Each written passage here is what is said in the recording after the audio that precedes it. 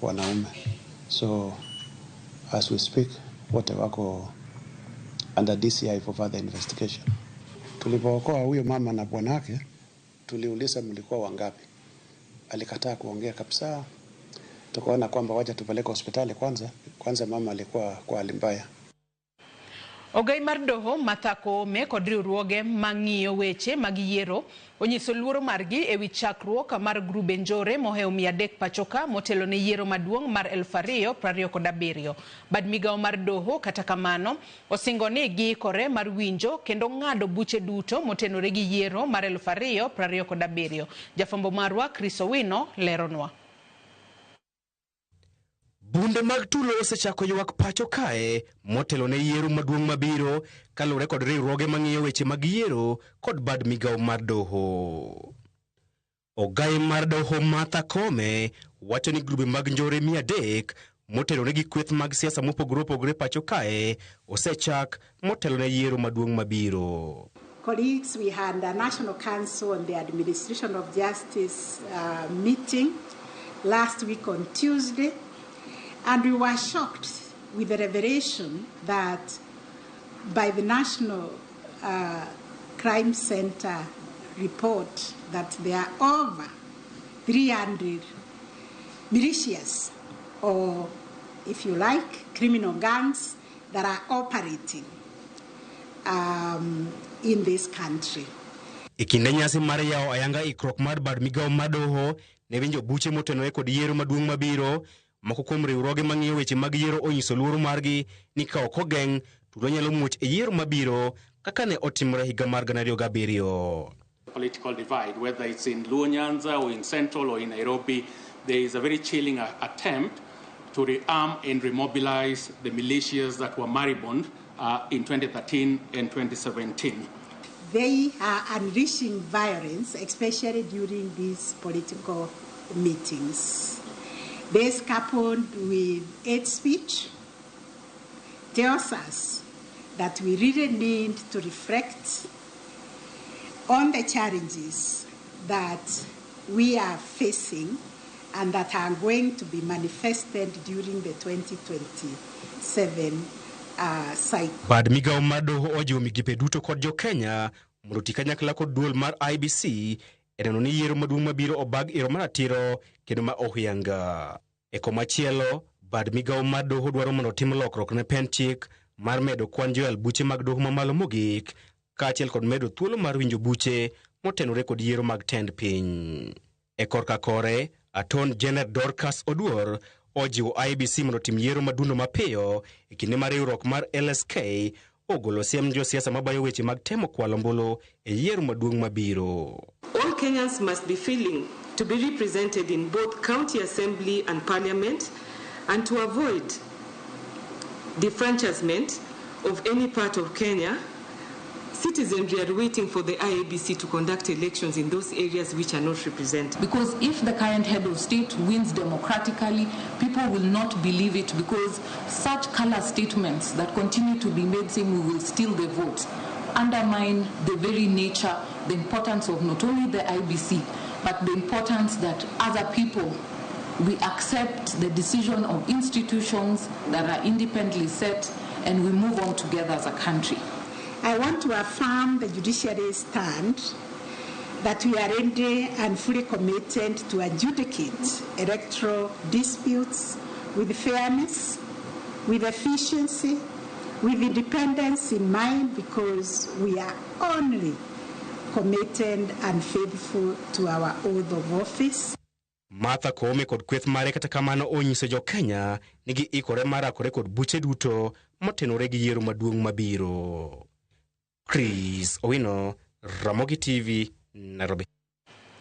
Ogai mar duond buch DCP Rigathi Gachagua sani koro yango ni en ema onego mi otiko gi kweth maketo sirikal tesre e ng'we laro kom jatend piny e yiero mabiro mar 2027. Kane owuoyo Boston e piny Amerika, Gachagua wacho ni en ema en kod lony kaluwore gi bedo mare jalup jatend piny kuom higa 2 kendo ni en kod huma e gwenge ma masawa mar piny Kenya ka mago keti ong'ala manyime mar piem kod jatend piny William Ruto e yierogo. I am a front runner and I think have the best chances to be president. We have not settled on anybody, and it's not it. There is only one thing that has been agreed on, one term. Government is huge. There is space for everybody. And we'll agree who takes what position, provided we come up with a formula. Tumesema kila mtu aende atafute kura zake. Kila mtu asanye zake. Pale mwisho, next year, hapo after Christmas, tuketi. Tuweke kura kwa meza, tupige hesabu, tuulizane, nani atapeperusha bendera as one candidate only against William Ruto. Jotend duond bura mar ODM kod josiasa mag duond burano e counties makaluo okwedo kweth makwedo sirikala kuom pingo paro mane ogai mar duond burano Raila Odinga golo mar bedo gi twak e kind oganda jo Kenya mar tieko midhiero moko machendo e pachoka. Josiasa go ka otelne gi jakom ODM main gavana ma Homa Bay Gladys Wanga gikoni gisiro mondo mi twak obedie e kind oganda jo Kenya maneno ni piny Kenya oriwore motelo ne yiero mar 2027. Our party leader, Right Honorable Raila Odinga, has proposed the way forward, and he has said, let us all sit together and dialogue in a conclave. And us as the ODM party, we support the dialogue proposal. We will dialogue and continue to move that forward.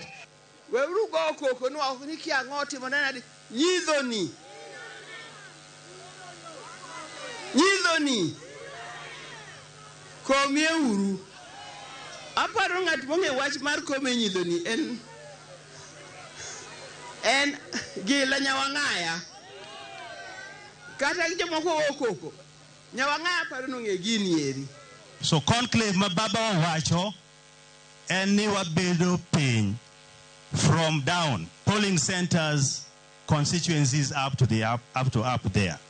Maonge government involvement, and private secret community dialogue. Mano we are supporting 100%. Vijana manka aurwe koko sama babo golang mar bedo piny mar gombaka. Let us sit down, let us have a conversation, let us have a dialogue, and let us push our country forward. Dongruok emotimango emwadwaro.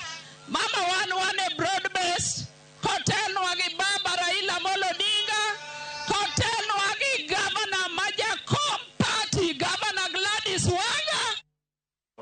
Nyakwara Mugajuangi kanye mochopo gode giko mar weche manyien kinyi makawuono kata kamano chenro marwa podi ielacha adwana kaw mana yweyo madundo gi sani nyawadwa Cleophas Oluoch oseikore yo makare mar tayi e nonro mar gazet oriti masani warom kanyo e twak e chenro mar Mbakaoromo kangoromo kanyo Sadek Maronyango nyinga Joyce Odur.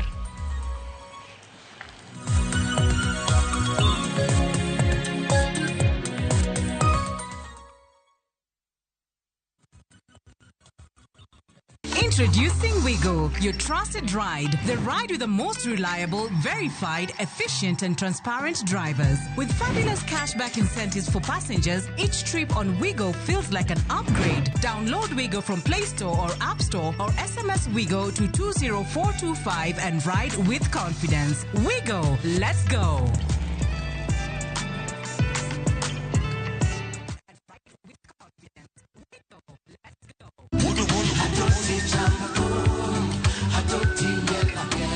Woktich ka woktich wakelo ni don ya wotonagi.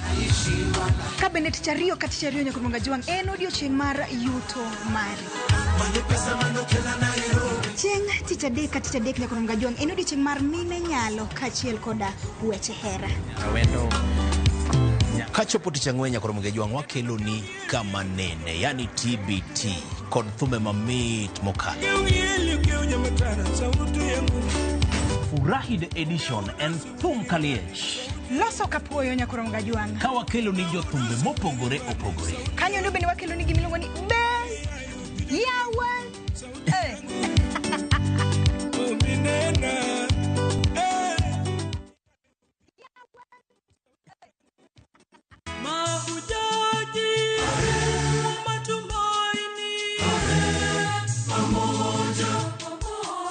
Katika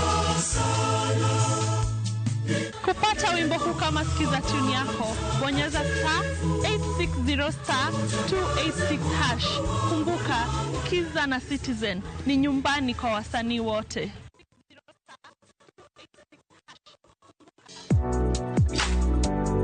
Chiemo ka chiemo nigi sigana mare. Moro ka moro kuom kit chiemo miyiero kelo nigi moro manyien. Ojuri to koro kine machagi ma eno kelo ladha. Chiemo. Okelo appetite. Kata bed ni en chiemo mamit, manigi suya mamit, kata manigi iro, waduto wawinjo kitgi. Omit. Kochakore chuny pacho nyaka e Kenya mangima, wakelonu kit chiemo mopogore opogore, sigendni ma ok ong'ere koda timbe machon. Aleya en ringo mawanyeo walire. So wakete gi chumbi. Kokalo kuom chiemo ka chiemo, biuru e wuodh ng'eyo kit chiemo, kit timbe kod tudruok. Tedo gi chiemo kod jailieta, tich adek ka tich adek, sari okinyi, mana e Ramogi TV.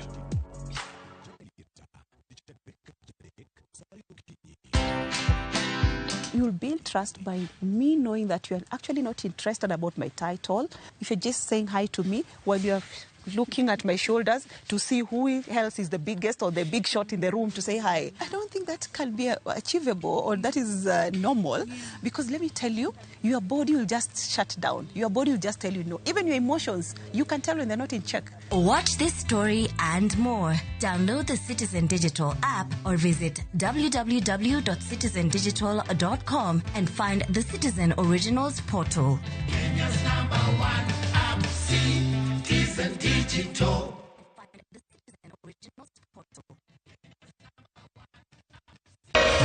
Kwa Ramogi. Regulation occurs through gimiluongo ni public participation. Be ikori mar donjo matut e weche madongo e Uganda wa. Mibadhi mawuok e NTSA ng'eny seriously. I have to say this. Wanono weche siasa kod weche mamulo ngima jopiny. Sama gigo nyaka japur. Nikech japur ni obro puro kande ni otere kare. Buch jopiny en kama wamiyo pek paro kachiel kod nonro maintiere godo. Wan gi chike mabeyo matayo gigi waduto te. Ok diang' wachnya every time ka ng'ato dwaro to waloko chike. Nyinga Trevor Ombija jandingo panga jonyakach dendo nombija taya nyakwar guok kocha pesa. Wanere kendo. Tich adek ka tich adek, sa adek otieno, mana e Ramogi TV.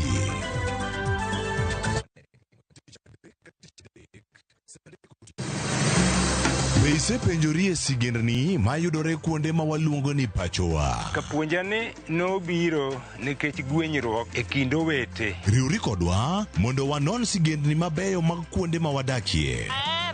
Nera nitie. Ninyuo kong'o kacha niluongo ni kilap joko wili. Kochakore bombe madongo nyaka e gwenge ma iye.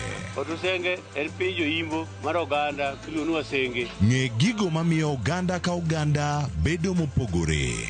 Nueng'o ma wan godo ka en mar kunyo goji. Urudi. En kama ji duoge ji ok lal. Ng'e weche mane osekalo. Chon chande lweny nitie kor gweng'. Rwako sigendni mag kuonde ma wadakie. Iwacho ni kibedo piny e kom, kineno ng'ama lwete fuare kama mano nyiso ni jakano mulo ka pigo sechope bwo mesa. Ng'e gwengewa chieng' tich ariyo sa adek otieno, mana e Ramogi TV.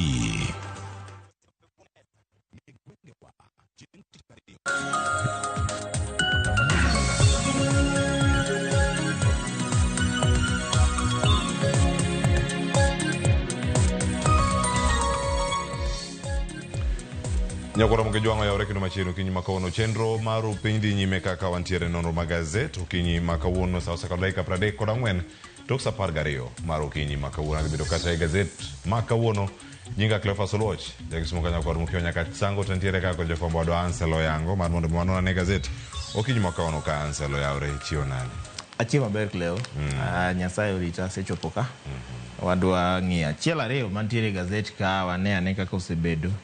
Welcome back. You are back like you never left. No sooner had we done. Korona mana ng'iyo headlines mopogore opogore gi stories mopogore opogore manika. Harambee Stars be nyokuodo wiwa gidhi Tanzania kae to giduogo giwe competition kapo. To bende dini gikuodo wiwa nikech gibe giwacho ni pape marach. Dipo ni pewe ma Tanzania okane mana tuke mag chan. Kosango ma dipo ni timre kaka nikech mani gima giwacho maduong' ahinya ni omiyo giwuok e tuke machalo kamagi. Ka giwacho ni en unfavorable stadium conditions mantiere kar kanyo ni mami peke ite mag mogika mar gazette ma Daily Nation. Mando ginyalo bedo ni gin gi justification nikech players wengine pod tinde ngene ng'iyo nyaka kaka pap chal ne waneno kata ndalo Club World Cup ji ne ywago pap kaka opira chikore kaka ki luar to nyalo kelo hinyruok. Koro mano en ango ma ka gikawo to nyaka bed ni en ango ma reasonable nikech ok idwa ni players ni ohinyre ka pod odong' adong'a ndalo matin nikech odong' less than 2 weeks to wabedo gi chan to Kenya e host. Koro kidwa bedo gi host ma week to pool ma Kenya okete to wang'e kaka tek ntiere gi Morocco gini gi pinje moko motegno weche mag adhula gi tegni e Africa kae. Koro nyalo bedo ni gin gi point. But gima penjo maduong' en ni why travel all the way? Koro ok ne gioro kata mana scouts kata mana joma ne dhi nyime mar neno ni kanyo chal nade, pewe chal nade, ma ka gisechopo koro ka giwacho ni pap rach. Mane penjo mapenjra maduong'. Koro ng'ato wacho ni jirani anaongea tu Kiswahili mingi. Pewe to richo.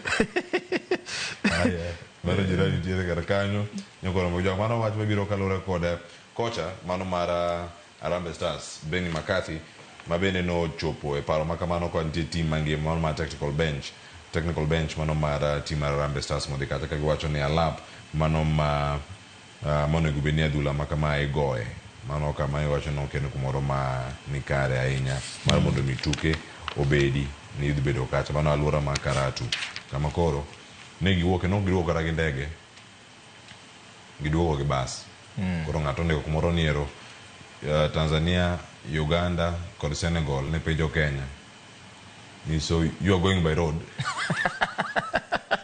The roads are not very safe. So you are going by road. Be safe. Kapude koro. Moro machine warito ne ka kubo bedo e makare. Weche mag tuke bende ka uno ka ngano gazette mar The Standard toke kachangwa ni Road to Tokyo ochal nade kama gen World Athletics Championships trials kamera ngogeyore mopogore opogore sa chiel ukinyi makawuono nyaka ngorom saa 8 mano sama Africa ma ugwe karka kata East Africa time mano kangiyude karkanyo gidhi bedo e ng'we mopogore opogore ka jo Kenya mathoth no kanyo ka dhi bedo kanyo e ng'we ahinya mar 1500 meters women nitiere mar 1500 mar joma chuo nitiere categories mopogore opogore nyaka mano ma manyala renge ka igiyude kata qualifications de rang ni Tokyo to dhi chalo nade mano madhi bedo ka timore saa 6:40 mar sama Kenya karka ikin mamoko bende bedo karka mita 800 mag joma chuo saa 7:30 mano igeno ni Wanyonyi dhi bedo karka taka Faith Kipyegon nitiere mano mar mita 1000 kod mano mar ande mar mita 1500 mano mag Wakeini bende geno kanyo dhi bedo nokoro mjong machako do gazette ma Daily Nation weche momipeka ka ite mokwongo wanene kaka ite no chalo duchiengni makawuono kata bang'e ang' wadonje ite ma iye kama mokwongo nitiere weche wadhi bedo kaka warango ni to gin mage kanya kura moga jwang ipenji ni gin weche matimore doho mabende wacho ni serikal dipo ni koro kao teko mathoth kendo tiyo kod teko modhuro kedo kod jogo makete tesre kamalo kanyo bende ilero ni karkani nyaka inyis ka dipo ni weru e keny ni mwandu mantiere kama ni koro pogni ini kelang'o ni kelo marom nade mago moko mantiere kar kanyo achiel kachiel kora kamoro bende ma waneno malo kacha ondike kar kanyo ni when political seats become a family affair wacho ni ka jaod bura otho ka MC otho ka seneta onindo kata gavana bende onindo ondik kanye ni nyaka watni madonje lemo machalo kamano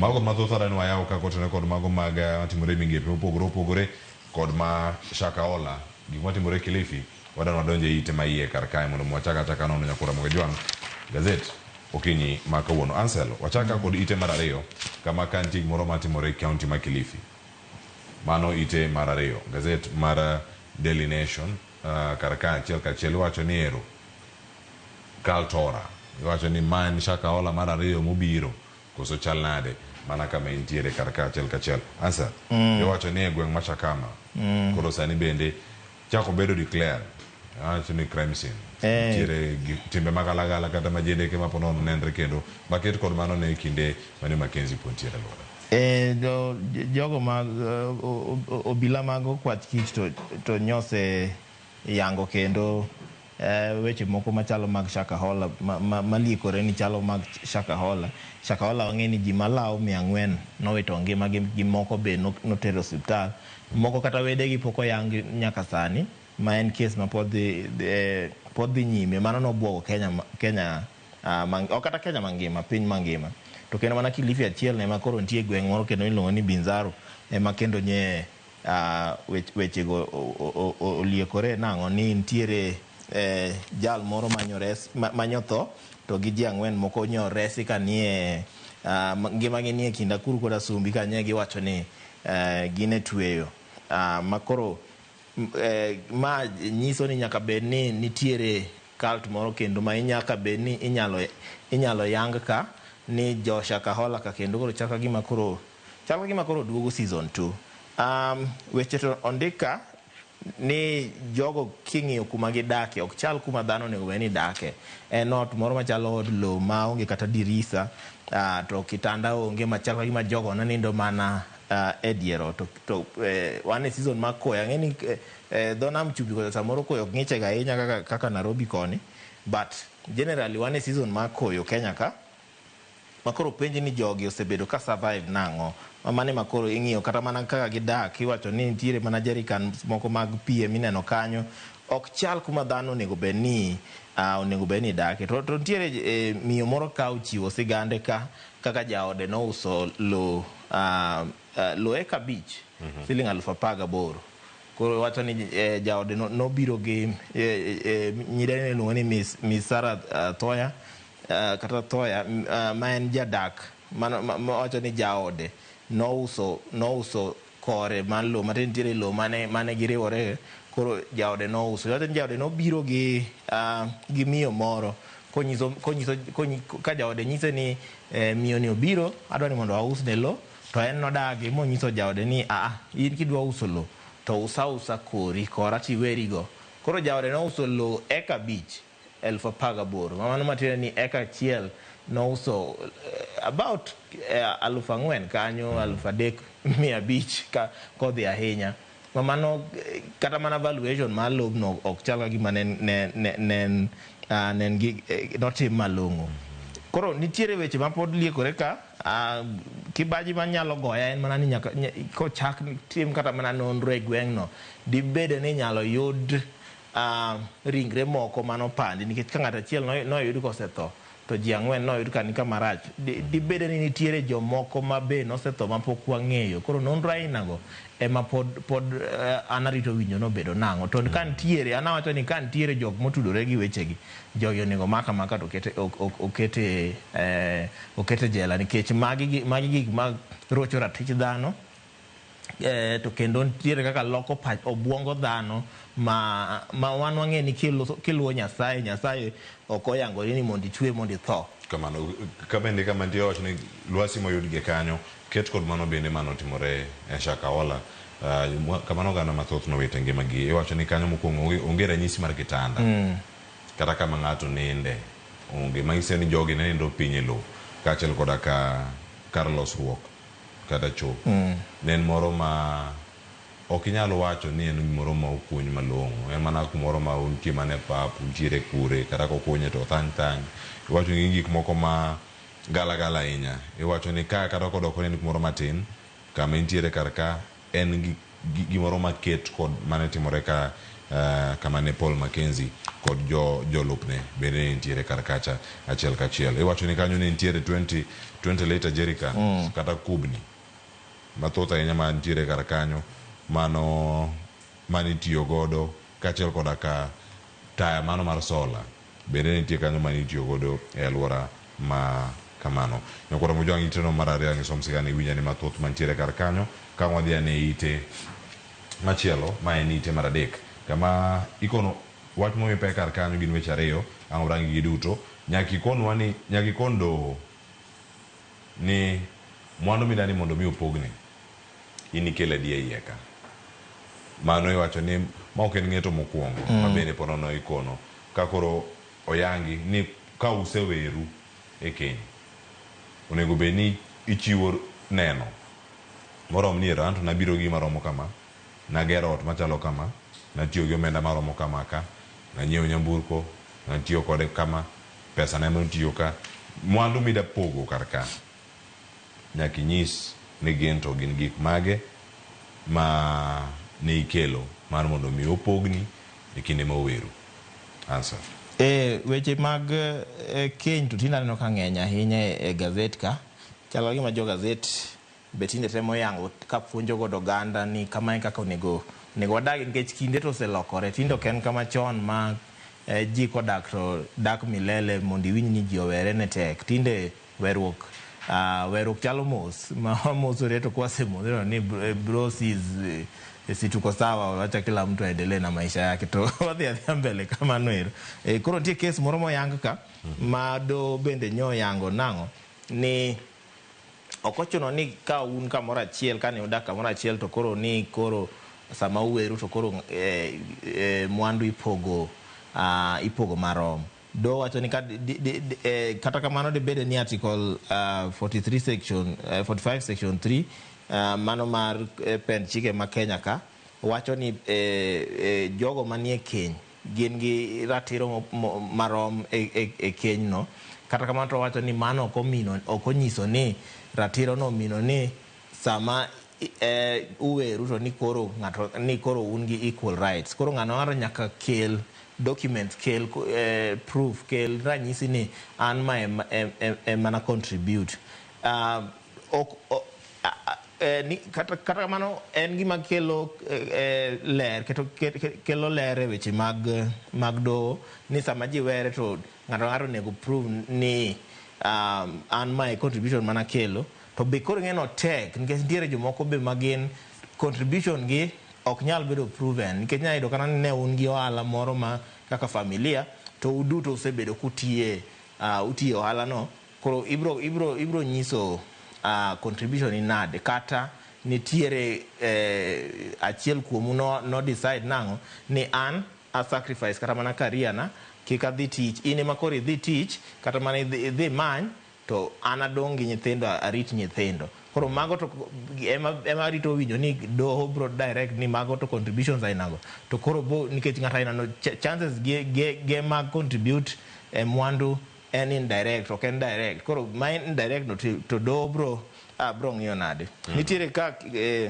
kes moro kama jogi omiya nying mar ranyisi ka wachore ni achiel kuom gi no agiu ni en kinde mane gin e keny kanyo no contribute weche mag rent, mag chiemo, mag thieth, mag holidays, school fees mag nyithindo nikech gin nyithindo ariyo ne giyudo nyithindo ariyo kanyo ero e higni 7 mane gin e keny. E keny no ne gidonje 2015 to 2022 mane koro ne giwere ma koro sani koro gitemo ng'iyo kaka ibro pog mwandu. Koro ma ok kes mokwongo ma do oseyango ma nitiere kes moro chien kocha be miyo moro odak gi jaode madhi mana higni 10 koro jaode ne dwa weye nono koro ema do nowacho ni hapana onego miye around I think then 30% mane do owacho ni mondo miye to ma baneno ka protect boy child nikech boy child kinde mang'eny oseneno ka hinyore sama ji were tiyudo ka boy child ene mo owe mang'eny owe mathoth. Koro ma aparo ni doho bende temo konyo nyathi ma dichuo. Aya, nyakoro moge jwang' iwacho kanyo ni weche mag keny nitiere kar ka jogi ne nyaka gi ot machielo mane ginyiewo kacha Bustani Gardens medore Nairobi ka kama ne giwacho ni koro kanyo bende odno onego bed ni ipoge. Koro kaka ipoge ng'ato kaw rent ouso od chak uso time nade ng'ato kaw sitting room gi store ng'ato kaw bed sitter kantiere kanyo rescue machielo mango kanyo gi gate ochul gate man Nyakuramogi Jwang' magi weche moko mantiere kae miwacho ni samoro jomoko chendo nyabedo ni chuo chendo saidi mon be ntiere kar kae. Nyakuramogi Jwang' manang'o awei kanyo to iteni mar adek pod ntiere wach mar achich inek mano timore nek magalagala mano timore e osiptal mano ma Kenyatta National Hospital kendo koro nyaka sani iwacho ni ero kama odhi bede kar ka odhi bedo kanyo ka nochopo e nyima mane nyim doho mano kama ne orange ne diere nang'o mane otimore mano chiwo nyoro kano chwale e doho mano jal mabende sinjo kanyo nyingi Kalombo Tole mano Kennedy sama yo nyoro moko ne Kayombo Tole kalen Kalombo Tole ndiere kar ka wacho ni kochopo e nyima Daisy Mutahi mabende wacho ni nitie kata miscellaneous application mabende ne ochwal achiel kachiel mano ka idwaro mondo mi okaw ndalo 21 mar mondo mi DCI kata Okwach Kich otiek timo nonro magi. Wacho ni en bura mapod dhi bedo ka yware nikech ok en mokwongo mitudego. Nitie mokwongo mano timre chakruok mar higa ni kar dwe mar 2 ka mabende en achich maduong' e weche machalo kamagi. Kasani pod utere kendo kane ok ogeng'ne tesendo bila Kilimani mano ka osebedo booked kendo entiere kod obi nyalo mano. Jal achich mi tudo gi nek ok kata mana mar ndegwa ni nitiere jal moro bende nonege apane dwe mar 2 higa ni be itude godo to chal ka gima jalno en number 1 en homeless nikech kumo nyalo dak e onge to tuo bo tuo koro osiptal mar Kenyatta no ka no se thiedhe no bedo discharge but nikech kuma no dhi ne onge koro ncho weya en kanyo ero aneno kama ntiere nyau kor Kenyatta National Hospital nikech ang'en gara mana ntiere familia mar ndego oseyango ni gibro donjo ne Kenyatta National Hospital sama useng'e ni jalni ene mano tude gi nek ma moro cha pod wiye ne wuotho osiptal aoyae ka nitiere kata mana dibed no osiptal dwa konyo jogo ma tuo to kata kuonde ma gidhiye onge to onego ket section moro ma separate ma ji ainago to bing'iyo ni ng'ani tuo mane ma en go nikech ng'ani eri mag koro ng'eni weche mag ng'ani osebedo ng'at ma wanyalo kisungu nyalo luongo ni serial killer nikech koro en odonja worso ong'ada gana ng'ut ji pattern be waneno ka en godo ka odonja to o target mana ng'uti ng'eni ng'ato koseng'ado mondo survive ok yot. Koro nyau nitiere koro osiptal koni osiptal nonyango nwanang'o ni gise improve security e weche mag niko ang'eni nitiere moko matimore mo osiptal ok nya geng'o but mata aneno ka nye osiptal ne nyalo geng'o koro DCI nyose kwayo ndalo 21 mondo gitim investigation koro warito mondo winyane investigation bro wacho nang'o ma kata mana nyenyo mag lwedo kaka fingerprint DNA samples osekaw kanyo mage makoro warito mondo aneni bro wuok nang'o postmortem mar ndegwa bende maina ndegwa be nyose tim ma familia mare to seyango ni gito gidhi e do gidhi donjo ne osiptal ma Kenyatta koro security ok en kata mana osiptal Kenyatta kende osiptende te kata mana kuonde ma ogendni bete dhi manyo thieth dhi manyo kony kata mana police station waneno ka ji nego ji thoe ovyo sani kuonde mag sirikal gi ema koro olokore kuonde ma thoe wuoke maeri matieni arita ma Kenya ka ok ber ahinya koro magi gik ma sirikal onego kete maino nang'o ni ratich dhano ok kethi e yo mag ndegwa gi jal manotho dwe mar 2 notho godo no. Kamano Nyakuramogi Jwang' kwawe mano waranga ne ite machielo ite mar 4 kod ite mar 5 irango ratiro mag oganda to ahinya jogi maketo sirikal tesre mayangore nyaka sani sirikal miyogi fwai wacho ni doho golo fwai mago mantiere rambun mano bel kata bon mopogore kaluwore kod registrar mantiere doho mapacho kae mano Wino Freedom Okaya olero kar kae ni bon kata bel makamagi ok golgi ga gole wich kata jayal bura ok beda to wacho ni wami bon mar 5,000 kata wawi nono kata wagoli gi 1,500 wagoli gi 1,1 mar bon kata rambun mopogore picha midhi neno ka Nyakuramogi Jwang' mar Boniface Mwangi kano we odiochieng' manyoro kod doho ma pacho kae mano doho ma kahawa chalo kagima en paro mopogore opogore mamedo mana nyuolore mano kotenore kod kaka od bura mano kata kar yalo buche mopogore opogore ma pacho kae mag doho deponi ineno ka gine jogo ma sirkal tiyo godo chwalo lietni ne jopiny ahinya jogo magedo sirkal tesre moting'o jogo magedo sirkal tesre riwruok mago mag ratiro mag oganda mopogore opogore kendo en gimoro machal ni jopiny medo mana golo paro kendo giwito ndadhu margi kaluwore kod buche ma bende ing'ado kata kaka sirkal osebedo ka tiyo kod jogi. To sirikal to sani koro osegolo koke. Nyicha waneno ka MP ma Naivasha, mano Jane Kihara nyicha omaki, MP ma Manyata be nyicha omaki, mano Gidhonga Mukunji be nyicha omaki, gi jomoko ntiere joma dito moko be mosebed kimako kitudo gi weche mag ng'anyo mosebedo Kenya ka dwe mar 6 dwe mar 7 makoro sani koro chaka gima koro sirikal temo kedo gi wechego koro consequences ma waneno kalure gi ng'anyo mosebedo Kenya ka sani koro waneno ni sirikal temo tiyo gi chik temo take advantage mar chik kaka nyalore mondo gikwe godo weche mag ng'anyo gi. Kata kamano to jopiny to winjo ni kata mana fai moko kata mana cases moko buche moko miyaw ne jogo momaki ok gin buche moko ma make sense. Iyudo ka ng'ato mak ne bura ma terrorism nikech oyude gi tear gas iwacho no oyude gi tear gas koro mane momi itude gi terrorism kata mana incitement mar incite public mondo dhi ong'anyi public mondo dhi olut to ranyisi malong'o onge. Kata mano gima ji ywago maduong' ahinya en wach mar bail gi fai ma sani koro igoji. Iyudo ka ntiere joma igoyo fai 200,000, jomoko igo 5,000, jomoko 50,000.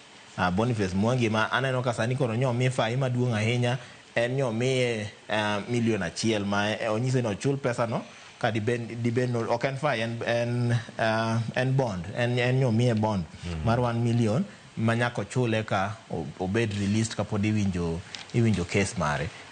Gitiere weche mang'eny ka to jo Kenya kata mana juma mokalo ne waneno ka jomoko manowe gi bond manonyis ni ochul bond mar 50,000 eko wegi joma nolut supermarket moro e gwenge mag Masawa kochacha nonyisi ni nyaka gichul 50,000 bond each eka mondo wegi. Koro ne waneno ka chaka gima nitiere tulo moro e do kochacha. Jodito manie weche mag chike ma Kenya ka bose ywak ni weche mag monjo kuonde mag doho kaka court, kuonde mag police gi mamoko go hospital mago gin acts of terrorism mane tam sani sirikal owuogo. Judiciary wawinjo ka nye wache, jo interior be osewache, obila be osebedo ka wache, jatend piny be osebedo ka lieko ento pok owache directly but osebedo ko allude to nang'o ni dibede mano nyalo bedo terrorism to nyo osesingo nang'o ni en obiro rakore gi teko mane kaka sirikal osesingo sani to waneno ka sani adier girakore gi teko nikech sani komaki e weche mag ng'anyo to case miyaw ni tindo ken case ma miyaw ni they demonstrate it disturb the peace but iyaw ni nang'o ni idhi ketho mwandu kata incite ji kata inyalo bedo terrorist. Ntiere ji mang'eny ka moketi kata mana jopiny moko bende gwenge mopogore opogore. Ntiere jal moro ka biluongo ni Mr. Maraga embe nyo owacho ni court ntiere kaka court ok nyis consistency e weche mag bond gi bail michiwogi nikech konchiel iyudo ka the same case ng'ato mi 5,000, the same case ng'ato mi 200,000. Koro ntiere gwenyruok moro ma ji ok understand.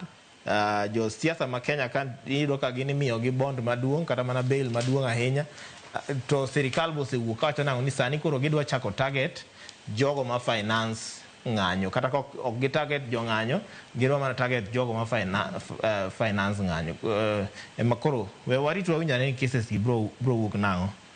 Ai, kono mo jo mano kan tiere kaka dhi ite mara uchiel kamarango kar kae ni gin weche mag governors osebedo kae kod agulu moro mano magolo bursary, scholarships kod sir ne sikunego mago mag ECD mago mantiere kuonde mopogore opogore. Tinende owach ni ida chopirgi mar mondo mi otim nonro bursary.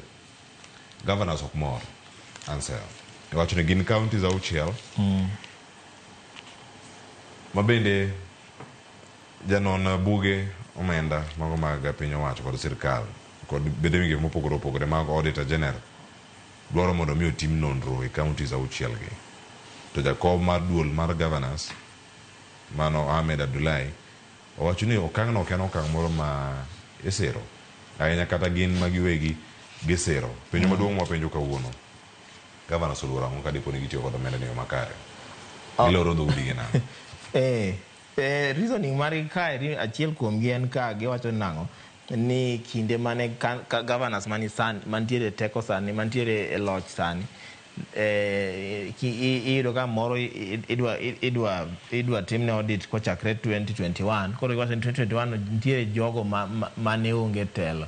An gima awacho en niya ni audit ni ok timne governor, itimo ne kaka omenda otiyo. Koro bed no omenda notiyo chon governor mane kinde go nitie bro biro mondo ochiw duoko kaka omenda go notiyo. Governor ma Wajir masani koro en chairperson ma Council of Governors mane iluongo ni Ahmed Abdullahi nyo go duonde kanyo kopingo weche mag Auditor General ni biro cheko bursary gi scholarships ma counties osebedo katimo gi ECD. Ok en mana scholarships kende, en ECD nikech wang'e ni ECDs ema counties ema run ECDs. To antaneno ni Auditor General onego oweyo otim tije oweyo otim audit nikech ECDs kata mane counties mamoko nitiere ECDs ma ok nie e yo malong'o, chal margi ok ber, aluora margi be ok ber, koro keto ngima nyithindo kama ok ber ahinya to pesa tigolo to pesa no samoro wakia kata otiyo nang'o.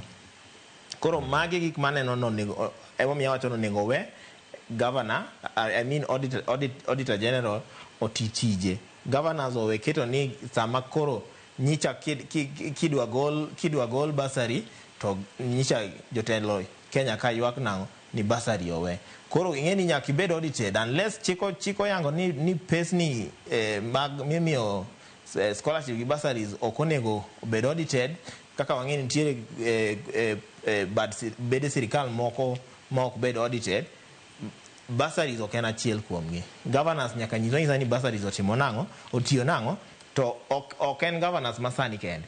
Onego odog chien nyaka governors machon ka onyiswa ni pesnigo notiyo nang'o. Mutai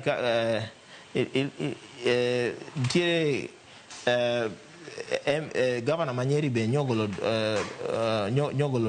duonde ka kowacho ni gino ere gimomiyo ECDs gi bursaries kende ming'iyo, counties auchiel kende ming'iyo ni gini dak bede extended to kata mana kuonde moko ma counties otime maber kaka weche mag thieth, weche mag pur, weche mag pi gi weche mamoko. Koro enona ni gini kitime to otim audit nyaka ni kuonde ma counties otime maber, ok kuma counties nyao nitiere kende. Kamano inyokoro jo mano mipeke ite mara uchiel kar kae kaka machielo ang'eni wachomo kama odhi tieko to nitiere penjo mipenjo kar kae kata modhi penjore bende gazet ka nitie picha mantiere ite mara 7 iwacho ni kae mapono ne loso dynasties weche mag siasa iwacho ni creating political dynasties when elective seats are preserved over few deponi maya wach mantiere nyakoro moke jwang picha mineno kanyo gin mag jod bura machon mano ma mokwong man kanyo en mar jod bura machon mano ma Kasipul Charles Omundowere kachel koda ka jod bura machon ma Malava mano Malulu Injendi ipenjo kar ka ni en ang'o momiyo ahinya gigi duto katimre ka jod bura onindo tikawo mana anyuonde emiketo ka iwacho ni kok en wuode nyare jaode kata wat ni moro man machiegni kode kata wacho ni en ng'at moro man osiro weche mag siasa mane bedo kanyo ni political surrogates wacho ni kama gibedo kata ka gin jok ma gibedo kanyo ka giluwo achiel kachiel. Answer penjo maduong' mantiere kanyo kato bang'e wanone mapiyo waranga ne ite maraboro maloso weche mag dhodho nyithindo ne mine matiyo. Kenya kato ma trend ma waseneno waneno ka Kenya ka chal ka gima koro en gima nyaluwo ni pseudo-monarchical system kar mondo bed democratic system kato kar mondo chal ka gima gini en koro iwene aweya ng'ato in kisewuok tiwene ng'ato. Wasenene kata mane e bedo president Kenya ka wang'e ni jatend piny mokwongo Kenyatta wuode Uhuru Kenyatta ema ne kendo nobedo president ka koro chal ka gima nitiere seats moko mabedo abeda reserve ne anyuola. Waseneno kata Moses Kajwang' bende nokawo kar owadgi gi weche mamoko gin dok chien kata mana Musalia Mudavadi kinde mane wuon gi nonindo en ema okete ong'ala mamalo manyime kiwacho nang'o ni en ema nyako kata mana e gwenge mag Akamba kod neno ka wuod Mutula Kilonzo ema kendo nochako miwa ni mane makoro nyaka kaw kar wuongi. Koro mae aneno ka kendo koro miyo demokrasi bedo gi nyaw to nyalo kelo corruption, nyalo kelo nepotism nikech chal ka gima gigi nitie anyuola moko ma chal ka gima koro telo no gine magi nyatelo kendgi nitie jomoko moko nyatelo Kenya ka. Koro mae en gima nyaka wan kaka jopiny be wang'i ka jal michiwo no oromo telo tana onge shida otela tela odhi e debe jopiny odhi oyiere to kik tam ng'ato ni in ok inyal dhi kata mana nomination koro process ma nomination ok tim makoro loro ne jomoko oko to jal mikelo no samoro en ng'at ma weak en ng'at ma kata ma record mare ok ber emichuno goro jopiny ka en ng'at maber tana onge gi shida. Erokamano ahinya Ansela. Ng'eni weche thoth ahinya kata ni ma obedo wach mari mogik watieko mine matiyo aneno ka welo osedonjo ka kendo Sharon onego bed ni donjo ka kod twak mokwongo achiel kachiel kendo wadhi bedo ka warange mine matiyo kata working mothers ok dhodh nyithindo. UNICEF osekelo buok margi kaachiel koda kama thoth e migawo mathieth ma pacho kae. Answer wach mantiere ka wach mangima wacha ka wach mari mogik watieko mag chan kata no wasemu wach mar koso dhodho nyithindo ni to aneno konego ng'i malong'o ok en wach malony ahinya but ang'e ni nitiere kaka bond moro bedo ga created kind miyo gi nyathi sama breastfeeding timore cha. Mar ariyo gimomiyo awacho kamano en nikech kuondewa mag tich be samoro ok accommodate ok mi joma miyo environment malong'o ma ginyalo dhodho godo nyithindo. Koro en gima nyaka gima tut ok en gima inya wacha ni joma mine ok tim kama ni koro gichak timo no nyaka ng'i matut kata mana kuonde mag tich onego walok kaka watiyo kin gi nyidendi kata mine man gi nyithindo to nyaka nitiere kuonde moko mang'eny sani koro osechako chiwo 2 hours per day mar break mamiyo joma miyo chance for about 2-3 months ka gimiya joma miyo chance no mondo at least the first 6 months mag breastfeeding ka obed covered. Koro anano ni en gima onego ng'i matut kata ken chike ma onego walok Kenya ka to onego cheki. Erokamano ahinya Ansela yangu thuolo mar bedo kod gazet okinyi makono nyakoro mujwangi som gazet momoro okinyi makawuono nakelo ni gazet okinyi ni nyinga tilo pasal watch lakini kanya kwa mkeo nyaka chisago na kako Ansela yangu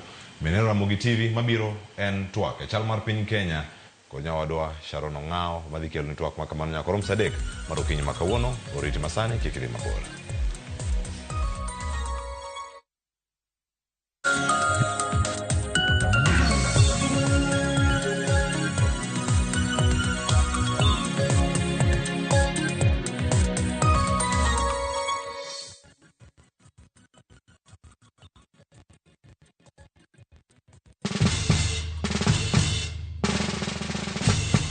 Guess what? Citizen Duca now delivers! Get amazing discount on your favorite essentials and have them brought straight to your doorstep, all for just 200 shillings delivery fee. Go to citizenduca.com, select the product you want, pay, and we'll handle the rest. Citizen Duca, the home of discount.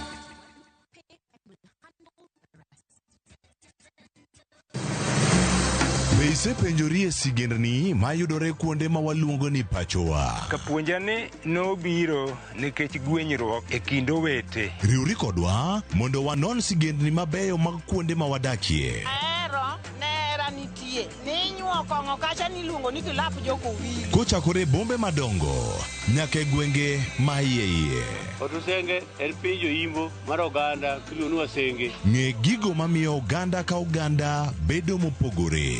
Nweng'o ma wan godo ka en mar kunyo goldi. Urudi. Wen kama ji duoge ji ok lal. Ng'e weche mane osekalo. Chon chande lweny nitie kor gweng'. Rwako sigendni mag kuonde ma wadakie. Kiwacho ni kibedo piny e kom, kineno ng'ama lwete fuare kama, mano nyiso ni jakano mulo ka pipo osechopo e bwo mesa. Ng'e gwengewa chieng' tich ariyo saa 3 otieno mana e Ramogi TV.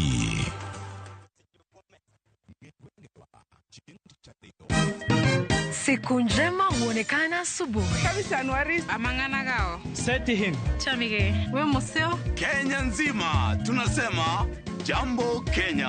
Wax, tiki, taka. Twende sana my people. Hapa ndo nyumbani kwa muziki wa Afrika Mashariki na malezi ya vipaji. Sasa tuko tayari ku drive on. Mibibi na mijize. Leteni porojo sasa. Kwa habari za kuaminika kutoka kila pembe ya nchi. Are you ready? Leo kati ya Ingwe na Gor Serikali. Hapa ndio home. Radio Citizen, radio number 1. Radio number 1.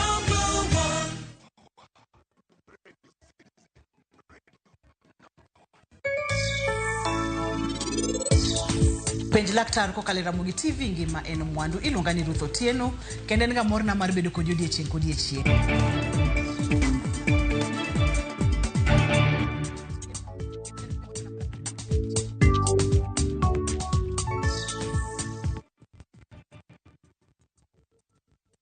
Introducing Wigo, your trusted ride. The ride with the most reliable, verified, efficient and transparent drivers. With fabulous cashback incentives for passengers, each trip on Wigo feels like an upgrade. Download Wigo from Play Store or App Store or SMS Wigo to 20425 and ride with confidence. Wigo, let's go.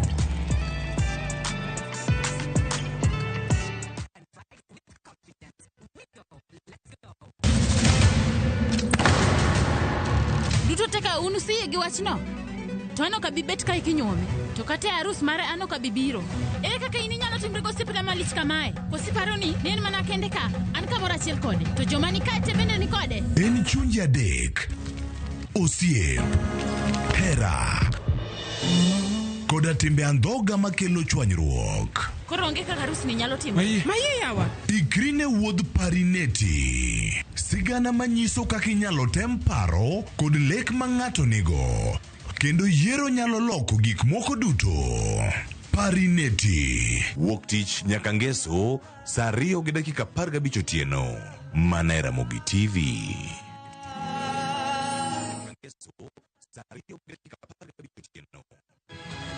Nyikwa Ramogi. Bedi her mar loko puothi obedo ohala madhi maber kendo med yuto mari. Ober nikech en crop manyalo miyo pidh kata gwen, pidh dhok yo mayot. Wakelo ni chenro mar pur gi ohala. Chakre ikolo nyaka geng'o kute machamo pithwa. Pur mar nyanya nyaka ing'e tuoche mag nyanya mokwongo. Mar ariyo nyaka ing'e yedhe migo e nyanya. Puonjri yore mabeyo kendo manyasani mondo imed keyo mari. Mondo yud yuto maber en ni niang' nyaka ido maber mi ol ne pi timne irrigation. Kaka chiro medo lokre, wanyisi gigo mausre kendo nigi nengo kaka kinde loko. Koro rabonda nuka pure kota eka nika pure maber balose tayute molok kana yudo oduma e puodho mar kota neka. Tudri koda ana lori nyaka black ticha dek sa 1:45 to mana e Ramogi TV.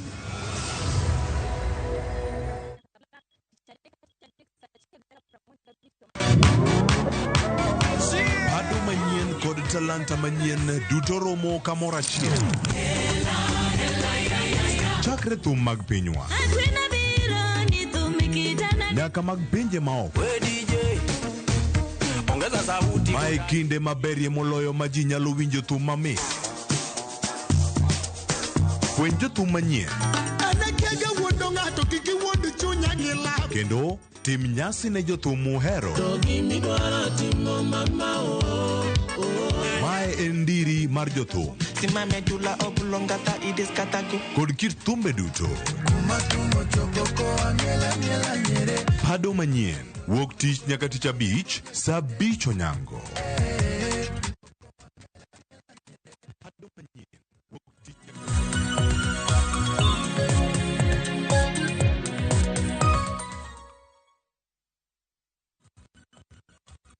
Nyakorongo jonka moro mintiere dakika skadha paga bich tok saa 1 mar okinyi machiegni twak marwa e chenro mar Ruupiny chieng' tich ariyo mano mar juma ka juma wajabedo gi thor wach mano kotenore kod chal mar piny Kenya kamwa lose kotenore kod weche mopogore opogore ma bende osebedo katimore e pacho ka twako chakre sani nyaka rom kanyo saa 3 mar okinyi mata ininga Sharon Ongawa ngeni ka neno posters bagwa Nyakorongo Jwang ing'eyo welo mantiere godo katika mano wenda achiel goyo mos kanyaka luore gi ma ok nyal geng omiyo kiny makawuono okwan mabed kod Kennedy Ondie kata kamano ayudo thuolo mano mar bedo gi jaod bura mano e county ma Migori mane kar chud bura ma Uriri mano mheshimiwa Mark Nyamita mheshimiwa rakini machiegni nyalo mna ka thuolo mar moso nagi kiny makawuono mana inya ka thuolo makende ni monda mos ogandawa maneno kuonde mopogore opogore no yaore koyo ng'ich Nairobi ka Kenya to chal nade ero kama na inya kende gwenge mago makalito chal nade samoro yalo mana nyiso Nyakorongo Jwang kata kamano he county ma Kisumu antiere gi Elio Pondo Nyakorongo Jwang men director mano mar Champions of Peace Kenya nyisa ni poko ikore kono ikore ono bed kodwa hetwork achiel kachiel kata kamano Nyakorongo Jwang mathoth timore pacho kata chutho ma bende oganda losone en kotenre kod twak mano ma bende hogai mar ODM ne owacho kanyo mongere kaka the National Conclave manyaka sani osenyayo paro mopogore opogore Odeche manyoro jod bura mopogore opogore mawuok e duond od bura mano mar ODM no loso kotelne gi kanyo kod jakom mar ODM men governor e county ma Homa Bay Gladys Wanga adaro mar mondo mwawinjo mondi bange wadonje twak Our party leader right honorable Raila Amolo Odinga has proposed the way forward and he has said let us all sit together and dialogue in a conclave. And us as the ODM party, we support the dialogue proposal. We will dialogue and we will dialogue and continue to move that forward.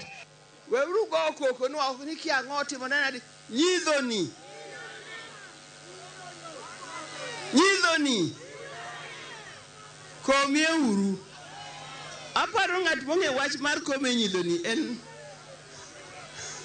en Gila Nyawang'aya kata jomoko okoko Nyawang'aya paro nong'e gini eri so conclave ma baba wacho en ni wabedo piny from down polling centers constituencies up to there maonge government involvement tiende ni en private secret community dialogue mano we are supporting 100%. Vijana manka auru koko sama babo golang mar bedo piny mar gombaka.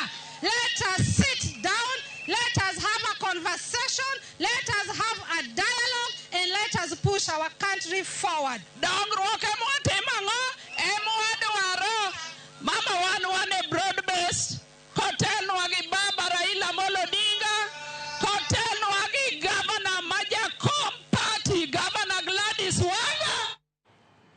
Nyakorongo Jwang mago moko kuom josiasa mag ODM mabende koro seyo jogoeko mabende kwedo twak kata kamano kano loso kod achiel kuom wang' jowi pachoka migosi Raila Amolo Odinga nowacho ni twak mawang'ni nego bed ni ibago e yo mopogore nowacho ni National Conclave nego bed ni kelo delegates mawuok e counties mopogore opogore jod bura jotend kanise civil society jogoeko mantiere academia kanyakla kod representatives mago jochunga ne jotije mopogore opogore mheshimiwa kapok awinjo pachiko tendre kod twak makamano inyisa ni wendo machielo oseikore mana kinyalo mana winja Elio Pondo musini misawa Kisumu chionade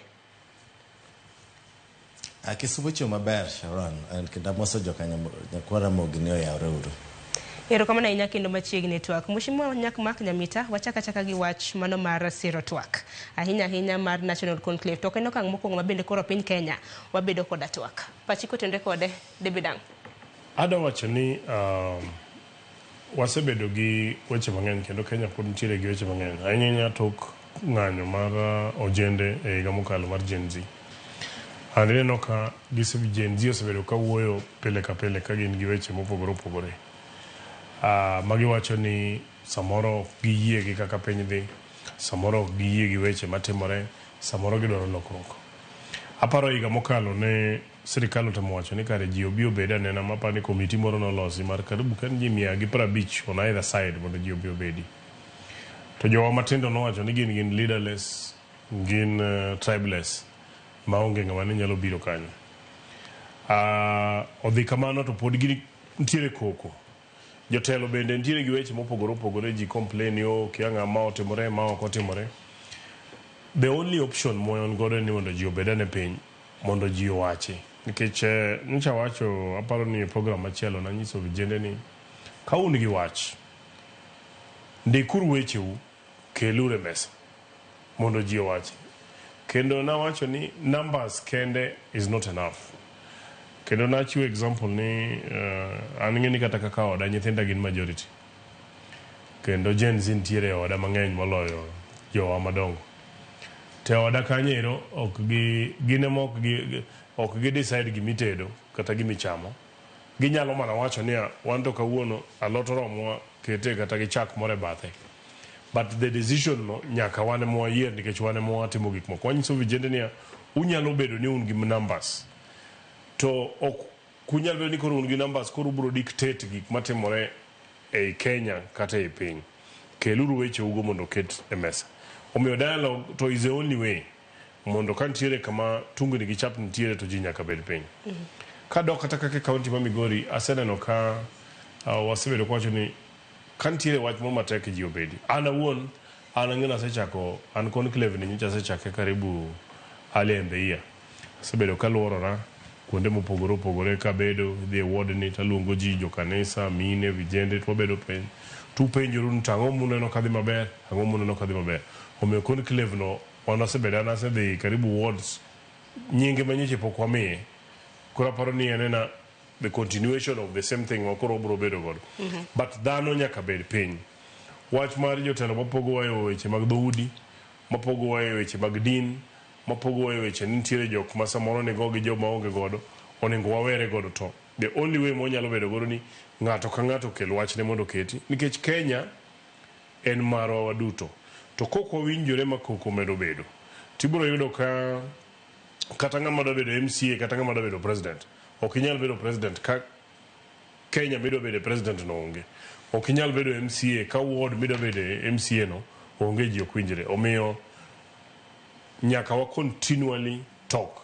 Kata ot kidak gi minodi kata udak mana higni 70 pile ka pile nyaka jiwo e kad odno dongore. Yeah, a house that no speak nyaka gore piny. Mana kamano takeni pogruok mane mabende wang' ni twak ma wang' ni biro bedo godo nyakwarom gajwang' nikech sebe ne nitiere kaluwore koda twak mokalo. Ahinya ahinya ka noneno mano mar NADCO machiegni nyakwarom gajwang' ne nitiere koda jokanya 10 bich koni ta bich kweth mapingo piny owacho ta bich e kweth mano masiro piny owacho. To National Conclave makama bende aneno ka biro koda pogruok mopogore opogore mana kana senyisi nyakwarom gajwang'. Ogai mar ODM dwaro mar mondo mi ochake gi polling station. To ang'eni piny Kenya wantiere koda polling stations moheo 40,000 gi wiye. Samoro ilio pondo in bende kaka ilie twak pachi kotenre kod dwaro mano mar siro twak ahinya ahinya motelo ne yiero mar higa mar 2027.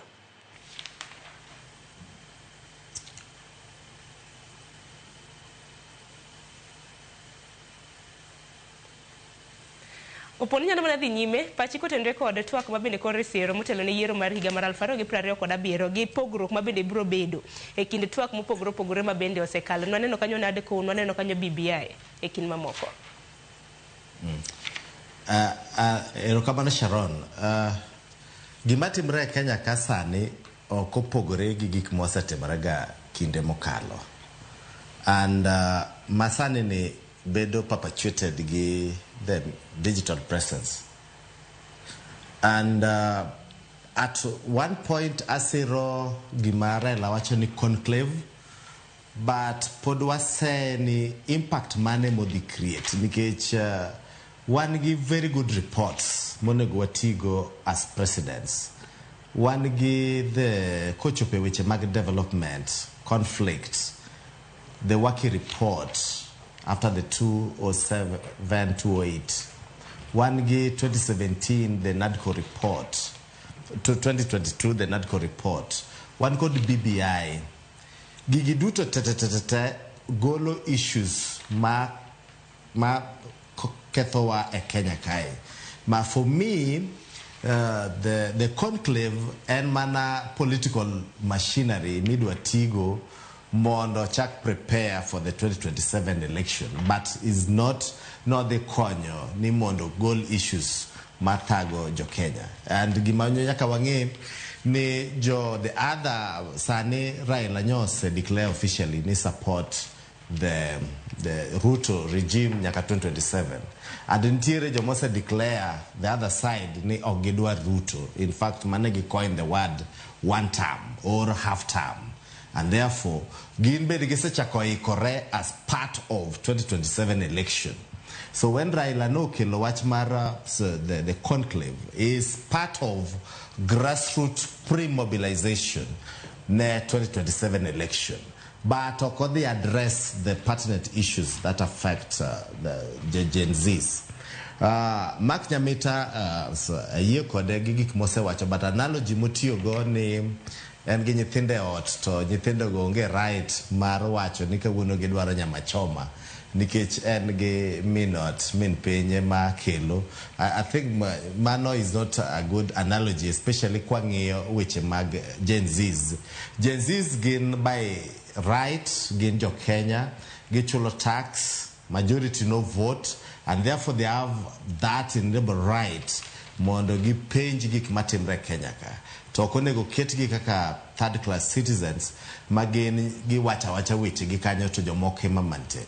Number two, I agree with Nyamita indeed. Kane last year, the Gen Z movement, mar no budget, no what, Ruto no luongo gi table, and that was a missed opportunity for the Gen Zs. Samane president osefunjo the cabinet to miyogi opportunity ni Gen Zs biuru.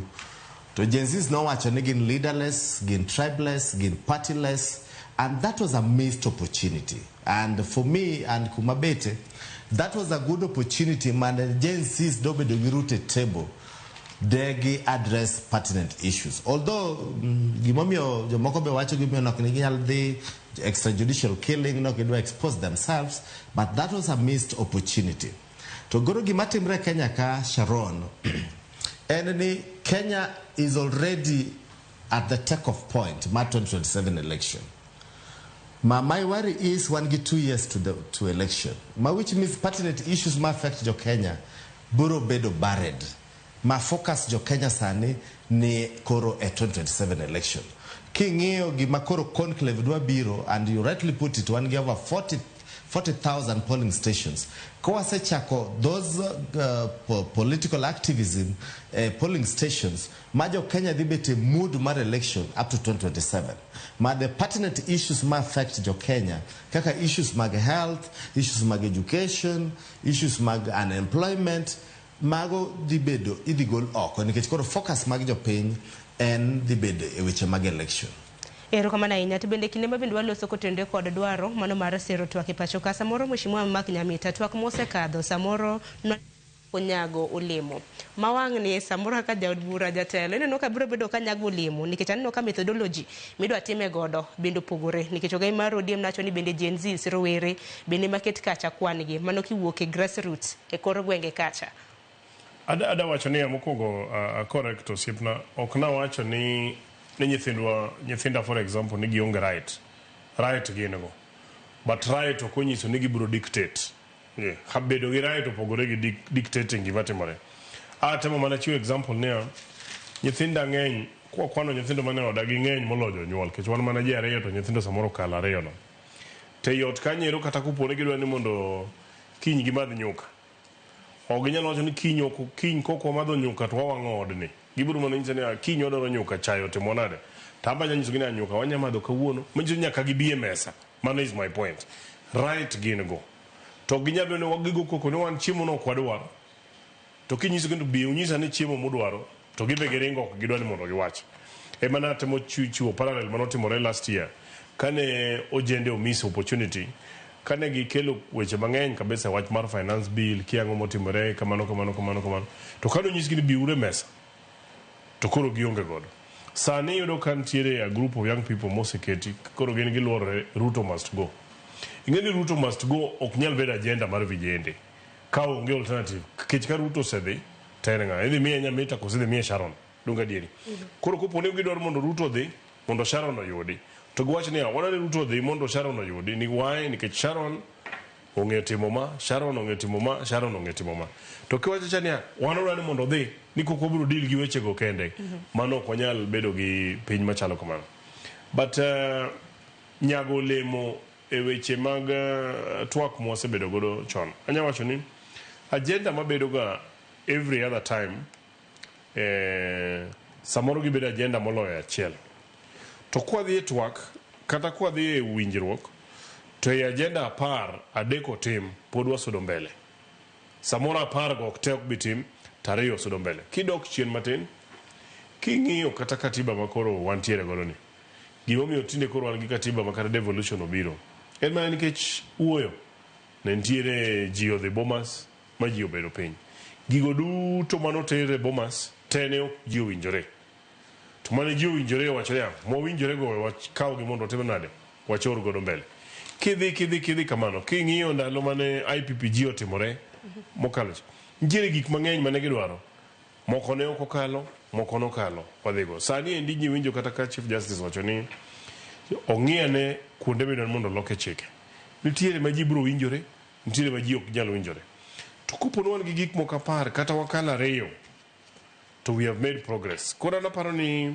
sani endi nikech nitiere weche mang'eny ma machando ji nitiere joma neno ni sirikal ok dhi maber nitiere joma neno ni for example kata wach kata mar CDF jok moko bende neno ni CDF kik bed gi wajumbe jok moko bende neno ni counties omed pesa moko o jok moko neno ni corruption ni malo nitiere weche mopogore gigo te okele mesa kata kwa yudo out of 5 wayudo gik moko ariyo ma jo Kenya winjore adek modong wabiro manyo thuolo mondo obed godo omiyo bedo ni twak mosebedo godo chon ne ok onyago lemo in full e weche ma wadwaro ok onyiso ni ji ok nyal bedo piny omiyo an arwako mani koro gimonego timre niya goodwill emonego bedi with the implementing agencies kopo ni nitiere gimonego tim gi national government ma executive donge to kapo ni ji dhi e tokni to nego gibi gi goodwill ni gigo moa kacha kata ok gi agrigo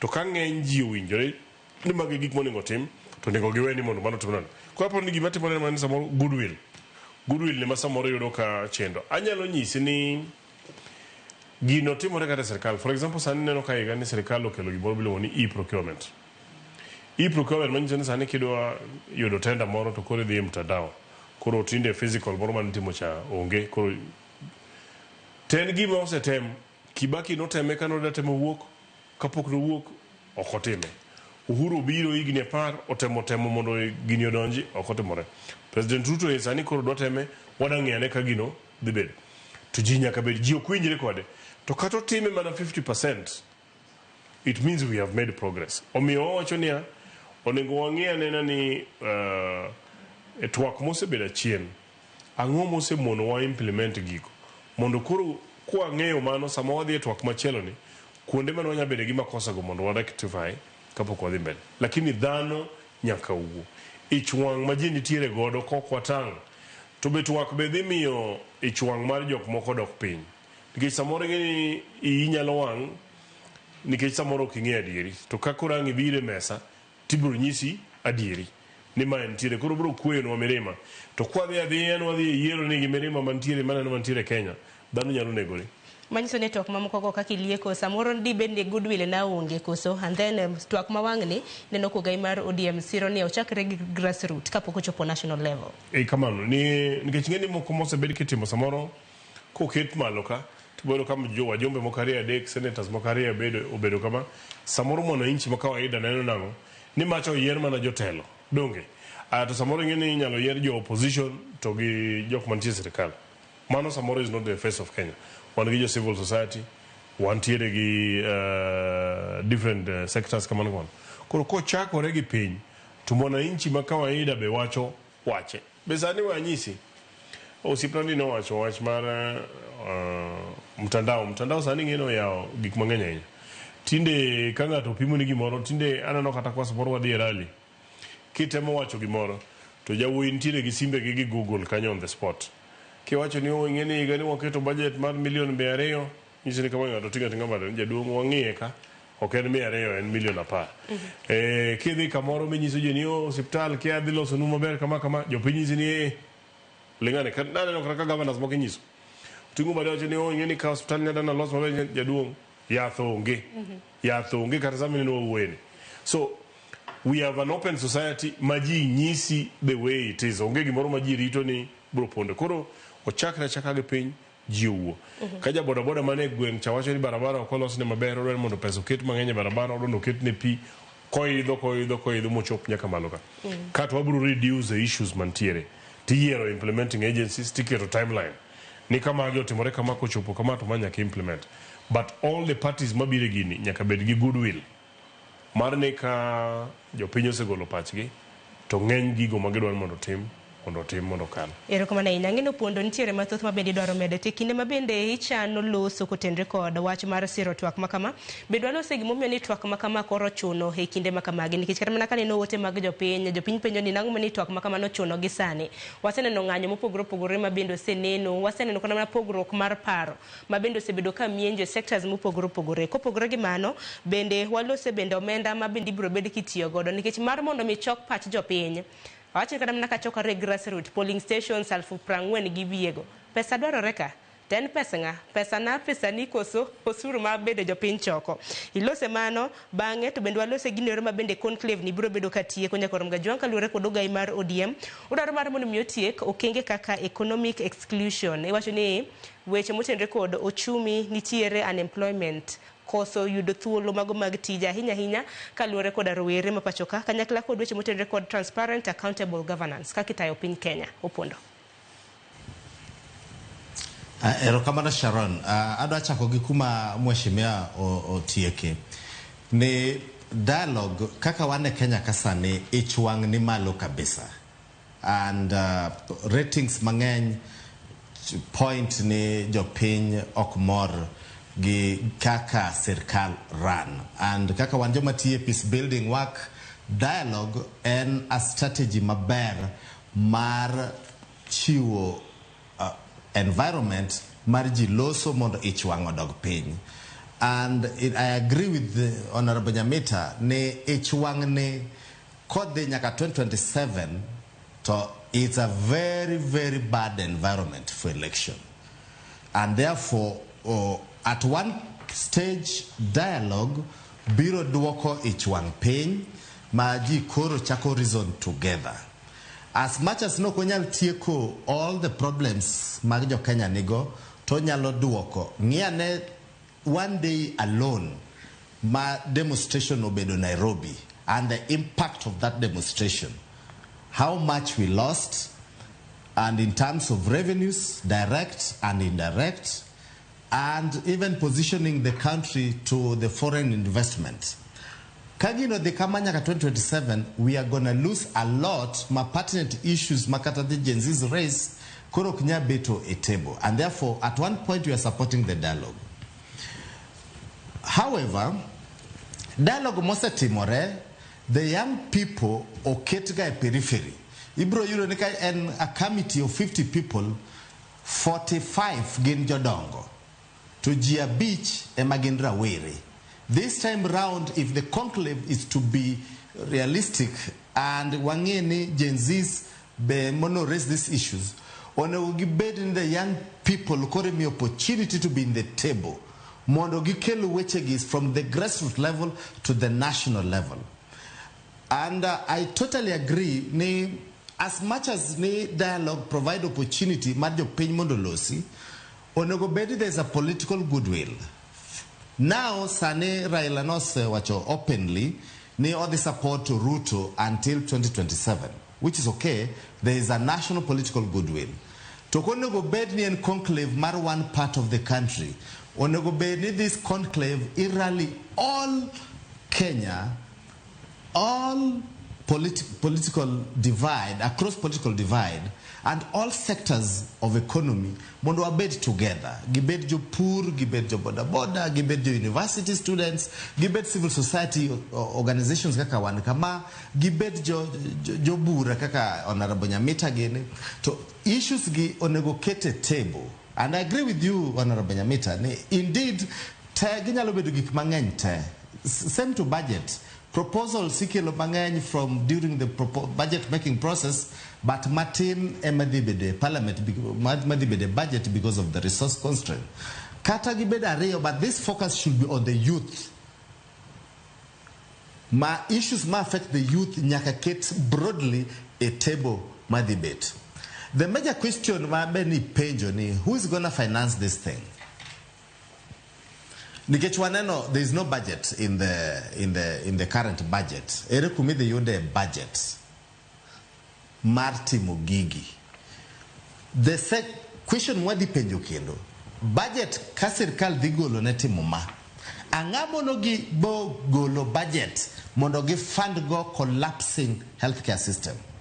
Mondo gi fund go higher learning loan framework mahinyo nyithinde university. Angamono gi use the same funding kumagi gole pesa makoro dibete conclave mondo gitim go issues boko matin sani Ruto nyo wacho ni godugo kazi mtani to broadly pokwaneno budget moketi ni budget ndi wuka mondo kazi mtani mondo millions of the young people bed caution for the short time mondo bedi. So if the budget ndi wuk na this dialogue wadwaro ni bende budget moro bochako wuogi kadhi konyo other priority sectors. Number 3, sani Kenya is divided in and maybe I might be partisan in this, but this is a reality.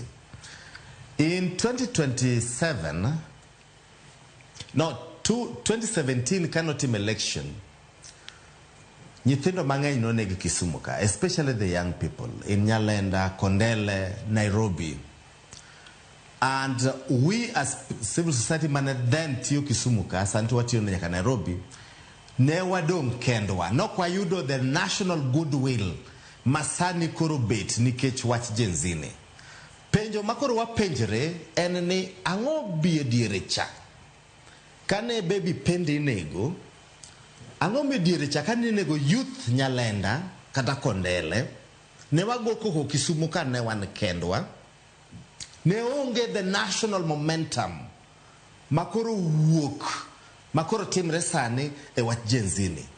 Mage gik manyaka wa analyze keche mabro nyiso ni Kenya orie kanye, because life to is sacred and very important. But to be nyakwange ni piny orie kanye. Na ng'iyo kaka Gachagua loso gi dog gi kocha kobedo translated through the AI.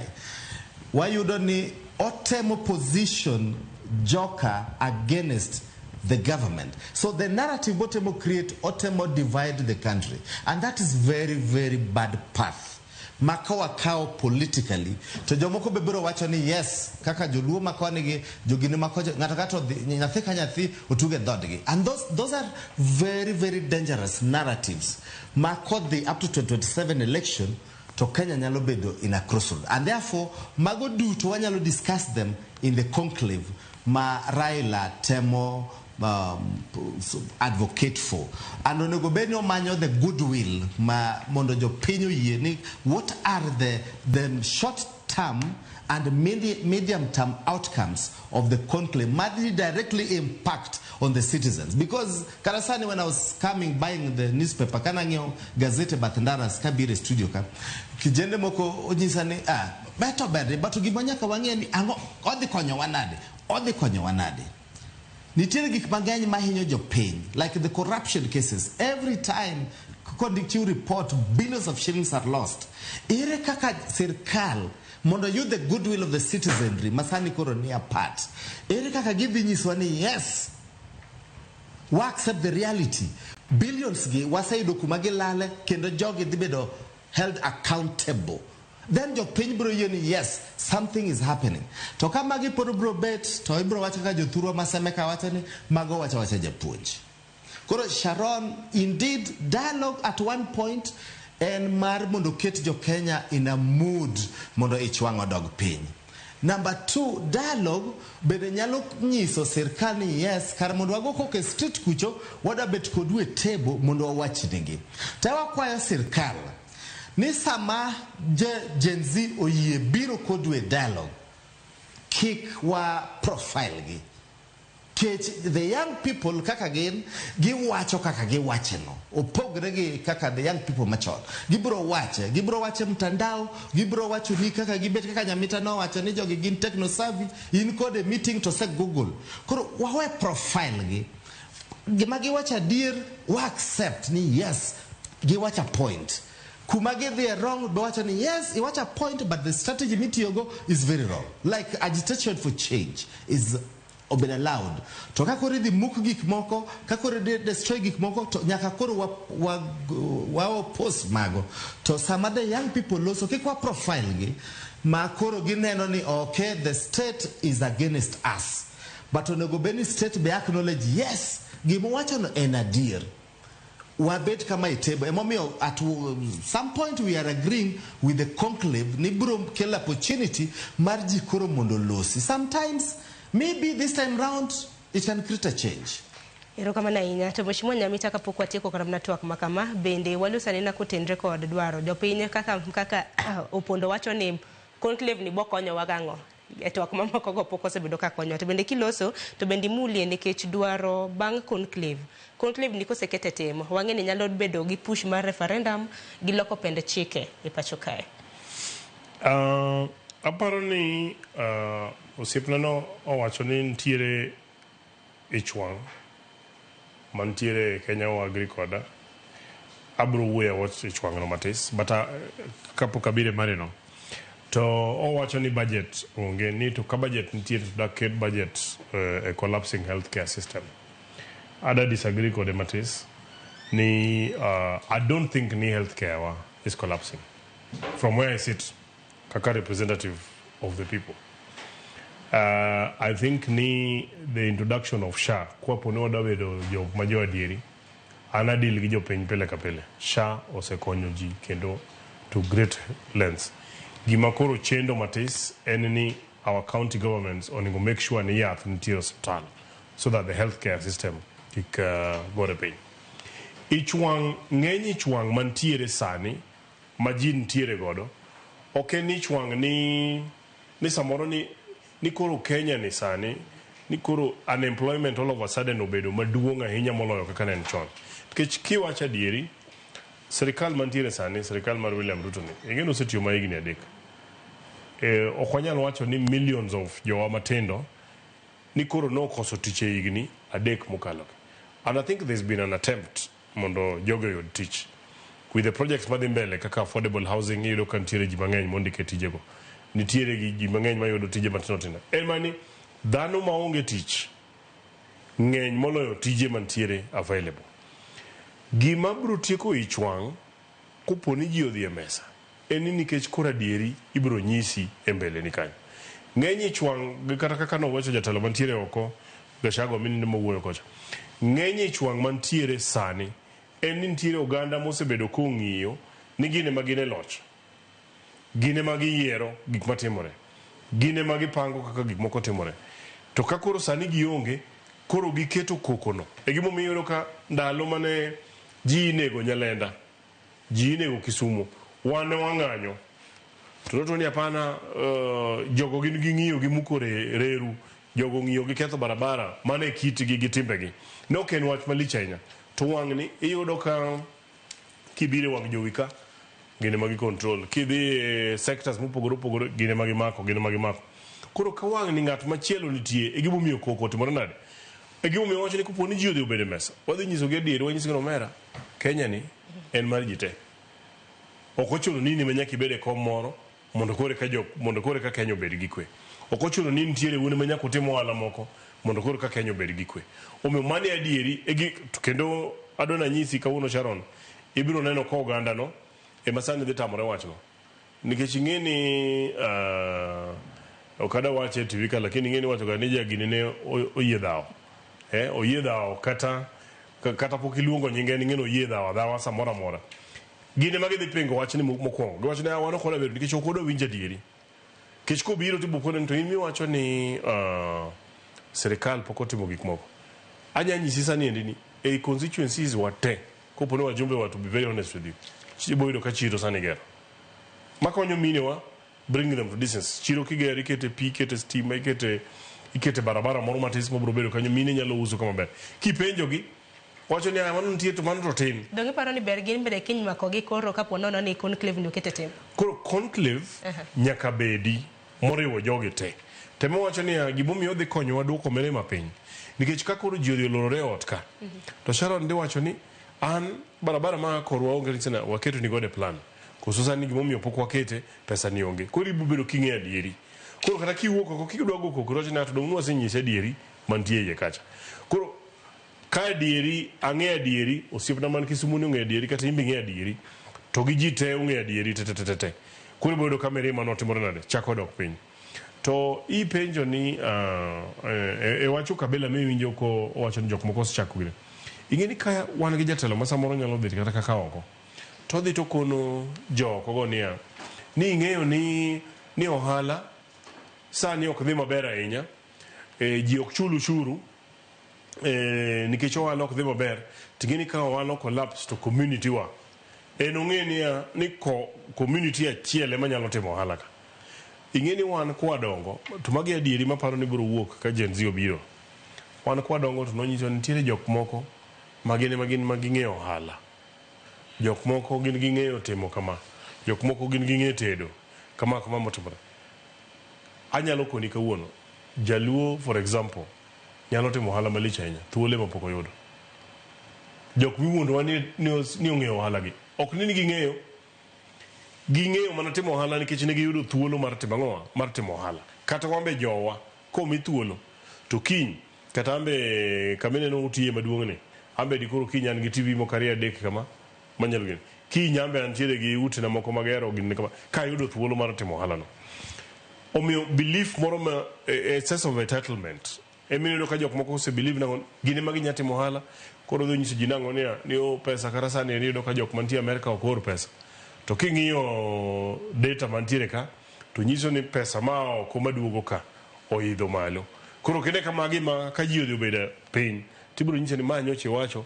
to ma miriambo kidhi wacho ni ushuru sani ji ok chul to kwang'iyo ushuru manochok higa mokalo to gimochok higa ma higani ochako medore koro joko ka to bi iwuondo ni gine kamano koro gin gigi endi ma ka ji ok obedo piny ma ji owacho kamano then anaparo ni framework mar implementation kapok twak ochakore framework mar implementation budget to is not an issue nikech ing'eyo olo watigi kata bilion 10 kata 100 mondo wawuo ka wuoyo no dhi kelo kwe dan koso wuoyo to Kenya biro ketho moloyo pesano kwe the price to peace anything inyalo tim mondo kwe no timre nade ingini kata no sani ka IBC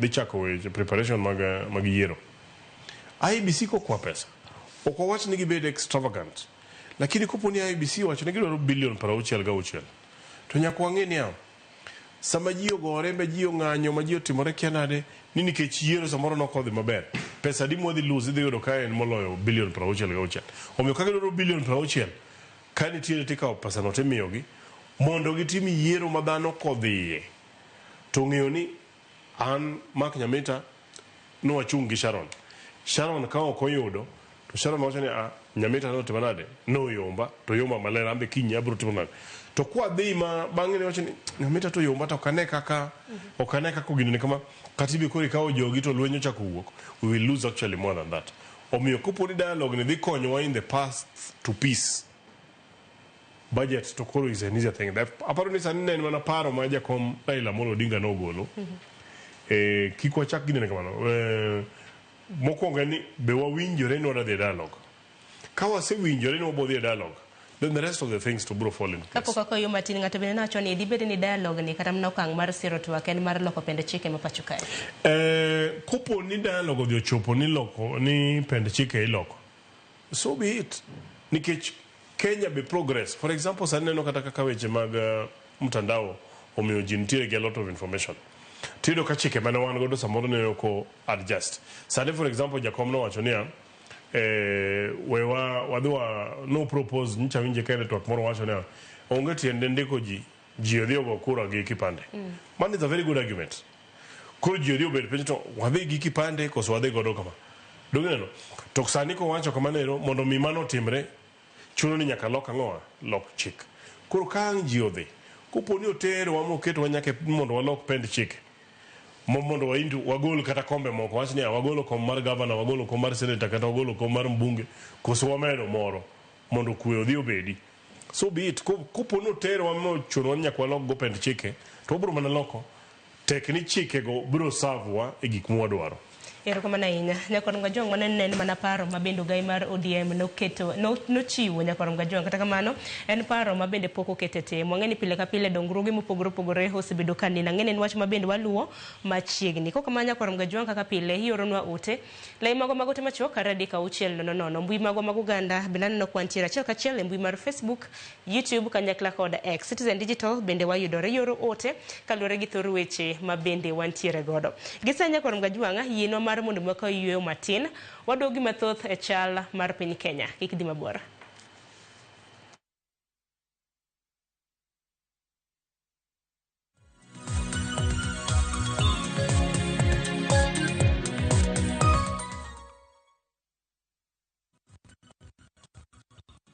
At View Travel, we understand the unique needs of corporate travel. We specialize in flight bookings, hotel reservations, ground transport, team building, corporate retreats, and MICE services. We manage everything from venue selection and event logistics to visa and immigration assistance to ensure seamless travels tailored to your needs. Let us handle your logistics so you can focus on growing your business with ease. Contact corporate at viewtravel.com 0703 254 254.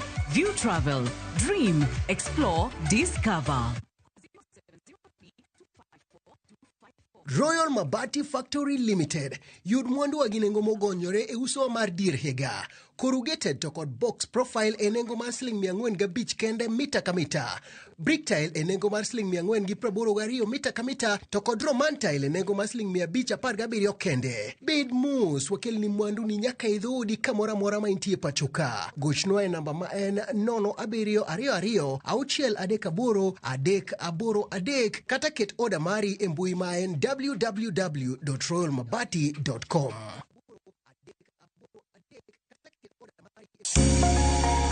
Lwedo chweyo.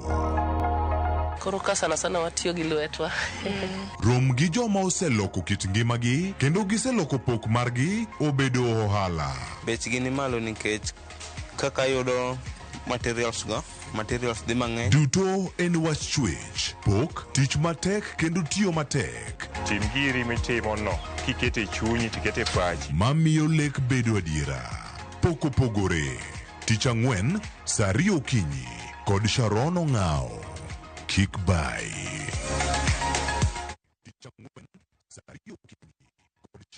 Introducing Wigo, your trusted ride. The ride with the most reliable, verified, efficient, and transparent drivers. With fabulous cashback incentives for passengers, each trip on Wigo feels like an upgrade. Download Wigo from Play Store or App Store or SMS Wigo to 20425 and ride with confidence. Wigo, let's go.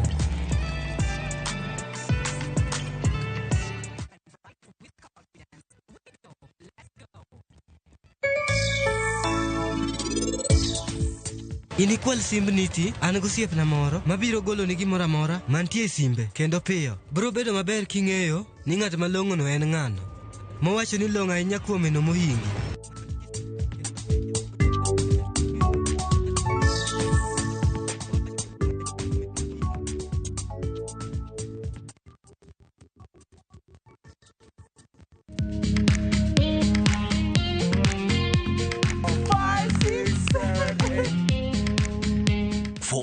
Matters Health, watch Ndakitari in Kikuyu, Penj Laktari in Luo, and Uliza Daktari. Hivi viharusi vinatoka upande wa roho, wa moyo. Uthiririo horo wa wellness check-up.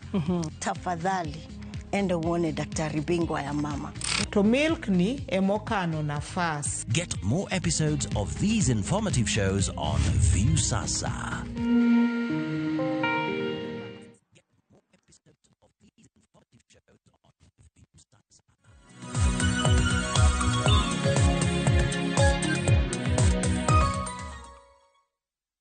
Nyakoronga juang machiegni kende okang mar ariyo sa en sa ariyo mar okinyi manyiso ni wantiere gi thuolo mar sa achiel mano mar twak kutendre kod weche mopogore opogore mabende osebedo katimore konde mapachoka. Waloso kutendre kod dwaro mano mar siro twak mabende Hugai mar ODM Raila Amolo Odinga osebedo kadhiro mano mong'ere kaka Intergenerational National Conclave. Gi sa Nyakoronga juang wadhi ne weche mamoko mabende hinyo oganda mapachoka ahinya kaluwore kod dwaro mano mar timo yiero ma adundo. Nitiere kar chung'od bura Nyakoronga juang, nitiere kombe mago mag alensi mago mag MCA kanyakla kod senate achiel manego bed ni itimo ne yiero ma adundo. Wang'e ni IBC iwacho ni commissioners kanyakla kod jakom mar IBC nochamo mume thuolo mar apar ni sani koro en jumbe ariyo mosekadho. Nitiere sigana mabende kapok wawinjo kata mana sigana makamano wang'e ne by elections kaka ibiro bed ka itimo.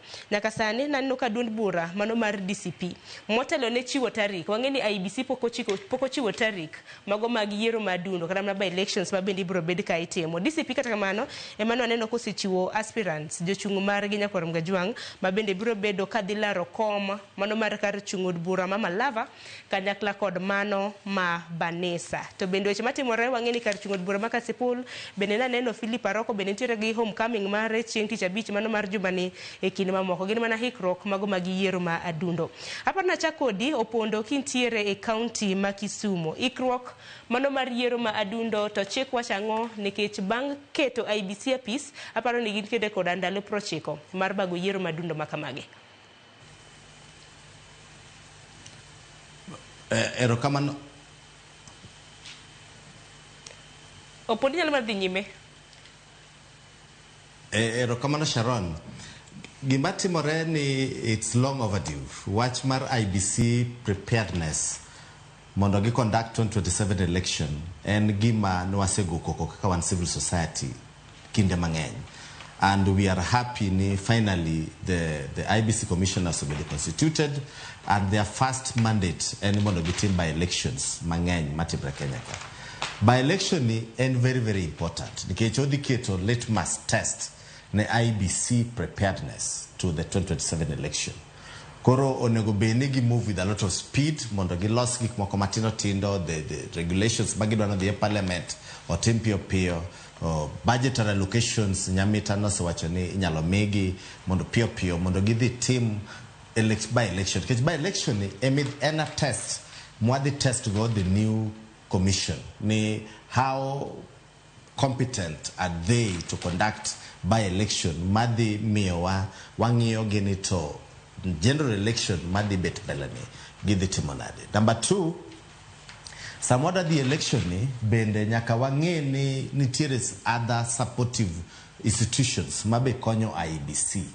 Nitiere the commission, the Kenya National Human Rights Commission, main state agency ma monitor gik matimre gweng'. Nye were shocked be oknu were shocked magi gik mwasebedo kwa wachoka for the last 1 year ni there is political criminal gangs ma osebedo formed in various areas to achieve political objectives.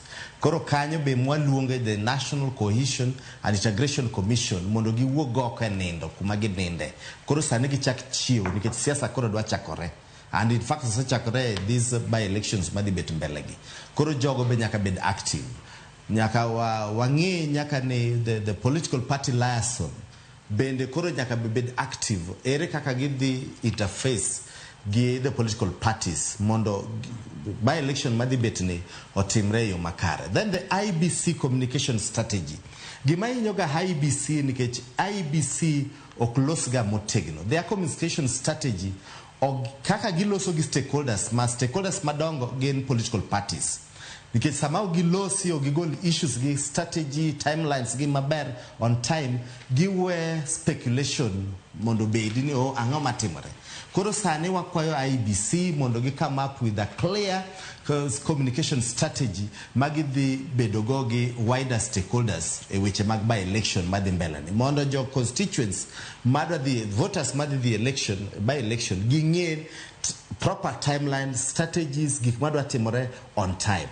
Number 3, if the issues might require as parliamentary regulations to nyaka koro get on time. Okay, last minute kor kwa rush kor kitero gik moke bunge mondo regulations moko obedi. Number 3, the political parties bende nyaka koro up their games, the political parties, not the IEBC. Because why dogane kuma problem chakorega is the nomination processes mag different political parties, where the political parties sometimes conduct sham nominations makelo koko mangeny constituencies kate wards mangeny medhitim. Kore wakwayo the political parties for the first time for the last 2 sessions mag election, the political parties better funded gi exchequer, and therefore they should also be held accountable samagitimu political parties nominations, because they're also using that exchequer's money to mondogi build go political party structures, and therefore nyaka gibed also accountable gikaka gibegitimo processes margi. Koro besane be wako political parties gibe gichak up their games, gi prepare their members, especially in the constituencies made the team nominations ni mai kakwa the team our nominations koro jo pay e kore gi the processes made the team go nomination. Ero kama na inya to bende nyamita bende chakre higa mar 2023 nitiere kar chungo od bura mamoko ma bende wajumbe magi bende nodalonge magi. Kinyalo paro kar chungo od bura mabanisa gisebedo maonge representative chakre higa mar 2023. Katika mano nyaka sani wangeni by elections 2022 biro bed ka itimo. Wantiere gi MCAs 15 ma bende biro bed kitimo yiero madundo. Senate wantiere koda komachiel, National Assembly wantiere koda kombe auchiel. Ikruok mar IEBC to chal nade. Adawacho ni noso IEBC ni en gima osebudho kabisa, kendo aparo ni nitiere jogo mose chandre kabisa ka gionge representation. Constituencies auchiel mineno mag bunge go. For example, kineno Banisa, Magarini, osebedo gi wajumbe for a very long, ka onge wajumbe mang'eny ahinya. Kata pesa ma osebedo kadhi matiyo negi kata kaka CDF, committee no osebedo bede karan, japiny kia gima timore gi kaka gimbe gi services kaka nitiere. Omiyo kaka nye IEBC nyose tim, nyose yier, bakendo koro sani gini in office. Yiero matindo magidhi timogi, kech gi ng'eny, ma kore madhi bedo the first test mondo wanene ka bege ikore adieri mar timo yiero maduong'. Odhi test preparedness mar IEBC, odhi test preparedness mar security, jowa mar security, to begin prepared to handle elections yiero ma bobiro mbele kama. Nikech ng'eny nitiere kuonde constituencies kata counties moko kata wards moko ma siasa dhi bede mager, to kaka ji oseikore, moko ikore ne lweny, moko ikore ne koko, odhi test wach mar security. NCIC be koro odhi nane ka be ginyalo dhi golo kokgi. Tamba da challenge media ni mabe is also an opportunity for them mondo gimbe ginyisa ni to be gimbe gin prepared. Nikech Sharon, ana asebedo gi problematis gi media utefwambo kata kaka maruni. Kech samoro onego bedni kuwinja ka wuoyo kamoro tawacho gima ok adieri, to onego bedni utimo fact checking. Koro kukele media to ukorrekte. For example, mana kaka nwagomba kamokalo. Kaga shago odhi oko to nyiso ji nang'o ni sani collection mar KRA odok piny nikech ji ginene kama. To udun gi data. Onego wach ni mana owacho to ma miriambo. Mondo japiny dongi to ka umbu report mana kaka no owacho cha moku keto fact check, to mano nyalo dhi kaka dieri. Kodhi mo wacho ni pesa mawuok oko mabiro remittance Kenya ni koro dok piny nikech ji onge confidence e sirkal masane, yet the numbers onyiso ni gigo osedhi malo. Ko wacho ni kia ni health system koro collapse to shat sani dhi mang'eny moloyo, nyaka utim fact checking. So media, security agencies to gi IEBC. Gima chielo ma yiero matin ni dhi nyiso en ni odhi settle koko mineno, odhi duoko koko moko mineno ma ji nitiere pinje. Keche wantiere gi yiero Western Kenya, wan gi yiero Nyanza, wan gi yiero Coast Region, wan gi yiero Central. Nitiere jok moko mosebedo ka wuotho ka wacho ni no. Coast sani ose move. Coast sani ose move, nyiche gin e part A koro gidhi e part B. Ma wan wawang' ne jo Coast wacho ni gino ginyago kura koni. Wadhi nene yiero sani. Western nyocho seringo, Western koro ni kiang'o motimore, wan nyiche gisedar kiang'o motimore, dhi nene yiero masani. Mount Kenya, wadhi neno kiang'o motimore kama, dhi neno sani. Manyiso ni acid test It is an acid test. Jok mosebedo kago korgi. Anyi nyano kaga shago nyocho se deni mo Coast ko wacho ni jogo gin cousins ne. Kiang'o wagine ne kama, ji dhi neno ne teko ne Magarini. Onronane kama Magarini onyalo timore nade. Donano ko okawo Malava gi Banisa ema ochuoge jod bura mabende biro bedo ka chung. Emo wacho ni kara Banisa no idhi nene. Malava bidhi nene to joge go perform kara. Tok yiero no. Dok jok moko dhi miyore. Koko magisebedo ka gitimo ka gigo koko kae nikech ing'eni samoro ji okawo jo Kenya kata jago kura ka ng'ama ok nen. Kurigo ga koko to gibobiro kanyo gede samoro kikawo ondiek itere chiro mar rombe ji biro luore mang'eny mondo nene kama to kiwacho ni okare ondiek ni ema ji ohero koro ji biro dhi nene sama koro idhi yang' chiemo to iyang'o diel kosibo yang' ondiek koro apani mano be biro dhi timore e yiero masani. But most importantly any IEBC nyaka demonstrate ni giikore ne yiero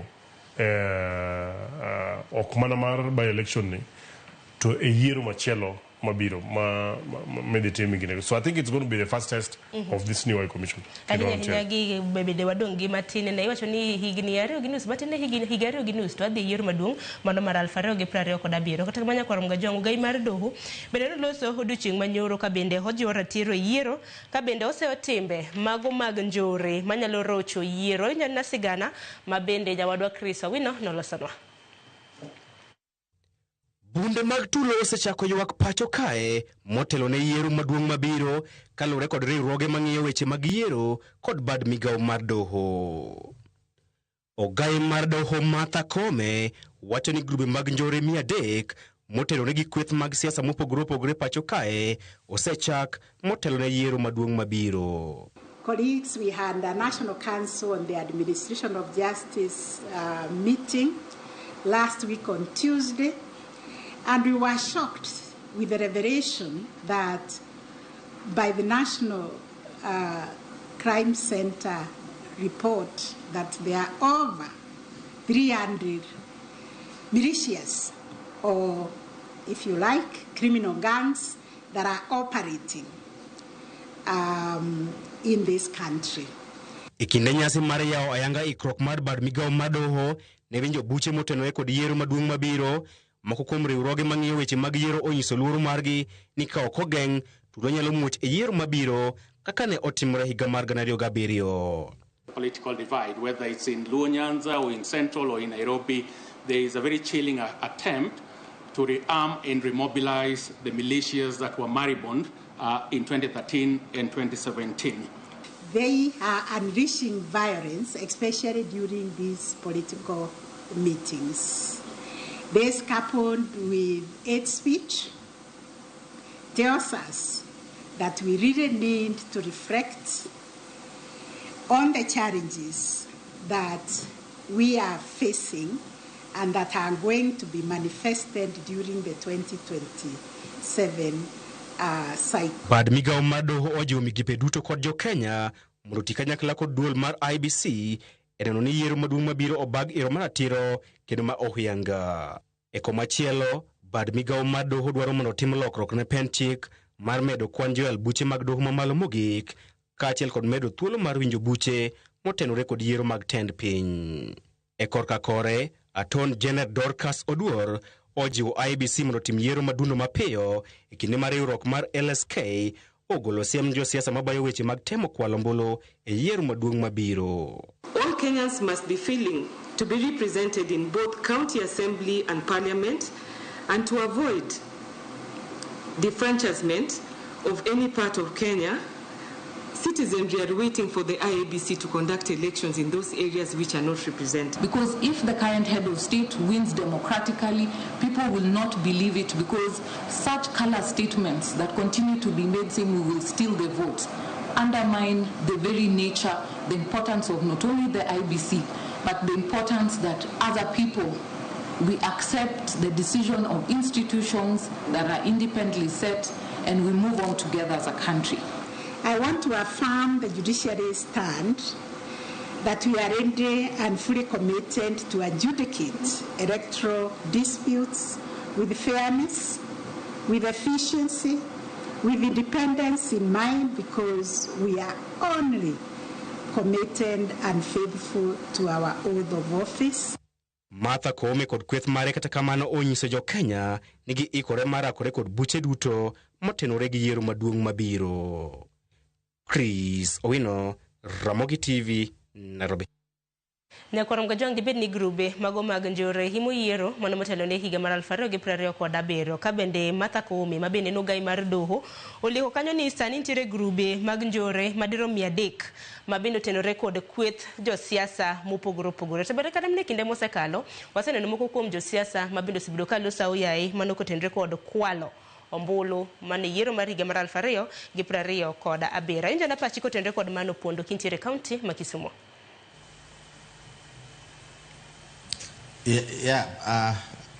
Sharon Rokamano, wach mar Martha Koome ok gimo buogo ahinya.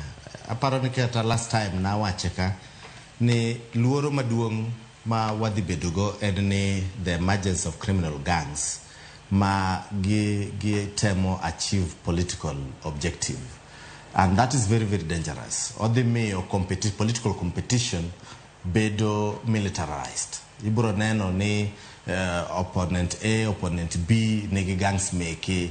Koro mondo sama kore uso sera, ibo yudo ka gangs gi koro temo intimidate ji. And moso joma miyo gi rawere gi joma vulnerable. Koro why wakwayo the concerned parties, the IEBC, ntie rules, nitiere jo security, ntie rule already, the intelligence is there. Erika gidhi tiyo matek mondo gi prevent these issues pamagotimre. But we are worried. We are really worried with the criminal gangs. Nkech kakoro what the elections get that number and get the militarize the political process, and that will be very dangerous. So wageno ni police and bro tiyo their part. Even the IBC nege penchiko miyo gi thuolo mar even aspirants moko dwa tiyo gi criminal elements mondo gi keth electoral process to yiene gi mar chungo, yiene gi timo tije moko mondo gi prevent magi. Mar ariyo en madwa lose en preparedness mar the political parties. Mamano ok wuoyiga mang'eny. Lweny chakorega political parties nomination processes, and is one of the stepping stone in the constitution mawango in the electoral acts pen chike mag yiero Kenya ka wan gi yore ariyo mar the election mar bedo a representative, because election and process mar yiero a representative. Number 1, inyalo bedo nominated gi political parties. Number 2, inyalo the direct election makaka IBC matimo. And number 3, inyalo the as independent candidate mano oyieni. But ng'enyne largely 90% mag representation ma Kenya ka bedo through the popular votes, and therefore the popular votes, political parties and gi play a very, very big role in ensuring the candidates obedo vetted or the process gi obedo transparent and jo penyo mithuolo mar timo nomination. To pod sani wabotemo go koko kendo wabroketo rameny ne political parties bende, because choncha nok megi pesa from the exchequer. To sani political parties gain cash billions of shillings from the exchequer, and therefore gibe nyaka gibed sani gibed accountable to the electorate, nyaka gibed accountable to the taxpayers. Ni gigo sanono go beni political parties gichako strengthen their systems, political parties or chako strengthen their leadership. Sadi political parties nyaka digitalize even their membership systems. Makako rujibo the nomination to that process and smooth and clear maonge weche mang'eny. Then number 3, madawuoye Sani, the rule is very clear. Watch Marni Koyombi nomination during the independent. The constitution is very clear. The electoral acts are very clear. Yesani chungni edwa the independent from the word go. It's very clear. Akotami. Number 2, Inyalorito Mundibedi nominated as an MP or an MCA. Number 3, Inyalo the chung.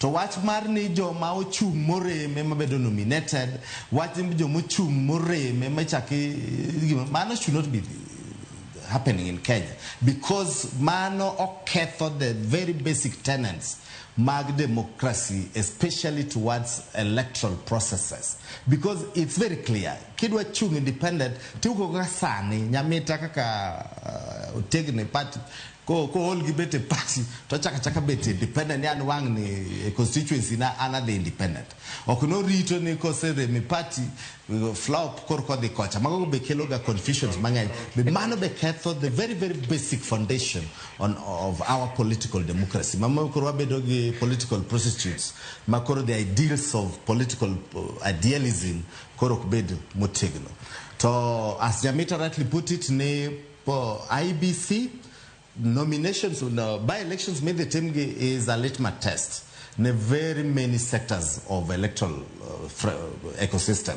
One gi security, one gi IBC, one gi judiciary gibedo prepared mondoka cases work which mag election to get the fast track gi pio. Koro it is a wait and see and gimwata motivo Pio jo IBC bogol budget pio mondo treasury or release okne last minute kurka treasury release pesa procurement ko kidwa chak team joko be move with speed gik moko kethre mangeny, so it is high time mondo IBC bo be proactive, treasury ogol pesa pio mapio ne jo IBC mondo gichak prepare for the nomination for the by election rather madhe timre in different parts of the country. And kaka Nyamita bo wachono ma bende is a litmus test. Medine no ka political parties bende they marshal they flex their muscle. Mondo ginge ni Western gin jo mage, Coast gin jo mage, ginagi jo mage. So popularity man political parties bedine no by elections madimbele, and it is a wait and see is a stepping stone towards 2027 election. Ero kama na inya to bine mheshimiwa Nyamita hekini mabendo gai mar doho mata ko mwacho ni ntiere grube mag njore 300 moten record kweth mag siasa mono moten record yiero bende paro ni bende kana na counties mago bende gintiere bende lose bende ko ten record ikrock mago mag duond buche motelo ne yiero madundo makamage ada wacho ni kawa security agencies do bedo gi tich mayote yiero madhe mbele to kigirit nyaka ji ochope yiero. Wan gi counties ma iyudo ka governor osechung wacho ni wan wabro dhi e yiero nto kaka ta en lweny no be waikore wabro gore lweny malich ahinya kata kinyi yudo kokawo joge moko tero e bungu kamoro ochak puonji njore iyudo ka gidonje function ji otingo ludhe gembe jok moko tingo beti.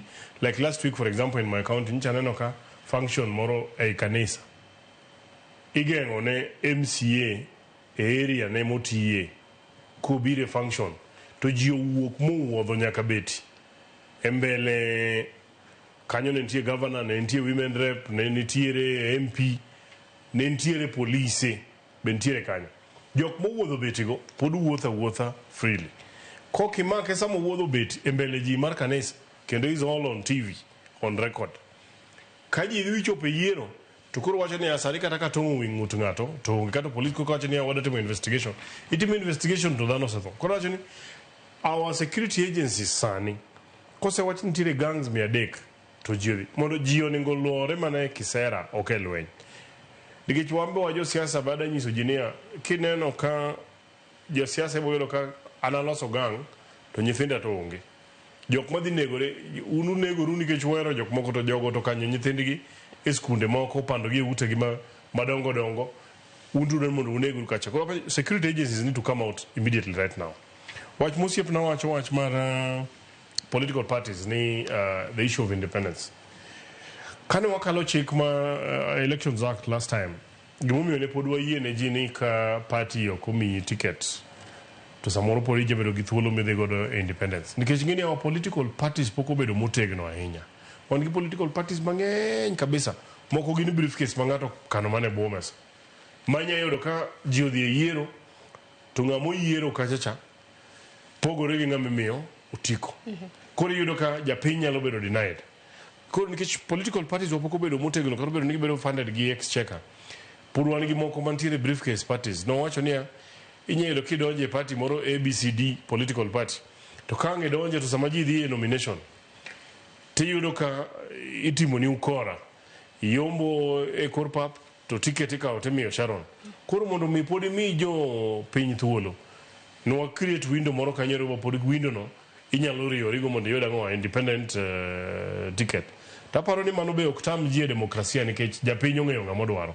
Kopo ne ong'eyo ni ng'ani no ai party to chako biro independent, koneni ka in ng'ama leng'ore, ong'eyo kod odhi goni kura, to ong'eyo kopo ni bene in mane yombe political party to ng'ato mai, to ong'eyo ni odhi miyi ang'owa, idhi yudo godo thuolo. Nikech kopo ni waweya ni ng'ama samoro makata otiko ok nyal yudo thuolo machung' godo gi independent, to political parties biro bedo gi wich teko.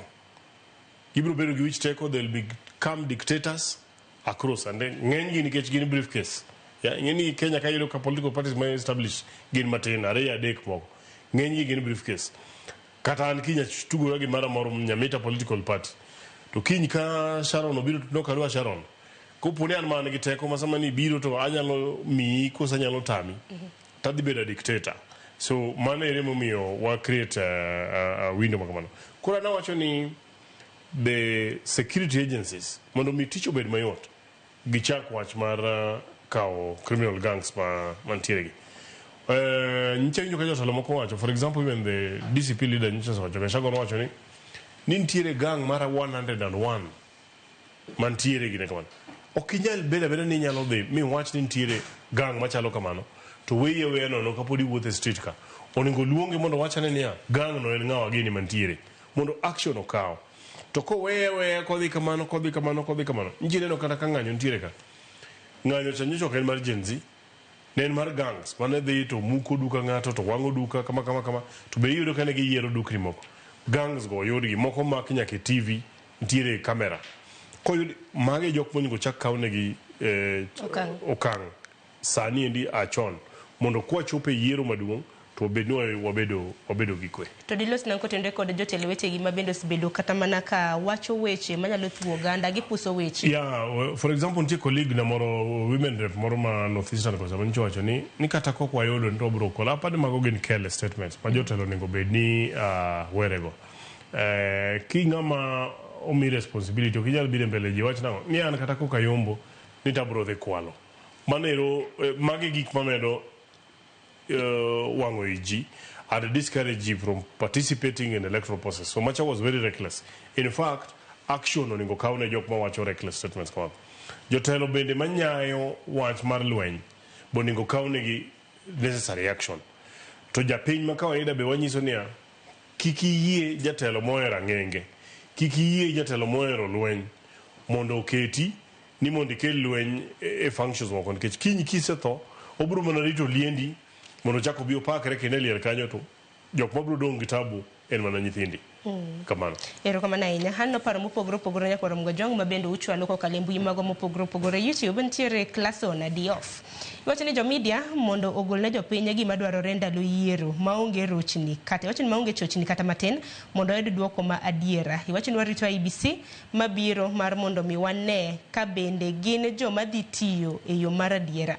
Ano bende hote mopogore opogore ka endi mopogore opogore ne mjumbe makanyamita gin moko kuomgi obro bedo kotieko ko wacho kata mana koduoko kotieko watieko chenro makama nikech an nomotelo ne nitie kaka alwap dhogi bende ndongne kom mano mar gavana e kaunti ma Migori no ka wote mathoth nitiere the third the ang'o aduto tange ni bro bedo kilose mak nyamita kata kamano opondo nitiere kaunti ma Kisumo kanyo kapok watieko ramna twak marwa bende wadhi na e twak machielo oganda mapacho kosebedo kaseyo apiso kwa chich kaka osebedo kata mana kachwalio tije magi nitiere moko kuom oganda maderom 37 mabende nomaki mabende nodonjnegi kod njore manyaka sani idwaro mar mondo mi owe thuolo. Odiochieng' manyoro naneno kanyo ka Boniface Mwangi ma bende nomak chieng' Jumamos ka itude kod ketho mar njore nowe thuolo gi doho mano ma Kahawa, to bende nowe kod rambuna mano mar siling milion 1.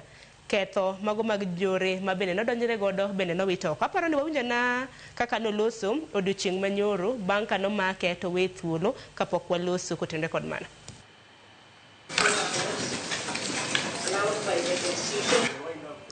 Mana kama nyakwaro mgajwang' tipo mineno kanyo gin Boniface Mwangi odiochieng' manyoro nochop e nyim jang'ad bura Gideon Kiagi ma bende koro nochiwe mano mar chiwo duoko e wi bura e tesendo bila mano mapangani.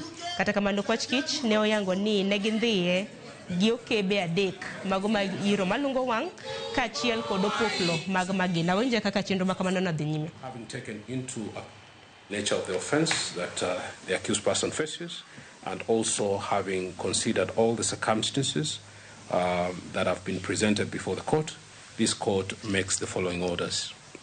The accused person may be set at liberty upon securing a personal bond of 1 million shillings with one surety of a similar amount. The judiciary is out in defense. Today they have admitted Boniface Mwangi to a free bond. That's a free bond because they have realized that Mr. William Ruto is using the system to cajole the dissident voices. If Ruto wants to be the ODPP, then he should become the ODPP. Otherwise, let the courts do their jobs, and he should lead this country, which he has failed to do. So he needs to step aside and let this country be run with the institutions. So they thought I had money in the office. If you look at the search warrant, say that they have information that I use Mageuzi to distribute money to goons. I have never worked with goons my entire life. I know for sure what Murkomen and Ruto want to do to me, and I'll say this without fear. They want to give me a bad name so they can kill me. But let me tell you the truth is, if you smell the air right now, change is coming. And you cannot stop change.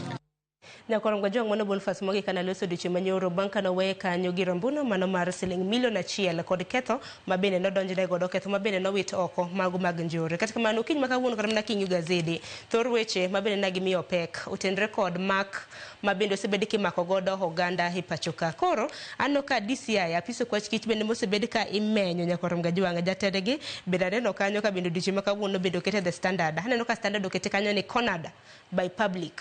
Aya, Daily Nation to okete kanyo gi dholiech eyes on judiciary as state turns up the heat on critics. Dibede jogo ek mabedo sebedo ka sa piny owacho e mosebed ka idhine. Akino pondo inene gi wang' machal nade to Boniface Mwangi bende wacho ni ngimane ni kamarach ka bende lieko kanyo ni chal ka gima sirikal dwa nege.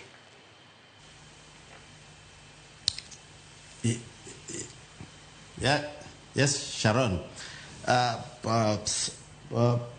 Sirkal bende temo tugo gi mach nikech sani jo Kenyan osewito trust police, and koro ng'ama nywa dongo maduong' ne en ODPP and the DCI.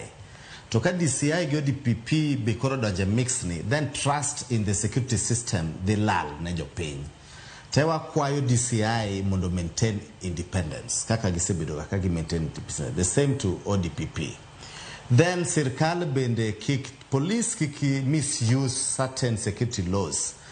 Kaka the Terrorism Act of 2012. And very clear. Oketo niko pondo o tere police station obedo charge gi weche mag terrorism to ntiere gik monego bende imaka go ni threshold ni malo kabisa. To ka sirkal koro beta ni dissents jomoko ma koro kaka Boniface Mwangi gimako to giketo ne gi charges, then all of a sudden ODPP ng'ado oko. Mano gi erode the confidence mag jo piny e security. Kore wakwayo ni the DCI and the ODPP or discharge their duties, get a lot of independence without due interference. Because number one, gino erode the confidence and the trust manyicha oserumo ekind police gi wananchi. Dhichako bet kendo ekind wananchi gi DCI. Dhichako bedo kendo ekind wananchi gi ODPP are the same as the judiciary. Koro these institutions must work together mondo gi ensure ni gik ma gimako ne jo piny gin gik ma within the law, not outside the law, because otherwise sani koro sirkal kaka jo standard, although nen sensational, nagindike ni cornered by public, and mago kudo wi sirkal. Sirkal be koro nego bed piny, advisors mag security mag sirkal be koro nego bed piny, ni actions magitimo onego bed gin actions matemo promote nationhood, onego gibed gi actions matemo promote the trust, onego gibed actions ma ensure ni public nigi confidence in security mechanisms and apparatus. To issues moko makoro imako Boniface Mwangi, koro gimiyo Boniface Mwangi mileage, na koro the whole page 1, page 2, page 3 and Boniface Mwangi. Kwani jadima demonstrator Kenya? What are other issues matimre Kenya ka mokunyal mi national limelight? But koro sirkal bende wanyiso ni there's how do you call the advisors mag security nyaka gibed up their game, magi watch ging'e gik matimore.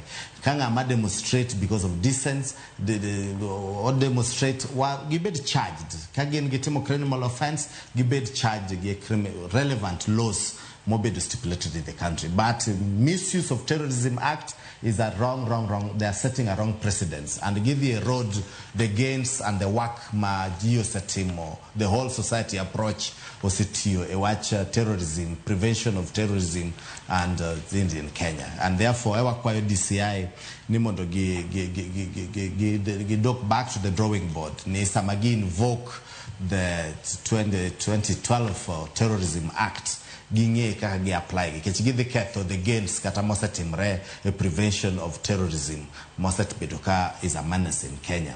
And nyaka bende wangi matut school sirkande makata mosekalo kodo kata maruto ni sirkande mosekalo uset bedo kati yogi security mondo o sim joma temo pigogi, but okonego benegi timo gitiyogi excessive force ni ekaka mondo ginge ni sirkal tiyo.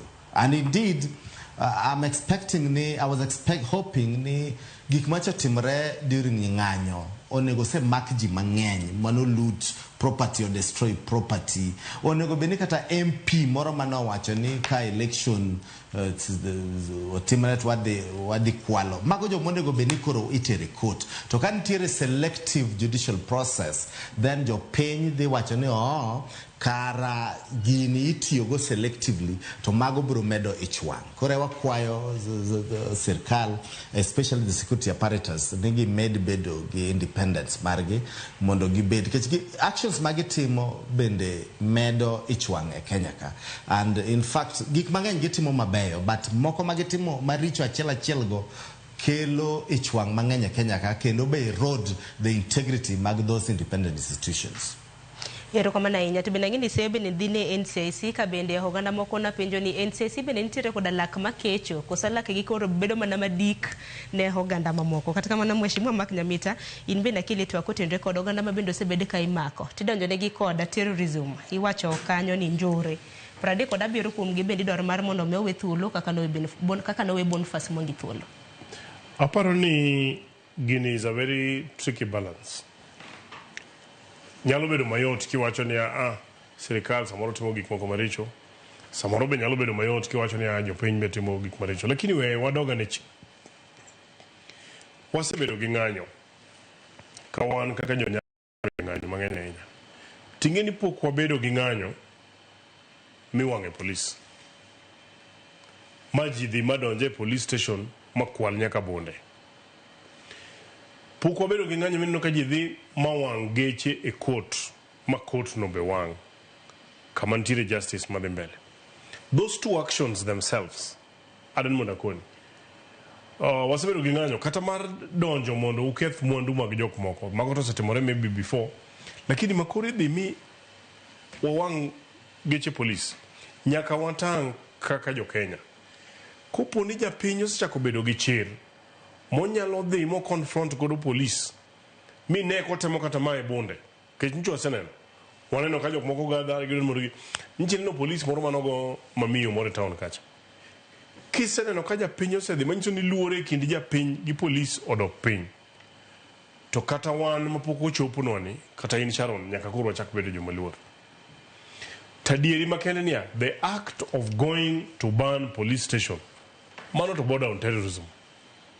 nikech polisi maritowa kata njo aneno moro mo nyaka mawego cha kineno kaji attempt kawany nikech in their share numbers nikech namba mar police ki compare gi namba mar mwananchi ma kawaida police namba nene piny to ka dhano biro mang'eny makoro nyalo the police moro bok nyal shoot indiscriminately mano to bok wanya wacho mondo migi shoot to kill order but kusebede piny ma dhano koro luoro mare mar police odok piny to mano is no longer a good country to live in. Omiyo kikwan bende kata nikech wajo siasa kikwamedi chwalo kata jiwo jok mang'anyo madhi makelo koko ka police madhi makelo koko kama judiciary madhi matimo timbe njore ni nikech wantiere gi freedom mando kata na aden monda areura mondo wach nango mano kikwabedi godo police ema maintain law and order gi protect life gi property onengo migi luor makare joma jo security kata kamano onengo med timo nonro ma proper mondo ka giwacho ni giwuok gidhi mako Boniface Mwangi kata gidhi mako ng'ato to gimak ng'ano ma gin gi evidence ya kutosha ni ng'ani ema notimore nade ema nowang'o police. For example kata ka ne pok gidonjo ir financials jok manyo donjo ka police ka donge ni moko no make video jok oningo maki because they mondo dhi wang police mano terrorism they mondo dhi wang court mano terrorism mana dien nikech you are trying to kill the ko wegi kama ne the next disorder nchino kaje group moro chako de kana onikoro kinyo awo chako limoji ji ne paro ne gibro mana limo jo siasa by the way wakoni jo siasa moyer e Kenya ka MCAs 1500 kimedo gi nominated wajumbe gi jo senators okrom 500 gin dhano ma tin ne 2000 wana country of 52 million people manyiso ni ka kiny gibiro magidonje oda magituro inyalo turo oda nikech an jumbe mauriri ka onge gimotimnegi to kata in Sharon kiny onge gi thuolo ng'ama chielo jirani be kiny onge gi thuolo to ng'ama nyalo konyowa mondo wa maintain that order en police. Omiyo oda wacho ni timbe manyocho waneno katimore ka to sirikal must come out in full force to protect the sovereignty of Kenya mondo wabed gi law and order. To kata jalo penjo kata manani Boniface no wang'o stesendo bila mane samoro. Koro ingeni ntiere weche mang'eny. Ingeni ka ng'ato maki until ng'ano kete court e kwang'eyo gimo bedo charged with. Until ng'ato tere court musomo charge sheet e kibo ng'eyo gimo timo nade. Omiyo kisomo headline mar Standard ni owacho ni police no dhi ochajo ng'ani gi terrorism. Ng'ama tero gimoro e court en DPP. Police nyalo wacho nango nyamita okwelo kata nyamita noneko donga dieri. To gimomiyo no wakelo chik mar DPP police kosekao report mokao statement mag ji to gin ndiko charges magiparo to gimomiyo no keto office mar DPP en ni mondo ng'e ne gik mukelogo charge mane marom kode. Omiyo kwa wacho ni jogi no tere gi terrorism to koto dagi mano ok en adieri nikech charge sheet mare no kwacho terrorism. Komiyo gimine no mokete standard ni ma en sensational and very sensational magi are misleading in itself. Omiyo ono wacho ni ng'amo maki until otere court mwasomo charge sheet e ko bong'eyo ni charge sheet no timo nade charge sheet no wacha ng'owa to kwa beda no dawinjo ni kata an ka wuok ka endi to maka gi oko ka to wacho ni omaki nikech oneko to kochopo kucho to wacho ni no pamo mana Sharon kata wacho nango ni police no make wacho no neko. So until because the charge sheet monyalo rely on which is a fact ne okuketo weche mag terrorism but timbe mosebedo katimore chien ka to border on terrorism especially kuponi the one watch mar police koro manyiso police ni gitem mondo gi collect enough data nikech kupono mako ji mang'eny to jogo dhi e court to kinyo onge ng'ama obedo charged ma case obedo successful to jibe bro lose confidence the office of the DPP jibro lose confidence in the whole security system kati bro nene kagima is a political wing ma serikal tiyo godo mondo ogengodo gik moko. So wanotman ni police onengo otim the correct thing kagitimo investigation they team the makagi biro magimako ng'ama gimako to gimake ka gin gi watertight case makata kotere court to jo Kenya bwacho ni nikech timbe maricho mag njore to nyocho timore nti jo manyocho otho kata police go moyudi ni gi case kimbo makgi ntiere jok manche dukni gi wang nchwa neno evidence mar wango ntiere to jok manyalo wango gi monego many mondo yud to ngama nyo wange ni kan manyo te onena ka wango police station sama wange no kongo maka kupona wacho ni Sharon ne manyo miya pesa achiwo evidence bana Sharon no miya gango omiya pesa tiyo da watertight case ekitero kocha lakini kwa tero ji mang'eny to case ok sudi to jibro lose confidence in the whole of that process. Ero kama nainya bidano kanya kwa mgajwanga sari record watu bindu kona okonyal tiko twak mano mar chal mar piny Kenya kako nage kapok wadhialo mama mathuona mabende no nindo mano chin tarik 17 mano mar dwe ni nyakwar mgajwang mama Phoebe no nindo chin tarik 17 mar dwe mabende wantiere ni ka intiere hospital mano mar North Carolina mantiere e piny mano mar America hakende kiti morapar mar mama Phoebe nyakwar mgajwang mutelo ne kopu mare mugik ringre mare kaluore kod anyuonde nyakwar mgajwang nek beni ringre mare mol e pachoka chin tarik 4 mano mar dwe manyien dwe mar 8 motelo ne ik mare mabendi bro bed ki kedala ne mawiko ndiek chin tarik 8 mano mar dwe mar 8 mama Phoebe nyakwar mgajwang bende nakedo ne ratich joma mine an kaka nyar karachuonyo nene mjumbe kana pako nyuola mane higa mar 1982 kod ariyo nochak oyiere kendo nyakwar mgajwang bang thuolo mar higni 10 mane higa mar 1992 kod ariyo odiochieng' manyoro naneno ka riwruoga maendeleo wanawake bende nowuok oko mano mar dhialo mama Phoebe ka bende par nene jatend riwruogno wanyana kaka nagi dhiale odiochieng' manyoro bang'e hawanyana Mheshimiwa Nyamita kanyakla kod Elio Pondo ginero mabende gibiro bedo ka giparo godo mama Phoebe Asiyo nogombo nikech nowacho ni telo mar mine beber ka nitiere e telo mar polit ka endi ka milose budget ka emi wacho gik midhi timo ka emi kete weche mag pi gik matindo tindo mane nitie ma mine timo makonyo oganda ni wacho ka mine onge e mesa ma ene mano wacho ni wuoguru oko mondo dhi uchungi to gima duong' madwa wacho kuome noko go koko mama Phoebe ne ng'ama wuoyo mos to no wuoyo gi mulo to lakini gik mano wacho to ichiko iti kendi winjo machielo mane nitie kuome mama Phoebe ne ni wuotho gi Mr. CEO kamora mora. I think when history is written of this country development, a CEO will have a paragraph if not a page. I myself have had a lot to learn from Honorable Phoebe. And I would like to acknowledge here that she is more or less the one who encouraged me to join Parliament. Phoebe Asiyo was fast, almost in everything. Some of us learned from her. She really took us and opened the ways for us. I benefited from her. I learned a lot from her. Nyakwar mgajwang mago gin moko kuom jokanyo mago mag maendeleo ya wanawake kotelegi kod jaod bura makabondo Kasipul Dr. Eve Obara. Eli Opondo kintiere kaunti ma Kisumu ini paro mama Phoebe Asiyo gang'o?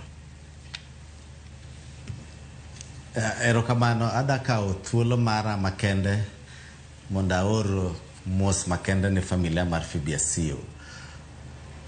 An mokwongo maparogo Phoebe Asiyo en Phoebe Asiyo donje sirkal notiyo gi jo prison and no donje prison during pre-independence and post-independence and nyaka walan gimoro kanyo ni diere ma nen pre-independence jo wagunda ne temo mako jo rotenge motere prison to jo mane tie prison kanyo ne gin both wagunda gi jo rateng to Phoebe Asiyo no temo matek ma opogo jela mar mine en man the pioneer manokelo the women wing mar prison ma koro sane waneno ka women wing ntiere prison kendo tekno maber mago ne gin attributes mag mama Phoebe Asiyo mano nyaka wa gone tik e wachno to dhi mbele kendo be wang'iyo ni joma no chako agitate for 2/3 gender rule mineno koro jigo e koko sane gi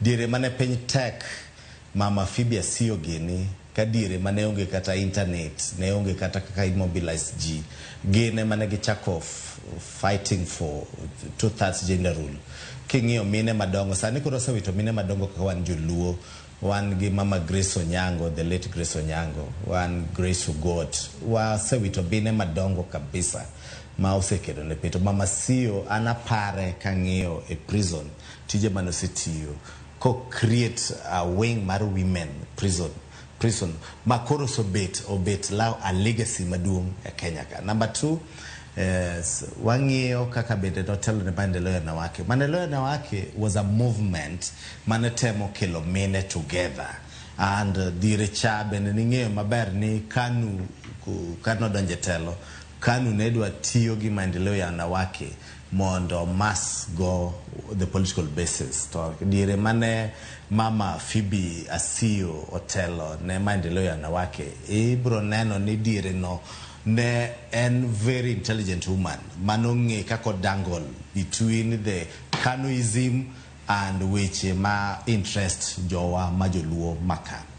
Number 3, samane Phoebe donje parliament 1982, Kenya was a highly patriarchal society. Ma gin the very, very few women manokwongo donjo e parliament. Mamano was also an encouragement ne mine ni mondo gin bende gin gi position mar donjo e power. Ok ni girito ni nomination ni mondo women obed nominated. But Phoebe Asio gini Grace Onyango giri no say set the bar high. Negi broke the walls. Mano ohinga mano kit madongo mane hinda mine mondo odonje lejiko. Koro gimbe waparogi kum tiji matin. And it is also a moment mar women in the political spaces mondo gikoro gidoge drawing board. Gino nane kakoro diere cha Phoebe Asio nene kende, Grace Onyango gere nene kende. Sani to one give avalanche of women. We have women nominated, women reps. There are so many. Impact gi bedo felt nadi ne their fellow women. Kakoro dire cha negin jomatin, negin Phoebe Asio, Grace Onyango, jomatin kabisa emananie political spaces. To impact gine bedo felt. To sani mine otimo kanyachieng, gibedo nominated, moko gin women reps, ging'eny, and even the political parties bomio gi thuolo mar bedo leadership position. Ere kaka sani koro kwa paro Phoebe Asio, mine be nyaka koro bedi ratil kagi menyore ni sani omiwa position, ere kaka wanyalo tiyo gi position mondo wa create a new legacy mopogore gi mama Phoebe Asio. Mopogore gi mano to mos makende mwatimoro ne jo piny gi jo karachuonyo ne lal mara an icon ne jo luo kata ne jo Kenya mzima. Even globally, Phoebe Asio bende no kawa the issues bag women na Kenya ka no tero gi to the global front. Ma kinde mang'eny king'iyo otio kolo issues in the UN frameworks madongo kukelo issues mane affect the women. So it's a moment ma reflection mag mine ma wan we Kenya ka ni indeed sane wan gi opportunities. We have the 2010 constitution, wan gi so many framework, 2/3 gender rule. To diere mane mama Phoebe Asio gere donje telo gi mama Grace Onyango gere ne onge those advantages mane gin go. So we are calling upon the women ni mondo gi rally the call mar Phoebe Asio gi maintain the momentum mano bedo created before. Erokamana inya ili hakini mheshimiwa Nyamita hinti paro mama Phoebe gano. Moko ngado wacho ni mama Phoebe katambe no yer wasome history books. Robedo ni to pok no nyoli kora pani to koro in Gen Z ahinya. But apani mama Phoebe Asio, for me, I don't watch adama loko matera njoka beth mugo wacho ni nyalo mi a page. I think mama Phoebe Asio in the history of this nation is actually a full book. Mokwongo onyiso jo Kenya to give even young leaders, including especially the women. Nikare kain gi substance. Tinyalo kele okochuno ni nyaka kel reforms kore ka kikwa okochuno ni women nyalo mana biro leadership through affirmative action. Ginyalo biro through mainstream elections. Kiparo yiero ndalo mane Phoebe Asio yiero. To kisomo history mar Phoebe Asio kamora mora manotie, kamora mora mane entiere oweya an impact up to and including today. Gigo manotimo ng'eny mine mosebire toke pokotemo nyaka kawuono. Omiyo naparo ni o encourage there's been this big debate about 2/3 gender rule.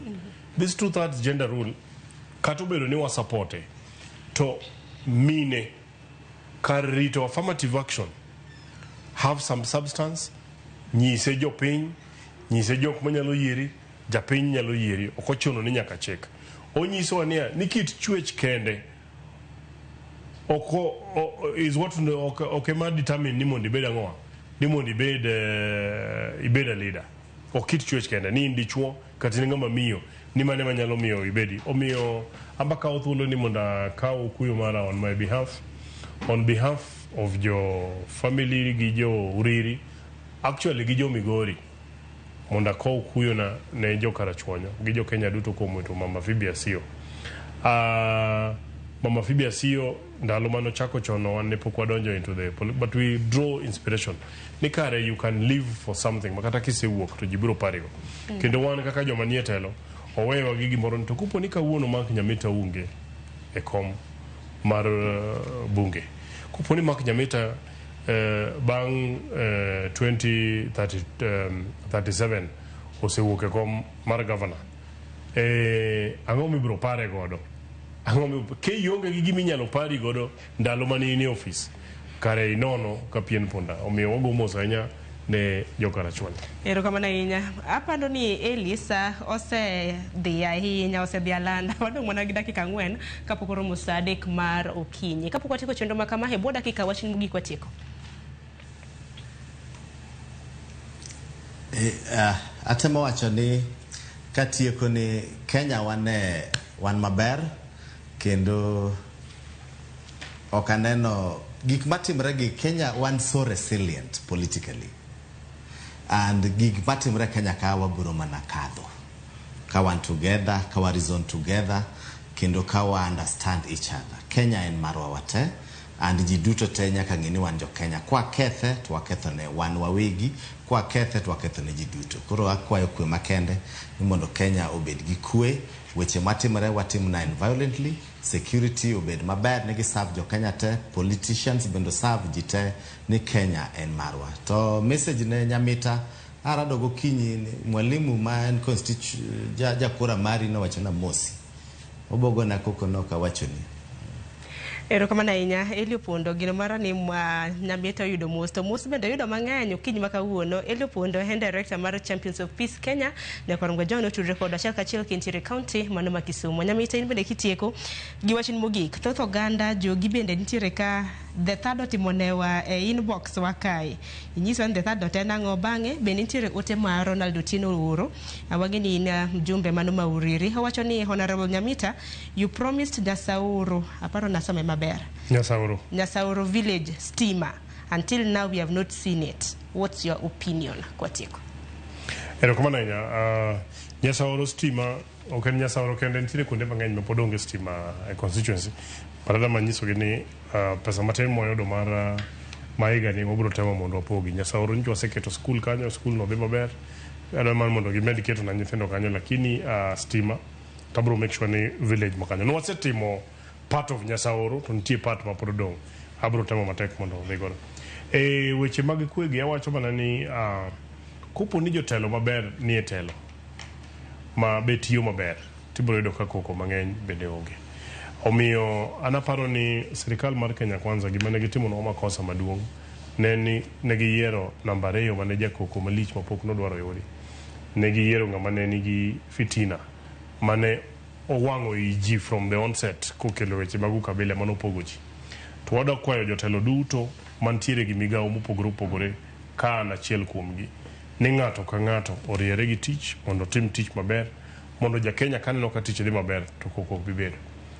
Tada wacho kendo niya, Kenya waduto te mondo mi wamiu jotelo be jingo maber, jotelo matimo gik moko mabeyo kaka for example gik ma serikal osetimo maber be wayie godo, nikech ok wanyalo wacho ni gik moko te richo.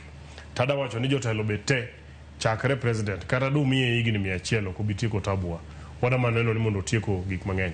Ng'ato ka ng'ato kotimo tije madhi maber onge, lakini ka yiero chopo ja Kenya ka Kenya bo bedo gi thuolo mondo yier ng'ano modwaro.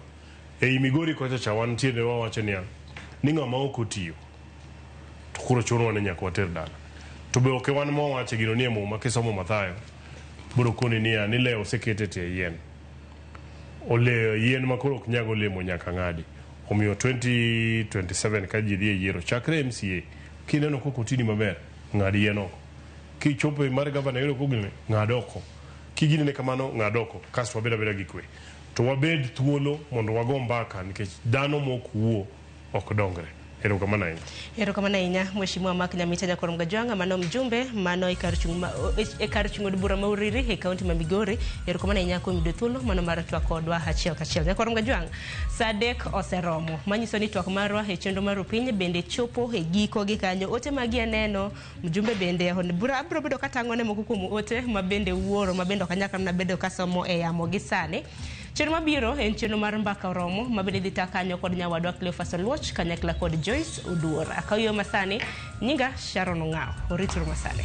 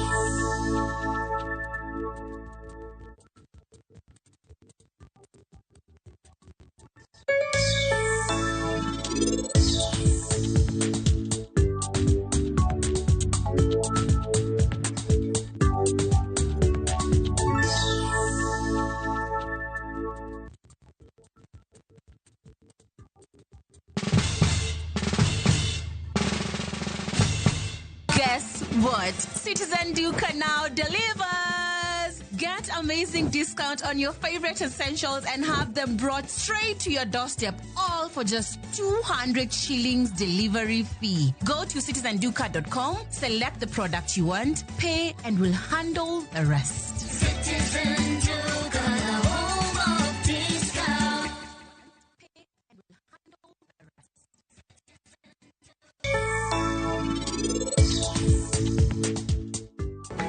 Iwuoyo kuom ang'o? Koro nikech in pachasa ni nitie gimoro achiel. Ni ng'ano mantie ngima mar niti malong'o no moinga. Ano ka donno kata suchi nikech ni ywak sakasa. Ini yo gang'o? Onge seche meni nyalo bedo gimoro? Ha? Wachna. Ok nyalo bedo mamor kaka nyiri moko. Rajiv ni koro lokore jatich kuom chiege. Ne kaka en odwa konyo olo ne ji chai kai. Ini kwal simb niti, an gosiepna moro mabiro golo ni gimoro amora mantie e simbe kendo piyo. Bro bedo maber king'eyo ni ng'at malong'o no en ng'ano. Mowacho ni long'o ahinya kuome no mohingi.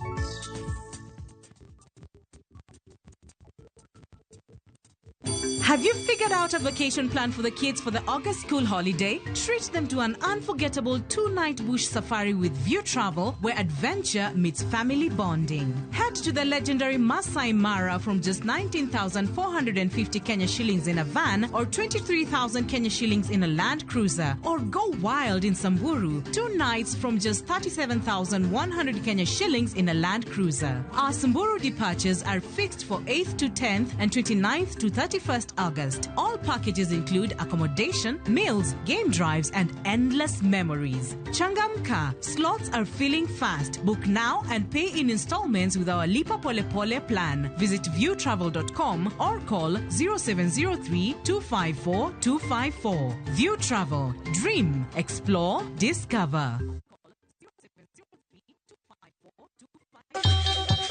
Ang'o mosetimore ne joma ne ochweyo Ugandawa?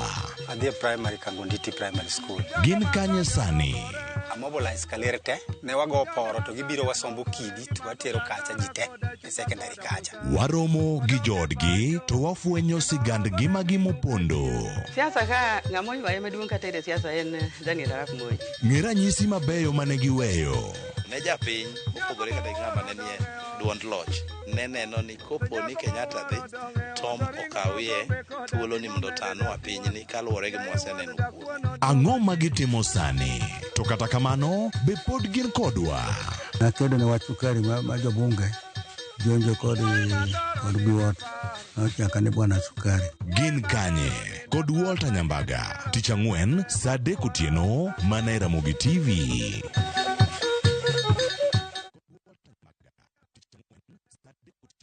Introducing Wigo, your trusted ride. The ride with the most reliable, verified, efficient and transparent drivers. With fabulous cashback incentives for passengers, each trip on Wigo feels like an upgrade. Download Wigo from Play Store or App Store or SMS Wigo to 20425 and ride with confidence. Wigo, let's go.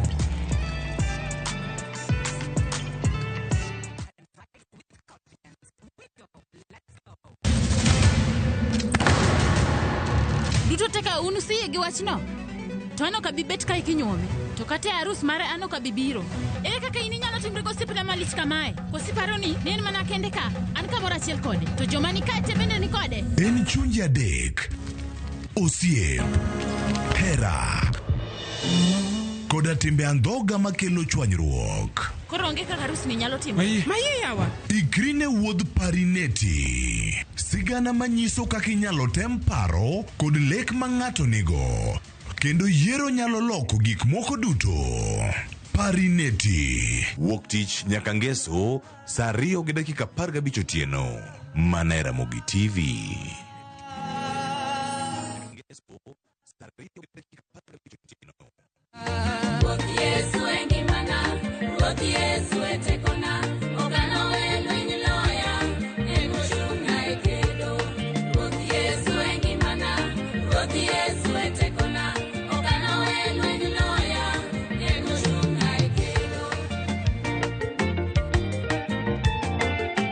Mondo yud skiza tune mar wendni di mana star 812 star 784 hash to ise mana yude. Ramogi TV ene od joweri duto te.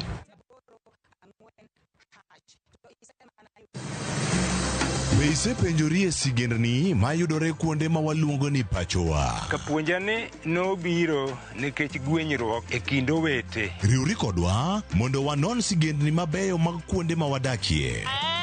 Nera nitie. Ninyuo kongo kacha niluongo ni kilap joko wigi. Kochakore bombe madongo nyaka e gwenge ma iye. Otusenge en piny joimbo mar oganda kiluongo ni wasenge. Ng'e gigo mamiyo oganda ka oganda bedo mopogore. Nueng'o ma wan godo ka en mar kunyo goldi. Urudi. En kama ji duoge ji ok lal. Ng'e weche mane osekalo. Chon chande lweny nitie kor e gweng'. Rwako sigendni mag kuonde ma wadakie. Kiwacho ni kibedo piny e kom, kineno ng'ama lwete fuare kama mano ng'iso ni jakano mulo ka pigo sechopo e bwo mesa. Ng'e gwengewa chieng' tich ariyo saa 3 otieno mana e Ramogi TV.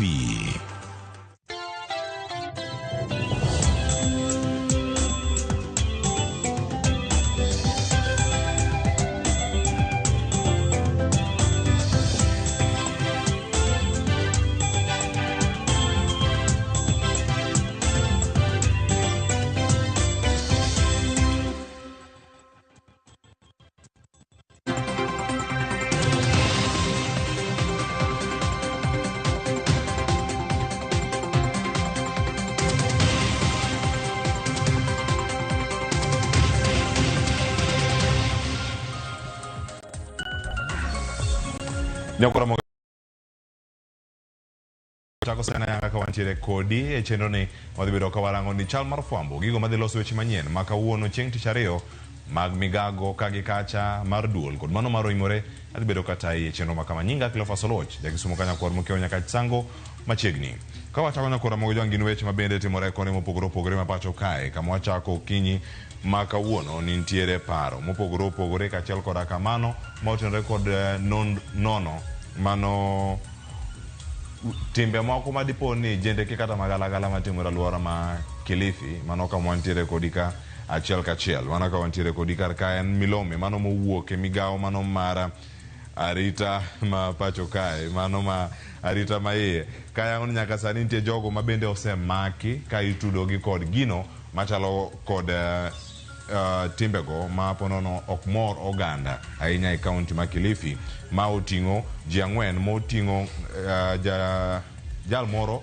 ma jahiga 50 ma bende ne ogo ripode ni olal e sendo bila ma yudore Siaya mano Siaya Police Station, mano tarika benden ma kod jaode ma jaiga 40 kod machielo higa 10 kod 9 magine oresi kantiere laro mana luora no mano ma Binzaro Chakama location mayudore kata Kilifi County.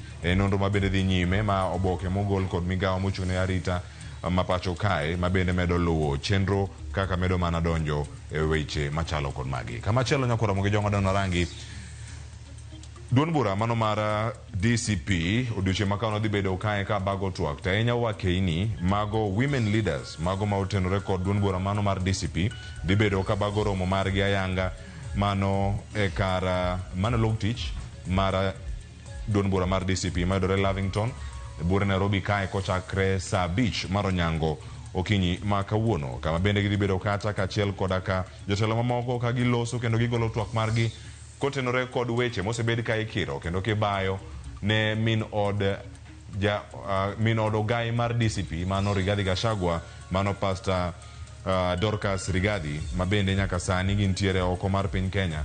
Gidhi bedo ka gitwak kendo gigolo duon gi kotenore kod weche giduto mosebed ka igolo kod jotelo mamoko mago magiwacho ni gin attacks mosebedo ka igeno kata ka idiro ne min od Rigathi Gachagua. Mano ang'o bedo kaka waluoni bende loso weche manyien duche makono winyi to giwacho ang'o kotenore kod wechego mosebedo kabiro. Kama chelo bende twak mag duon buche nyakora mogi jwang kawuono duon bura mar DAPK mano ka otene kanyo kod ogai margi mano mar duon bura no mano Eugene Wamalwa kachiel koda ka jotelo mamoko dhi bedo ka romo e party headquarters magi mantiere aluora ma Karen mano mantiere Kufuga Road.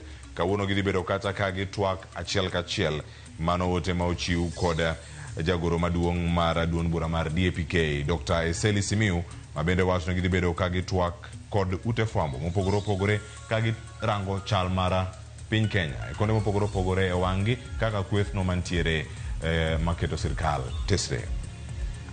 Kama chelo nyakura moge jwang jaten migawo mochung'ne weche mag tuke kod rowere pacho kae Salim Vuria dhi bedo ka yawa yanga ka otene kanyo kod jagoro mongirore migawo no mano Fikirini Jacobs gidhi bedo kanyo ka giyawo chenro mano mar National Youth Opportunities Towards Advancement maong'ere gi nying machuok ni Nyota, ma chenro mageto miyo tich ne oganda matindo pacho kae kata rawere maromo kata mohewo 200,000 ka bende en thuolo mar neno ni adiere gi dongore kendo giyudo lony manyasani kotenore kod nyaka mago mag telo e konde mopogore opogore tainya e sectors mago mag tuke, creative economy kata mano mar lony manyasani ma oganda nyalo bedo kata karango ni jogi mamiyo ji nyiero kata jogo matimo golo sinema mopogore opogore time yo machal nade, digital technology kod mano mag ohala ma itimo kod rowere dhi bedo kata ka yudo thuolo machalo kamani. Program ma kama nyakura moge jwang iwacho ni en moro ma dhi bedo kae ka itimo e konde mag pacho kae mangima mane gibeluonge ni en gi national action mare kendo ne adieri oganda oneno ni gini matimore oganda oyudo ber kaluwore kod kaka okangi ma odiochieng' ma kawuono nyakura moge jwang koromo kanyo saa 3:30 dakika 17 kende tok weche madhi bedo kaka lwen kar ka igero ni odhi bedo kochako ka wayude ang' wakoni gi kuku mare ni to ochal nade. Mano saa 3:30 mar okinyi ma kawuono Salim Vuria men jatend migawo mochung'ne weche mag ojende kachiel kod ka weche mag tuke pacho kae kotene kod jagoro mongirore mare Fikirini Jacobs dhi bedo kabago twak machalo kamano kata ka giyawo chenro no mar Nyota ma en gima nochako kod jatend piny Kenya William Ruto e kinde mokalo kendo geto oganda matindo. Kama chelo nyakura moge jwang ntiere nok mar pi mabende ochwal kawuok en wach mabende luwo kod jofwambo magwa mantiere e county ma Migori. Jodak mawuok Obama Village mayudore West Kanyamkago Ward Uriri Sub County yuago nok mar pi.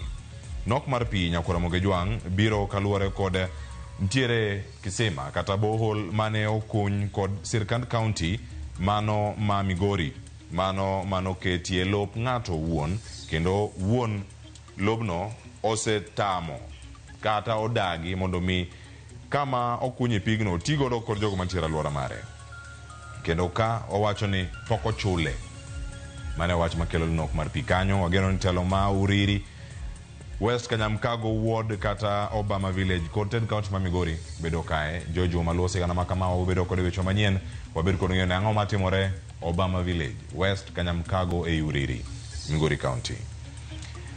Kama chelo nyakura moge juang tire romo matimore kaunti ma Mombasa, romo mukelo kanyakla jolony ewi weche mago maga kor lwasi kata lokruok mano mar kor lwasi mabendo wabedo kae ka aluoni kawuono.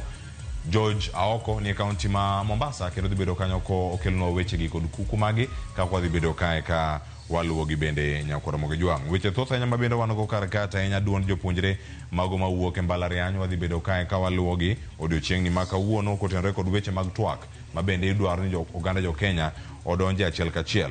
Nitiere komiti bende mano mar midonga kanyo ni en Committee on Delegated Legislation dhi bedo kod romo mar odiochieng' ma kawuono Bunge Towers kendo gidhi bedo kacha ka girado kod jatend migawo mochung'ne weche mag tuke kod mago jende pacho kae Salim Vuria mano ka girango kama inyalo range achiel kachiel weche mag stage plays e kin mamoko. Wacho ni film classification mano ma higa mar 2024 ni nitiere yo machal nade.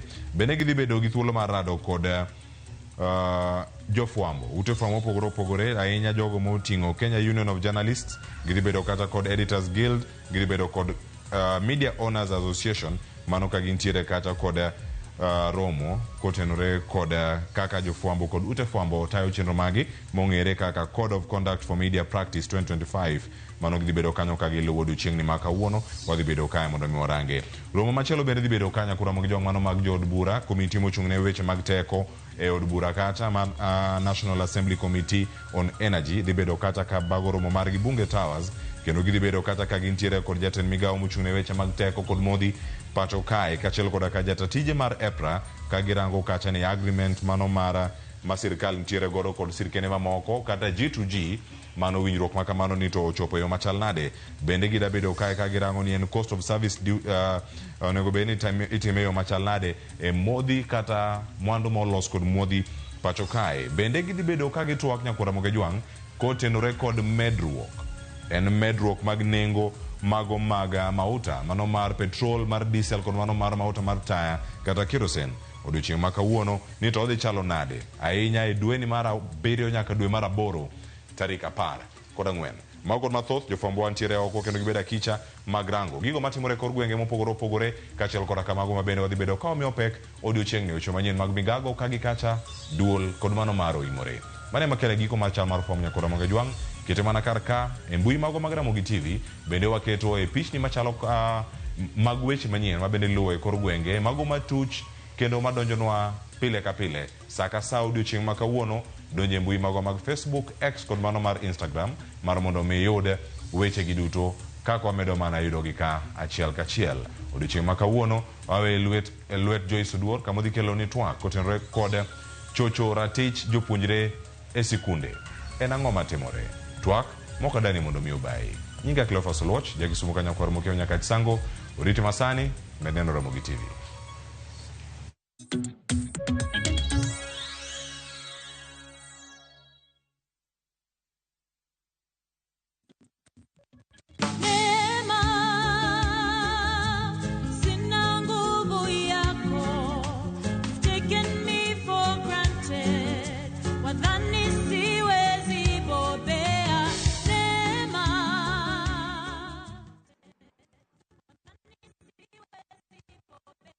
Yudo thuolo madhi no tuke mag tim mar Chelsea season mabiro achiel kachiel e lap tuke mar Stamford Bridge e piny mar England. Nyiew math mar Predator Energy Drink bang'e or namba miyude bwo pekeno e namba mar 29844. Yudo thuolo mar loyo pikipiki mar boda juma ka juma airtime pile ka pile. Wadhi Stamford Bridge to mna gi math mamuol mar Predator Energy. Predator Energy, the official energy drink partner of Chelsea Football Club. Rule your kingdom.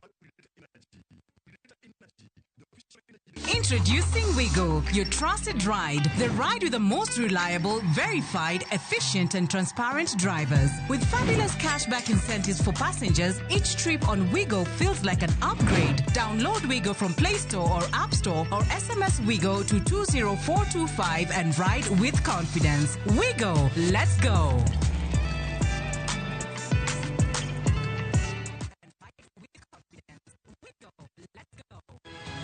Nyikwa Ramogi, bedi her mar loko puothi obedo ohala madhi maber kendo med yuto mari. Ober nikech en crop manyalo miyo ipidh kata gwen, pidh dhok yo mayot.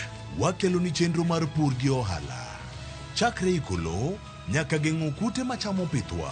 Pur mar nyanya nyaka ing'e tuoche mag nyanya mokwongo. Mar ariyo nyaka ing'e yedhe migoye nyanya. Puonjri yore mabeyo kendo manyasani mondo imed keyo mari. Mondo iyud yuto maber en ni niang' nyaka ido maber miol ne pi timne irrigation. Kaka chiro medo lokre, wanyisi gigo mausre kendo nigi nengo kaka kinde loko. Koro rabonda nuka pure kota eka nika pure maber balose tayute molo kana yudo oduma e puodho mar kota eka. Tudri koda an alori nyaka Black tich adek sa achiel gi dakika 45 to mana e Ramogi TV.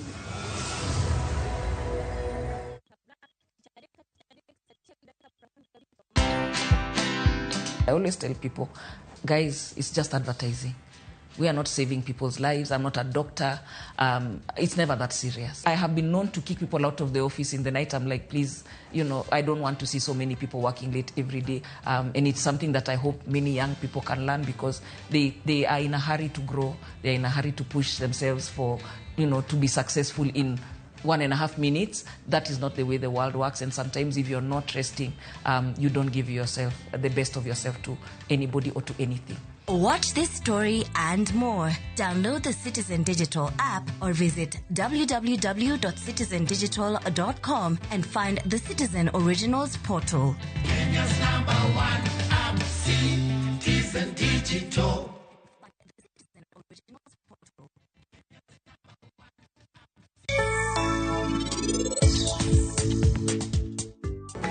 Iwuoyo kuom ang'o? Koro nikech in pachasa ni nitie gimoro achiel. Ni ng'ano mantie ngima mar niti malong'o no moinga. Ano kadonno kata suchi nikech in ywak kasa. In ywak ang'o? Onge seche mane nyalo bedo gimoro? Wachna. Ok nyalo bedo mamor kaka nyiri moko. Rajiv ni koro lokore jatich kuom chiege. Ne kaka en odwa konye olo ne ji chai kai. Inikwal simb niti, an gosiepna moro mabiro golo ni gimoro amora mantie e simbe kendo piyo. Bro bedo maber king'eyo ni ng'at malong'o no en ng'ano. Mowacho ni long'o ahinya kuome no mohingi.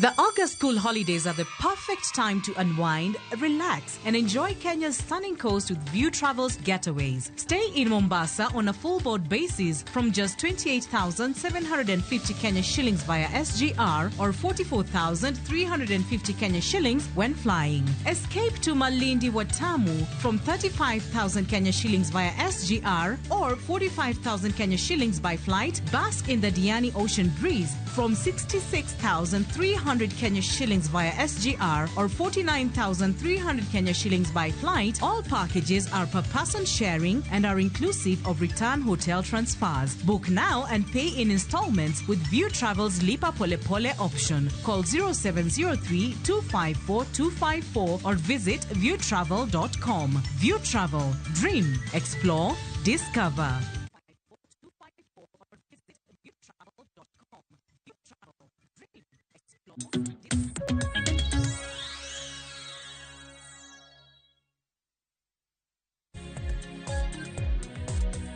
Jakoromogi jong dakika 33 tok sadek marukinyi machiegni e chenro mar Mbakaoromo machakore sani nyaka ng'omol kanyo sabich mar onyango matai nyinga Joyce Oduor. Nyakoromogi jong okinyi makawuono wadwa chwako tudore kod chocho ratich jopuonjre e skunde ma en kotudore kod buche mopogore opogore mosebedo ka waneno kama yando timore en mano ma yando timore e skun nyiri mano ma Kaplong mayudore e kaunti ma Bomet kama skul makamano koro nolor kaluwore ni nitiere jopuonjre ma koro ne ochwalo ng'ur ni nitiere kaka japuonj moro chocho ratiro margi e skul makamano. Kopogore kod mano, skul nyiri ma Alliance mayudore buore Nairobi kae bende nitiere japuonj moro manyaka sani koro ochunge tich kuom thuolo ka itimo nonro kaluwore kod buche mopogore opogore mosebedo ka wachore ni japuonj no bende osebedo ka chocho ratiro mag jopuonjre e skul makamano. Kata kamano, ang'o momiyo weche mamagi duto timore to ere kaka inyalo geng'a chenro makamagi kata weche mag chocho ratiro mag jopuonjre e skul skunde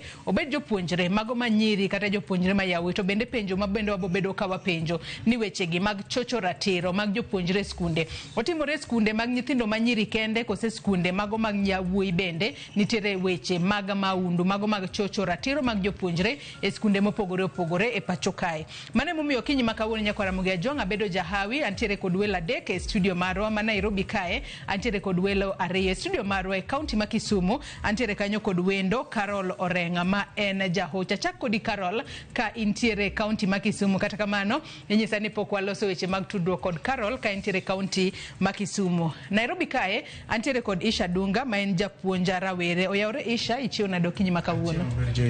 Antiere maber. Machiegni to kinyi makawuono.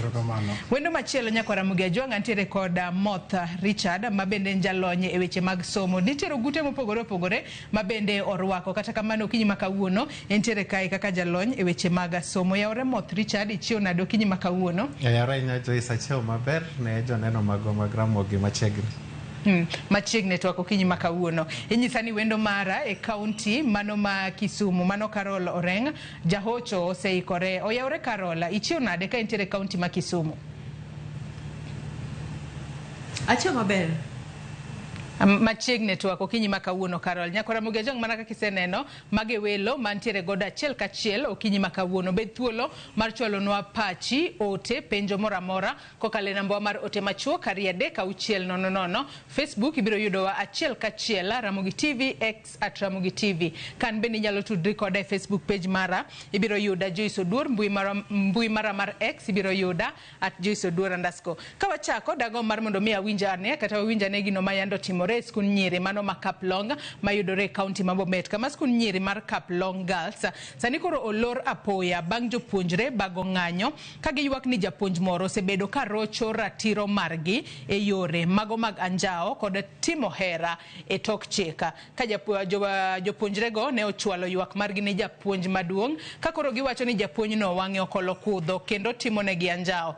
Ng'anyo makamano ne okelo mutni e skun nyiri mano ma Kaplong, kama bende nitiere kata mwandu mano kethore, gino mano miyo bila odonjore mar mondo miyo temane kelo kwe e skul makamano. Kata kamano kaluore kod weche makamago mano skul nyiri ma Kaplong sani koro olor kata nolor apoya kaluore kod gigo mano timore e skul no mano mar chocho ratiro mag jopuonjre. Wawinjane kaka japuonj maduong' mar skul no kata kane giloso e kinde makoro ne iloro skul na apoya.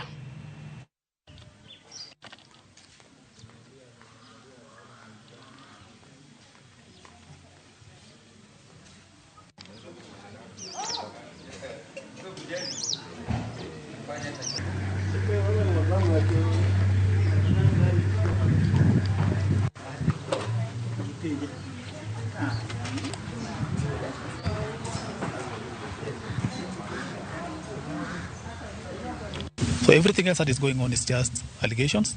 They may or may not be true, but we will get to the point of it immediately investigation is complete. Thank you. You realize that recently there have been a few cases of abuse of our children in our schools. And we have said enough is enough. The government has decided to adopt what we call zero tolerance to any teacher, any stakeholder who may want to take advantage of our children sexually or in any other way. There is no room to take advantage sexually of any of our learners. Children are being sent to school to study, but not to engage in any sexual activities. Mano bende jagoro mongirore migao mag wechego mag somo Julius Bitoka en bende nokwedo e ong'ala mamalo mano weche mag chocho ratiro mag jopuonjre skunde mopogore opogore ka bende wach mano timore skund nyiri mano ma Alliance korka kore jagoro mongirore migao mar somo Julius Bitoka ne wacho ni japuonja mano yud kod ketho makamano winjo be ni riembe tich. Kata kamano TSC kata duol mochung' ne ndiko jopuonje tich ne wacho ni nyaka koro gitim nonro kaluwore ni TSC en duol mochung' kar kende gionge kod tudruok moramora kod kod migao mar somo winjo bed ni koro gitimo nonro kapok gineno kang' mibo bed ka ikawo ne japuonj makoro bende ne iseyo nosebedo ka chocho ratiro mag jopuonjre skul nyiri mano ma Alliance Girls mayudore e kaunti ma Nairobi ka kochako twak mara yango kinyi makawuono adwa nachak kodi Isha Dunga kaka japuonj mag rawere ang'o matimore ang'o momiyo wechegi mago mag chocho ratiro mag jopuonjre skunde waneno gi ka gitimore to ang'e ni magi mana buche matin ma sani koro osewuok oko kata kamano wang'e ni gin gigo matimore moko kuom gi wuok e lela moko kuom gi tok wuogi gima timore e skunde wa sani endi mokwongo en gima rach kendo daher mar wacho ni jok ma bende participate weche machalo kama giendi onego yud pend chik maber maloso kaka inyalo timnegi punishment maber mondo mi giyud kaka jok mane gitimone ka nyithindo magitimone kama ginyalo nongo ratiro margi. Ka dhie gimipenja ni to ang'o matimore e sechegi, wayudo ni wan gi weche ariyo madongo. Wan gi gimiluongo ni institutional factors to gi cultural or societal factors.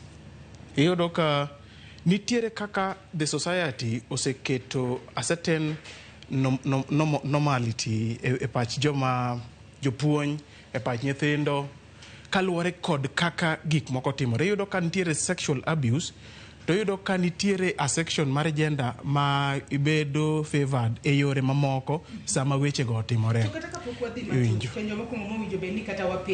Ni gin forms mag of sexual harassment matimore e skunde magwa nikech adiera winjo bed ni nyithindo jopuonjre gi bende ng'eyo ni to en ang'o ma otimnegi ma koro ginyalo wuok oko mar mondo mi koro giwachi ni ero otimnagi ma kama to ken gino maber kata kapok wadhi institutional factors kaachiel kod societal factors makamago. Ichake kama ber.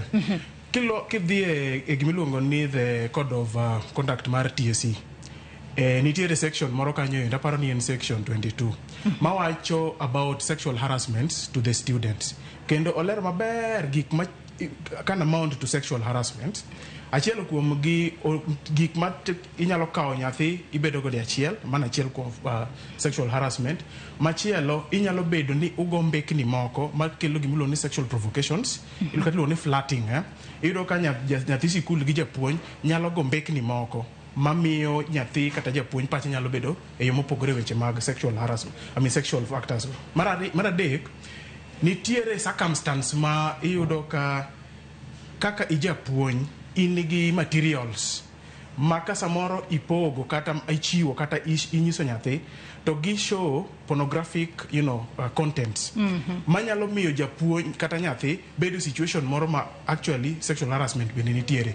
To TSC ok owe kata kamano, gidhi kata mana mabor ni kata gola nyathi ni golo nyathi ni ore odi ijapuonj. Mano can also amount to a sexual issue nikech mago endo are the factors mamiyo nyathi nyalo bedo ang'owa, nyalo bedo harassed sexually.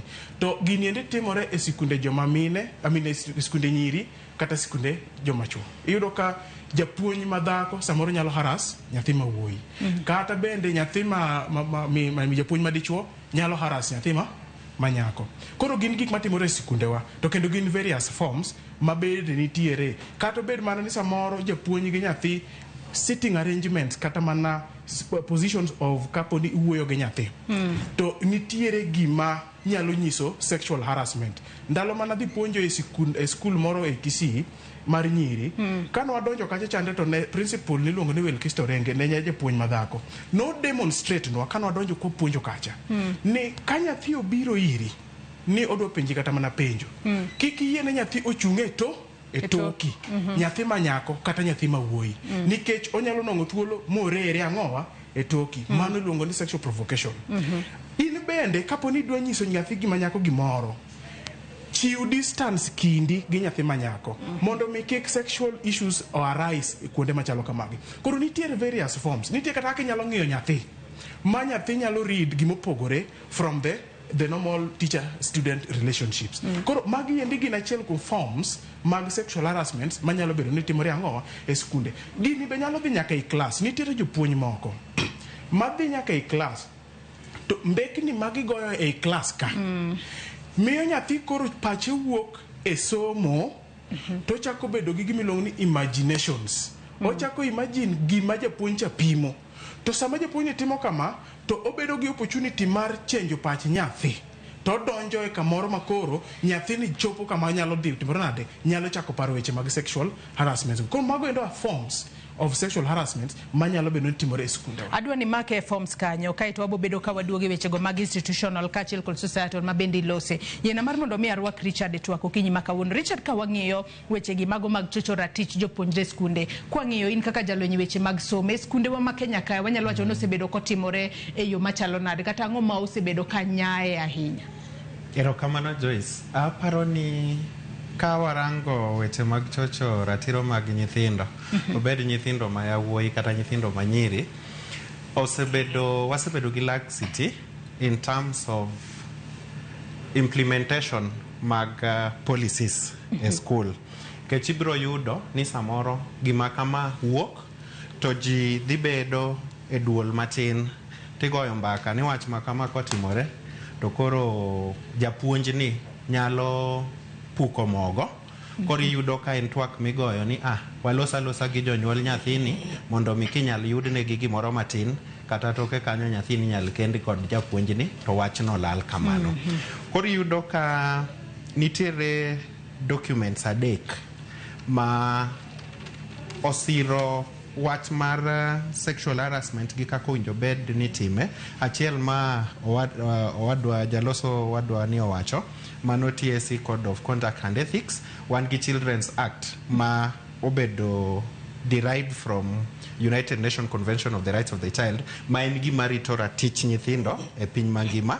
Then wan gi Sexual Offences Act 2006. Koro documents adek gi gintiere to kidhi kata at the ground level piny kata koro idwaro timo nonro mare mondo iwinj ka jogi ma implement gigi bende gin gadieri kata ging'eyo gik ma pend chike gi wacho malong'o to gi repercussions ma ginyalo yudo. Tibiro yudo ni thothgi ong'eye juju ok ging'eye gi tiende. Koro wach mar umo nikech yudo mostly in African society ji ohero ga umo ni ng'eyo wuod ng'ane koro kuketho ne tich to odhi chomo kanye to ji ok rang ni to nyathi ma ratiche ochochni eto mare chalo nade. Koro ma irie pek mosebedo e skundewa. Erokamano. Carol Oren, ka intiere kaunti ma Kisumu kinyi makawuono, in kaka jahocho weche gi mago mag chocho ratiro mag nyithindo kata mag jopuonjre ma koro waneno katimore skunde moko e pacho kae, obed skunde go mago mag nyiri kata skunde mag yawuoyi. Kata kamano skunde mag nyiri ma wanyalo wacho ni wawinjo wathoro ga winjo buche makamagi. In kaka jahocho wach mar chocho ratiro mar nyathi kata japuonjre ka en e skul kacha, ere kaka onyalo chocho kata onyalo ketho somo mar nyathi na inyanya to paro kata kit paro mar obwongo mare kinde ma en e klas kacha kosechoch ratiro mare, ere kaka mano nyalo affect kit kako somo ka intiere skul kacha. Carol. Erokamano ahinya. Go erokamano kuom luonga e twakni, en twak ma onego bed ni wawache sani. To sana iyudo ka nyathi bedo gi gimoro miluongo ni shame, to en gi isolation, to enaka gi self blame. Nyathi nyawacho ni an emomiyo japuonj ni otageta, an emomiyo japuonj ni timre koda kamae. To inya yudo ni moko nitie gimoro ma wawacho ga ni grooming. To grooming biro ga e yore mang'eny. Onya biro kaka jo telogo wacho ni japuonj bedo machiegni gi nyathi skul, okele machiegni ma nyathi no yud trust kuome. To ntiere moro ma grooming moro ma biro kaka fear. Nyathi ger gi japuonj ger gi nyathi, ma nyathi koro yudo fear moro kuom japuonj no. Magima moro ma japuonj no wacho, nyathi nyaka tim. Koro en oluwo mana chik ma japuonj no wacho. Koro ka japuonj ni odhimo ketho ratich nyathini koro bedo gi wich kuot, ok onya chung mbele ji, ok onya loso mbele ji, ok onya trust ji. Tiyudo kata ka dwa wacho gimoro to koro no japuonj chaka biro to ling. Koro ma nyathi madongo ka nigi fear mang'eny, odongo ka ochajo madongo mondo bed ni protect sana kaka japuonj kata mana parents ne, nikech wayudo ni seche moko nyathini wacho ga ni tamin gi e ot kata wuon gin gino timre kata wuon ma nyithindo gi ok take action. Koro nyathini dongo ka ng'e niya these adults ok en jok ma anya trust, mok anya loso kodgi. Koro otho gi gima chande no ma biro affect in future. Ato kapod antiere kuomi Carol, ang'o momiyo moko kuom jogo ma ochoch ratiro margi obed nyithindo mantiere skul kata kor gwenge mopogore opogore, ang'o momiyo moko kuom gi thoro ling'a nikech mana kaka iwacho kanyo ni seche moko ka oneno kata ka japuonj mane seche moko chucho ratiche no kabiro to ling', kata kamano ang'o momiyo moko kuom gi ling'a kendo kuog oko mar mondo mi owach ni yes ma japuonj ma kamae osebedo katimo na gima kamae manyuru ka kukonya. Tiyudo ka nyithindo moko kata chiemo moko koseresgi mogolgi kata e alwora kama yandi chocho ratiro margi to moko kuom gi pod oling'a ling'a. In kaka jahocha ang'o makelo ling' ma kamano ahinya kuom nyithindo? Chakre gi e ot kae ing'e ka in janyuol to kiketo thuolo ne nyithindo mondo owach gima timogi.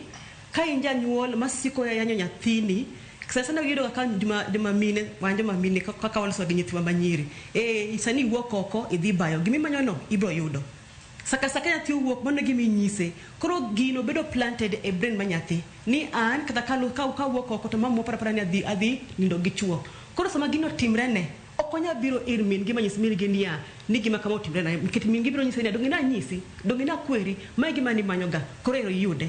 Aya nti society be ntika ka society ng'yo ga nyithindo manyiri ngeni ka tinde jud kae nyithindo go ka en gi shape moro maber ing'eyo ji chuma ng'eny gombe koro ino ka society loso to ni nyathi ma jargane kama tiyo duong tiyo pong ino ka tiyo owuotho ino ka tiyo timbre gi discriminate nyathini gi back nyathini gi loso gik maricho e nyathi makaja thike gimoro timre ne okonya wuok komo wachi ni gimana kama timre nikech society already osachako blame osachako point fingers on them.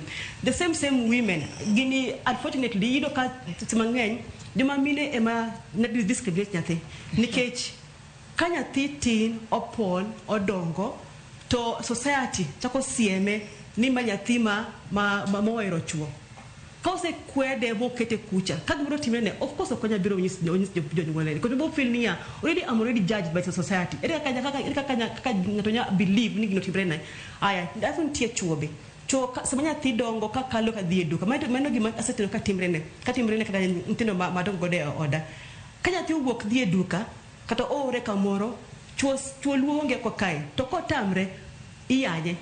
This is a character one sana e chuo kanya timanya ko otamre di chuo ma luonge to gi yanye no already kelone discrimination to ofil niya okonya open up so whenever an abuse timre e ot nyathini okonya walk oko ma wach gima timre ne to chakre kaka e ot kaim e school bende wano simoko ka staff room nyathi ko koso ti luonge be staff room ti isomone kanyo ichwade mbele jopuonje inyise gik moko beyo mbele jopuonje owuok kanyo ka feel so much down which means niya ka gimoro kama otimre ne still okonya biro mo nyis ng'ato ni ma gimo timre nikech before gino timre ne no se yanye mose bedo judged mose kwede mose bedo rejected all of those things miyo ng'ato koro okonya wuok kaka gimoro timre ne nyathi e school.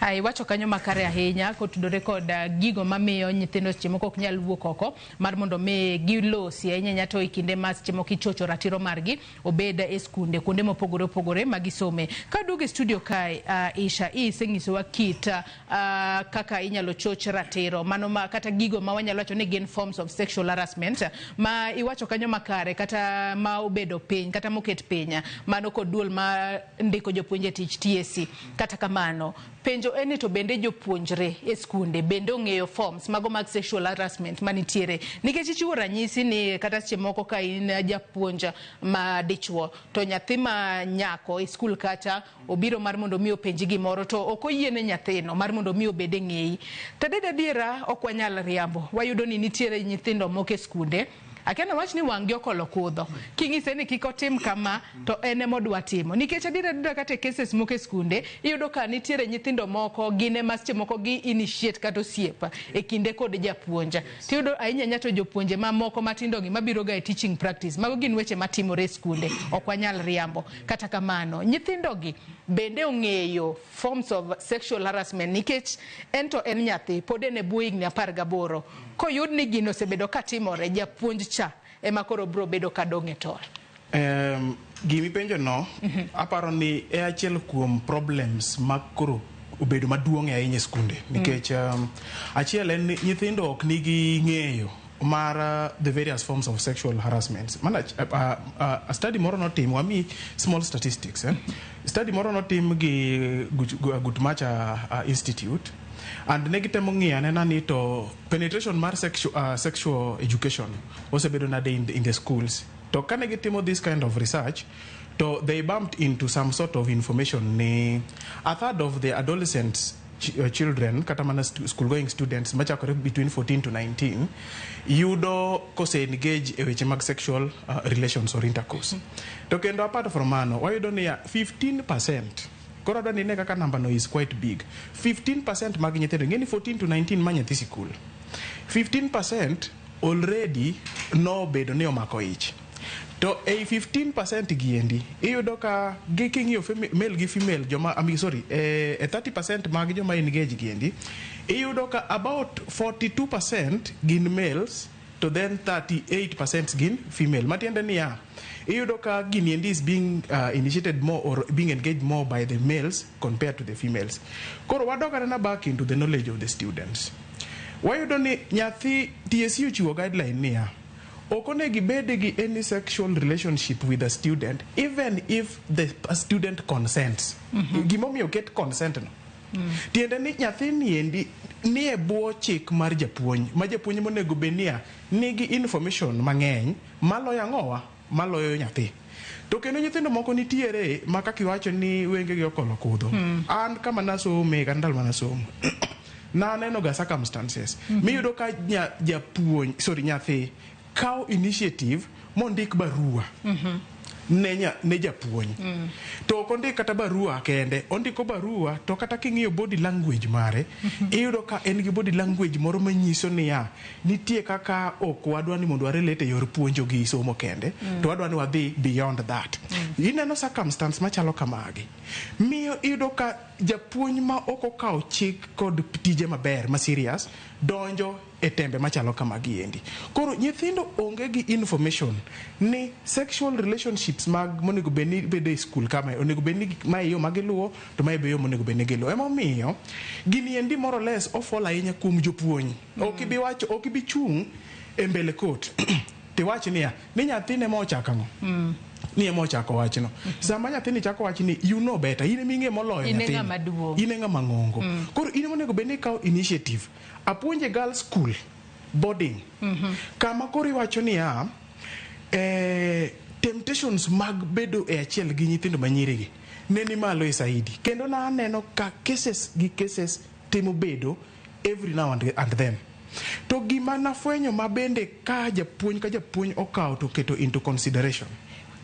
Iyudo ka japuonj ko amua ni obedo strict to obedo friendly tibrodo ka ginendo dhi maber i relationship no kata nyathi dwa initiate to nyathi bo luor bing'eni nitiere a kind of image ma japuonj nyalo keto ok kiny but again bokin too friendly ma nyathi nyalo find a means iwinjo mar donjo e riwruok no kodi. Koro iyudo ka japuonj nyalo bedo ngas nyalo bedo barrier mar konyo relationship no kik timrade kik bedi. To kapok aweyi nitiere gima jahocho ma Kisumu ni owacho Carol ma awinjo komaka kabisa nikech iyudo ka society odhi oketo gik moko in a way ma ni kapo ni nyathini dongo to harassment ma continuous musiko nwang'o iyudo ka oluong nyathini e wang'ayo to kotamore dhi to yanye to ka wang'o biro to wachoni tiyudo ka samoro action mikao onge kata kawa thuolo mondo cancel nyathi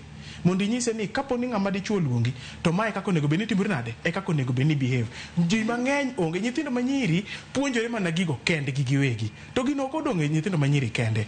Aseneno cases ndalo moko ma nyathi ma jahiga 13 kod jahiga 13 actually odhi to kodonje e odgi to jatich magidak godo e ot ema dwa introduce e weche mag sexual affairs ma koro kelo abuse gi. Koro nyathini kosechako neno gigi e ot ka to kodhi e sikul to gin bende gi initiate weche gi ang'owa e sikul. Emomiyo japuonj mapuonjo nyathi nyaka kawo opportunity mar wuoyo kendo nyiso ranyisi maler kendo maber ne nyithindo mopuonjo eka mondo mi wakony society To mogik, punishment ma imiyo japuonj ma otimo ne nyathi marach onego bed severe. Kendo society, jonyuol kaachiel gi institutions onego bed kanyakla e konyo weche machalo kamagi. Nikech ang'o? Wawuondre anena ni in janyuol no ni mamau no obedo abused, kasto omako ich, kasto onyuoli.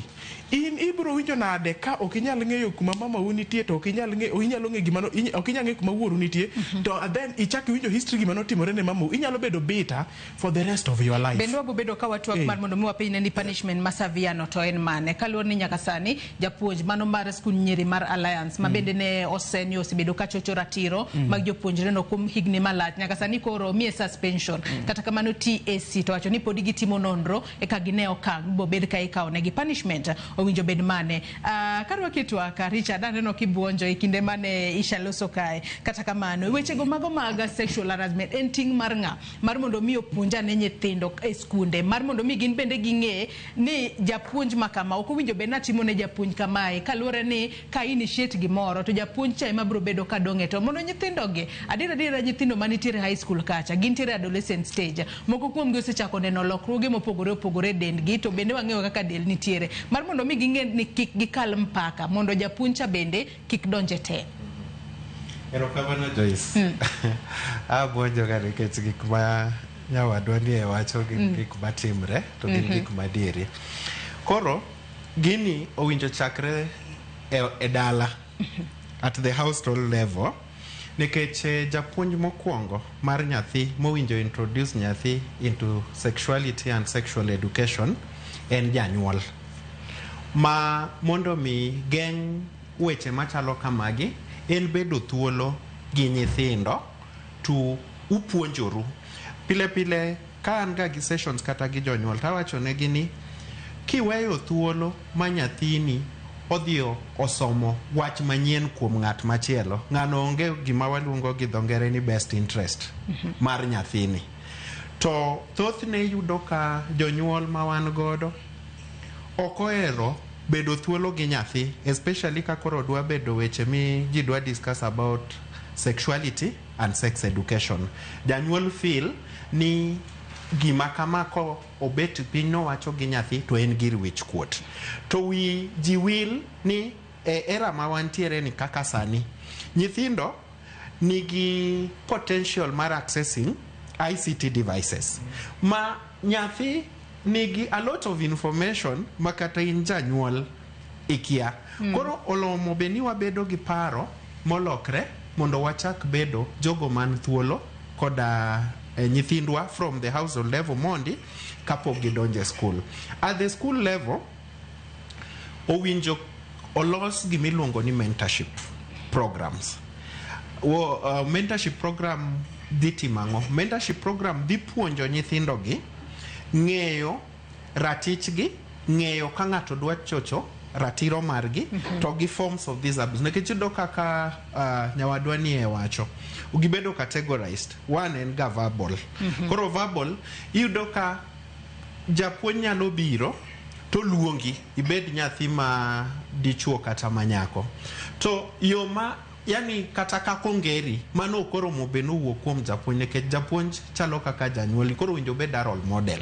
Koro such forms of verbal abuse owinjo beni nyithindo bedo informed through mentorship programs ni koponi irelate gi japuonj to japuonjo ongeri angera machalo kama, it is not right. Kendo oromo ibed an assertive student tikwero japuonj ni I respect your opinions and views, but relationship mara mane kinda kodi and student mari to in japuonj na winji bed na role model. Ki yudo like kaka mo wacho things like groping, unwanted touch, nikech yudo jopuonje moko kowuotho to omulo nyathi e yo ma ok owinjre. Koro nyithindo through these mentorship programs ilero ne ginia ka japuonj okalo for example to padi kama kata obiro no dwa nono book kibet kama to lwete ineno ka angle mar lwete reyo maybe your breast ka ng'ama nyako. That is not right. You have the right mar dhiro lwet japuonj tikone ni japuonj, I respect you in japuonj na, but whatever mitimona sani is not right. Gi kama lweti timre nade dhieni. Koro gik makamagi, then a lot of awareness and sensitization owinjo tim also a community. Nikech en jukumu ibiro yudo kineno migao moko ok mag sirkal gi NGOs gitemo, especially ma support SGBV, sexual and gender based violence, gitemo wuothe gwenge to gimanyo ji mopogre opogre, gichako ga gi jo boda boda, gidhi kate chiro, gidhi ga kuonde lamo, to giwacho ne ji ni en jukumu mar the entire society mondo mi warit nyithindo, nikech nyithindo e misewa makiny. Ka wachocho ratichgi kawuono to nitiere ga ripple effect ka koponi rights ga obed abused kawuono to onyalo tan diriyo.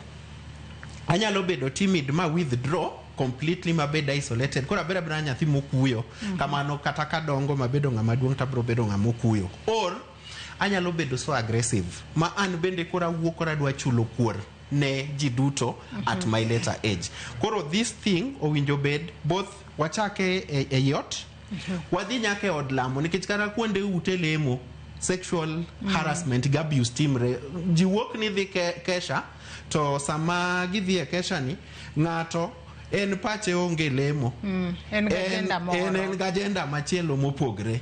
E school ka kata mang nyithindo themselves, apart from jopuonje, nitie peer to peer sexual harassment. Bende owinjo beni gibedo informed ni koponi a fellow student mari owacho ni kama, then this is what needs to be done. Lastly, nyaka wang'e ni nyithindo gi, especially ma gine junior secondary nyaka high school koro sani, gin nyithindo mantiere at the adolescent stage. To king'iyo development mar nyithindo dongo, kisomo about development mar nyithindo, gin nyithindo ma obwongo gi giparoga, gidwaroga tina wachnango gi kizungu wawacho ni immediate gratification, yani ka gimoro chanda tadwa na yud aloe gi thuolo sano, solution odwa no yud sechego. Yes, odwa no yud sechego. Koro yudo ka en moro ji osekwere ga ni okolongo, to neno japuonj moro mobiro ma korango to neno ni mani e japuonj moro mabedgo, then tiere ga piem bende school.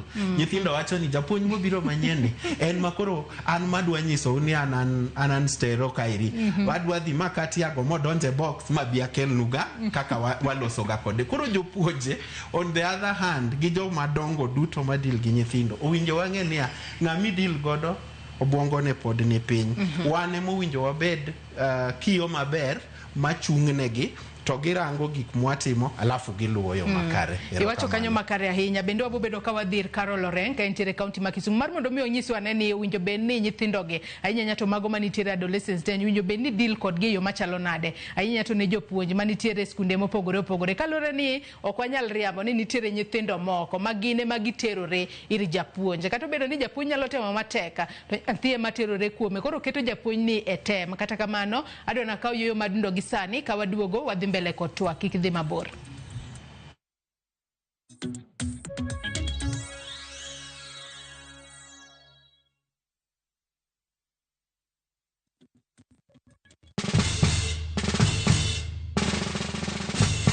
Guess what? Citizen Duca now delivers. Get amazing discount on your favorite essentials and have them brought straight to your doorstep, all for just 200 shillings delivery fee. Go to citizenduca.com, select the product you want, pay, and we'll handle the rest. Citizen Duca, the home of discount.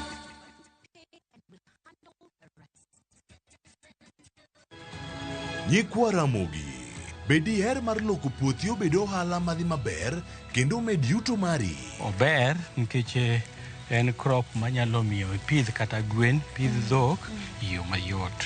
Wakelo ni chenro mar pur gi ohala. Chakre ikolo nyaka geng'o kute machamo pithwa. Pur mar nyanya nyaka ing'e tuoche mag nyanya mokwongo. Mar ariyo nyaka ing'e yedhe migoyo nyanya. Puonjri yore mabeyo kendo manyasani mondo imed keyo mari. Mondo yud yuto maber en ni nyaka ido maber. miolne pi, timne irrigation. Kaka chiro medo lokre, wanyisi gigo mausre kendo nigi nengo kaka kinde loko. Koro rabonda no kapure kota eka ni kapure maber balose tayute molok kana yudo oduma e puodho mar kota ne eka. Tudri koda an alori nyaka Black tich adek sa achiel gi dakika 45 to mana e Ramogi TV.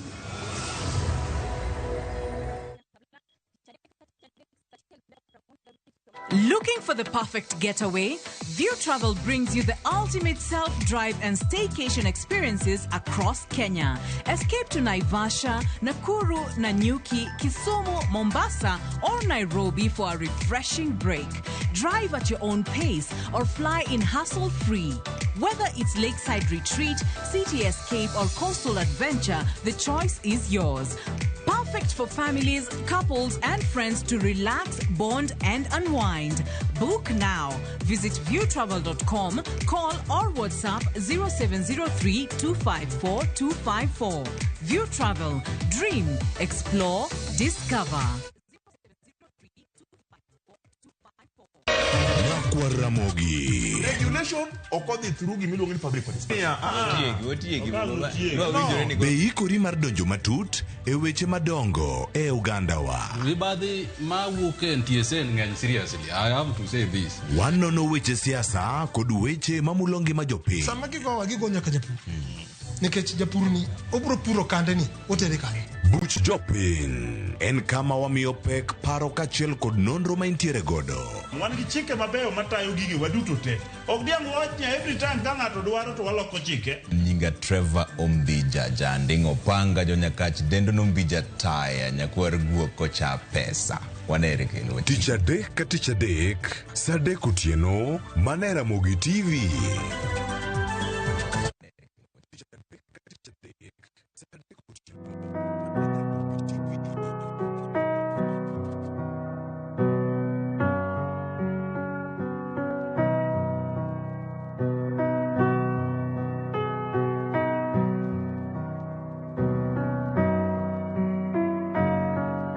Dial *811*404# to get Jesus Paid It All as your skiza tune.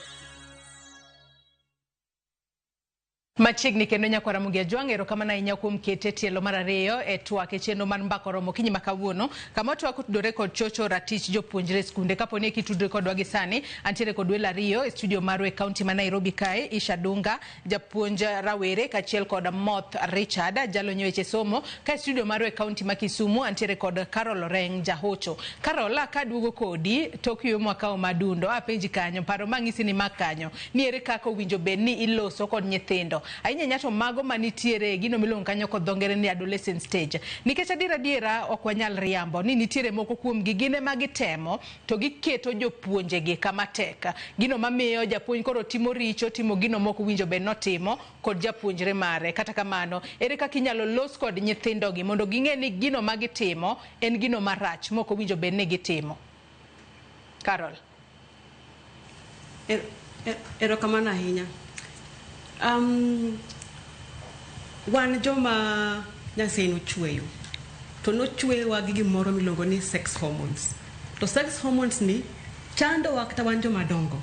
Mano miwinjo ga ka iwinjo ni ng'ama dhako odhi e bank ogolo pesa omiyo dichuo te okoparo chien. Wasebedo gi cases ma mono biro kwacho ni ni gibedo konde gi joma chuo. To mai ng'ama duong'.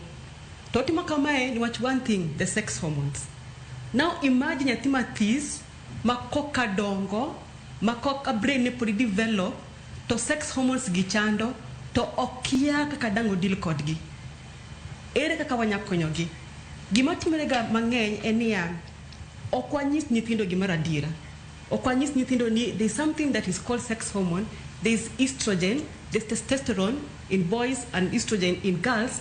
Mamiyo idwa gombo mondo ibed gi ng'ama dichuo kata mondo igombo mondo ibed gi ng'ama nyako. Nikech onyiso kae ni kata joma chuogo ntie boys ma date female students for the sake of sexual pleasure or mondo onende ka gima en ng'ama dichuo moyudo the prize.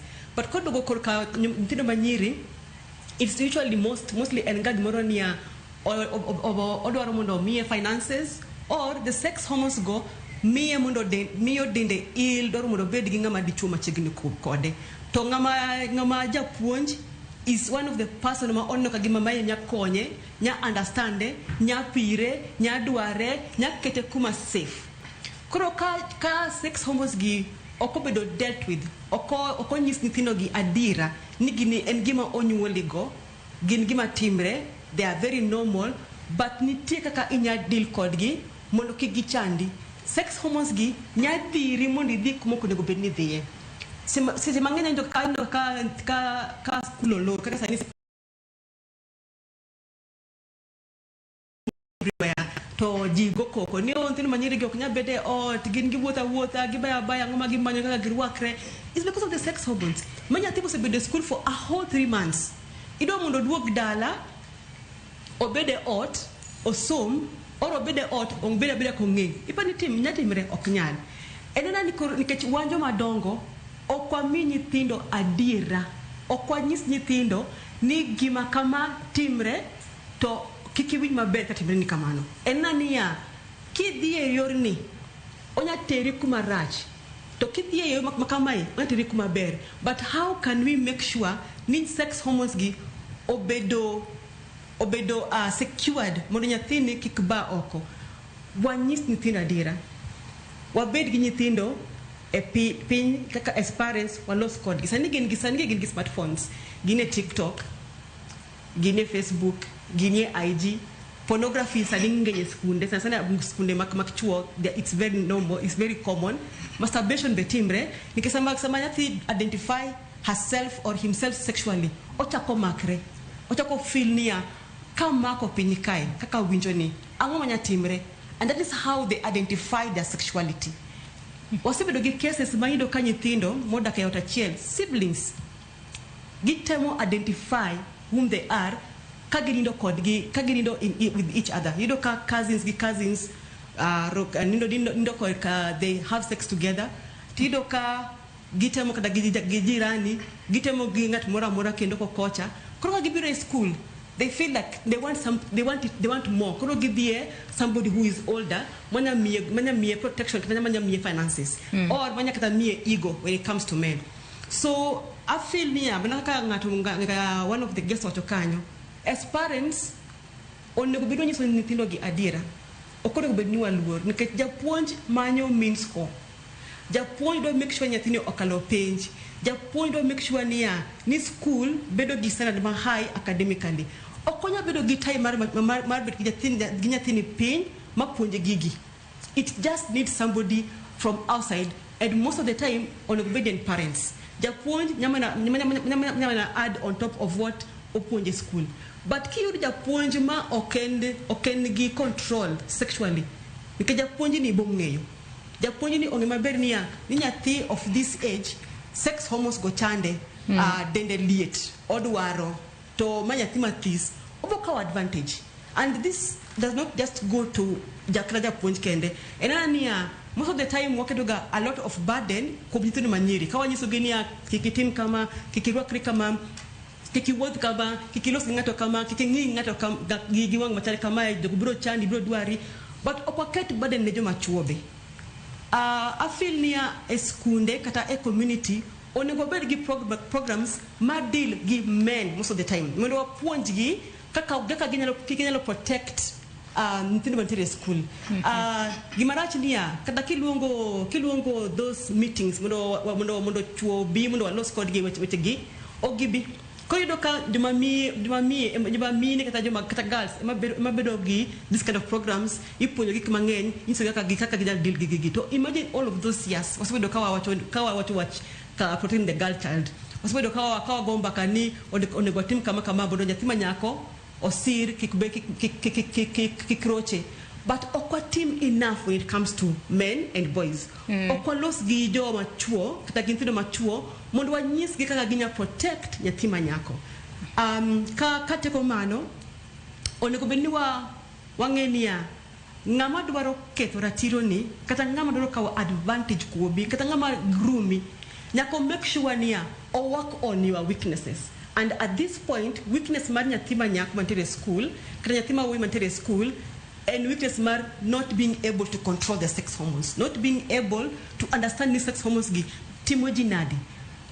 Ibo injo kaya joni wacho niya nyathina ma teenager ni okodwa loso en moody wiye tek okowinj wach, all of those things ikelo gimana give the one thing, the sex hormones. Koro I feel niya sama watch protecting the girl child or even the boys or teenagers in school on the go the sex hormone as a topic mantere a top tire modo gingika ginya deal gigi as they come, they can't prevent it or ginya wacho ni gino kadwa nitiere and it's God given.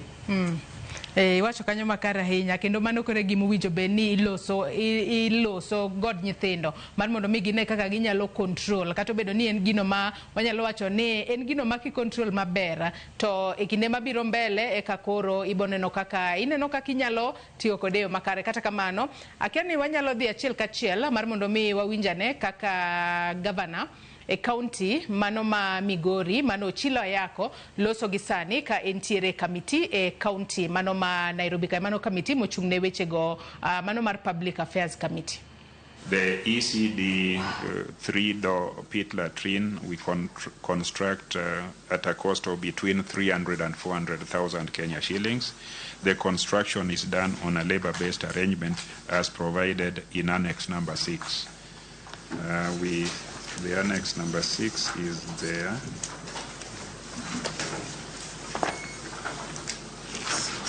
There is the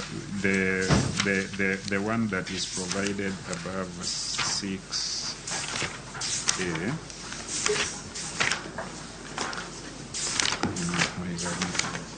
The bills of quantities. Bills of quantities. 6A. So that is the information. Response to item number 7, sample photo of an ECD center is provided at Annex number 7A. Sample photo of ECD classroom. The management provides a sample photo of a classroom at Annex 7B.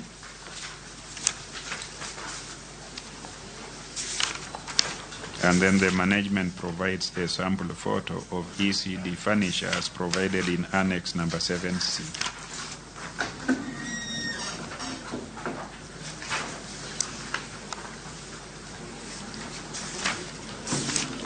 Item number 8, budget allocation for the mentioned financial years with corresponding actual expenditures provided in Annex 8.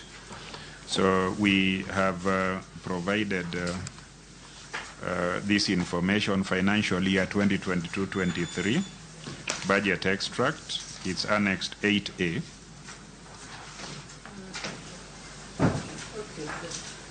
They didn't tag all of this, 8A, 8B, not that. It's not, the 8A is not tagged, but it's above the one that is tagged 8B.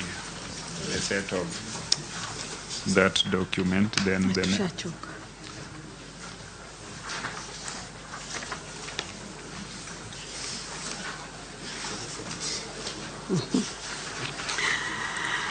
Your Excellency, you must agree with me that it will be very difficult to interrogate these documents, because when we come back to ask and we've noted down the questions, tracing back the annexes is proving to be very difficult.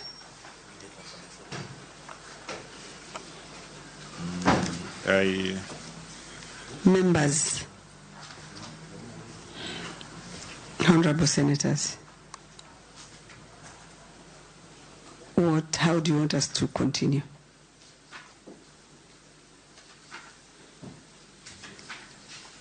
Have you managed, Senator Muma?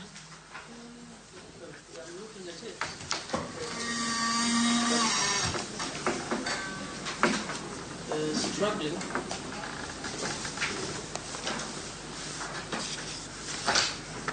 do they have more tags in their files? Because they will stand and actually do a few, how many? Do 7 9s, 6 A's and come and help us put them. No. Yes. Otherwise, you are actually, the chair is being very polite. I want the chair to send you back home. With your leave, can I ask my Director of Education to point out?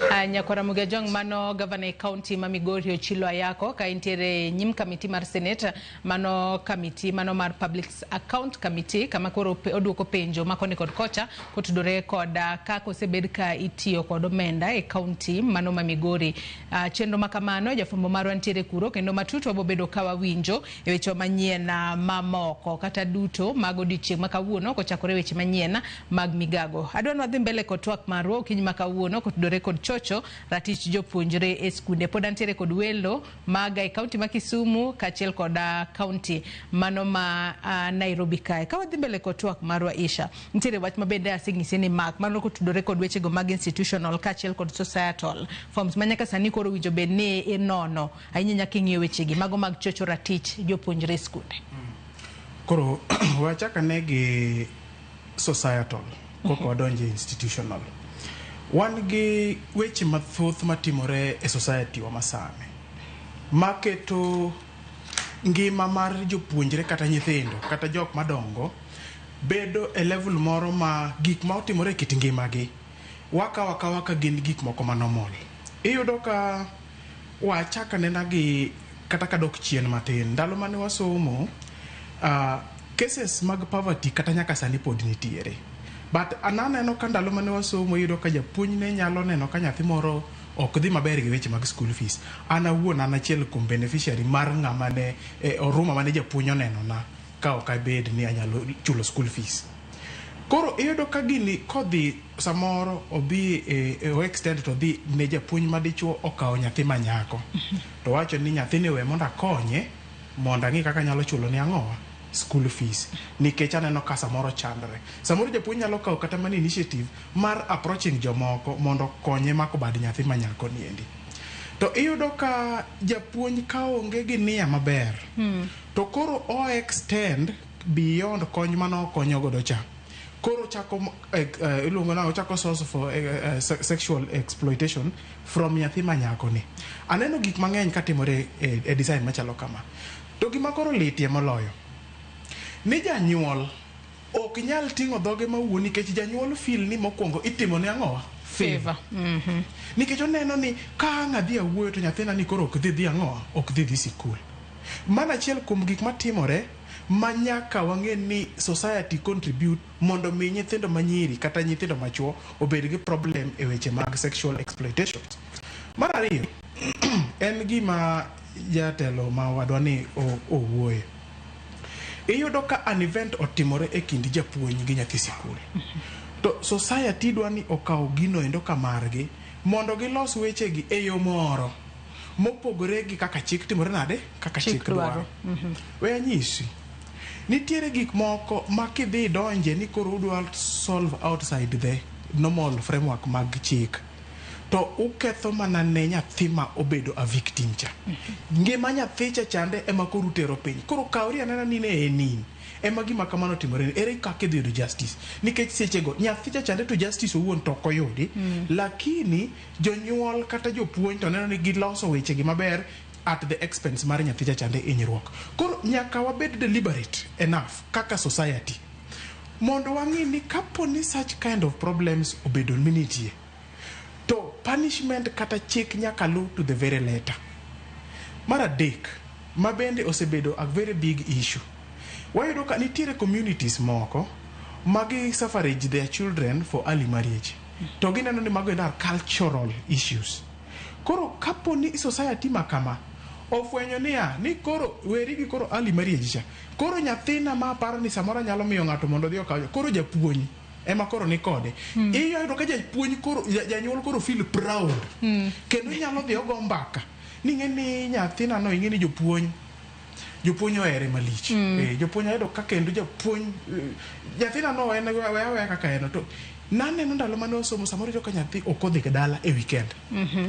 To ka janyuol temo no to ni nyathini no dong adonga od japuonj. Oni dong itimo ngoni awatimo mana revision moko. Revision mane mitimo od japuonj kolor school. Japuonj kolor school. Iwinjo. Magi gin gik nikech society through the parents and again gi cultural issues go. Odhi perpetrate ma koro gigo chalo ka gima normal. Now, koro mogik. Nitiere jopuonj ma o end up modhi monyuomo nyithi sikul. Mane gipuonjo. Poda refer to wele kesta orenge madam mane oriento wasa mane wapuonjo e sikul more Kisini St. Paul's Nyando Cheibere. Madam no nyiso ni Mr. Dunga. Nyithindo mango ka gi ang'e gi beyo koro boki gi remind ane gi becho. To gin bende ging'e ni gibecho. To kaponi gombo nyathina moro to condition ma mondo mi nyuome kat mondo mi bed kod relationship en ma achiel nyathini nyaka tiek sikul makawo 4 years after tieko sikul eka waonge kode gi problem moro amora. Koro ikigo kwano ni to ka nyathini ni ja form 1 to jaber kama to kitambo tiek form 4 mochako kawo 4 years seche moko 4 years nene university kacha yudhiro koro you give up on that thought. To me, indalo chane pod watindo. To me, anano ka Macha was a way in which the school head, Emma no spearhead, fight against such problems. Iwinjo. To iyudo ka japuonj nyalo muoch ni opuonjo nyathi moro ni en gi paro moro ni chieng' moro timore nade no nyuome. Koro iyudo ka nyathi dhi sikul nyathi ja form 2.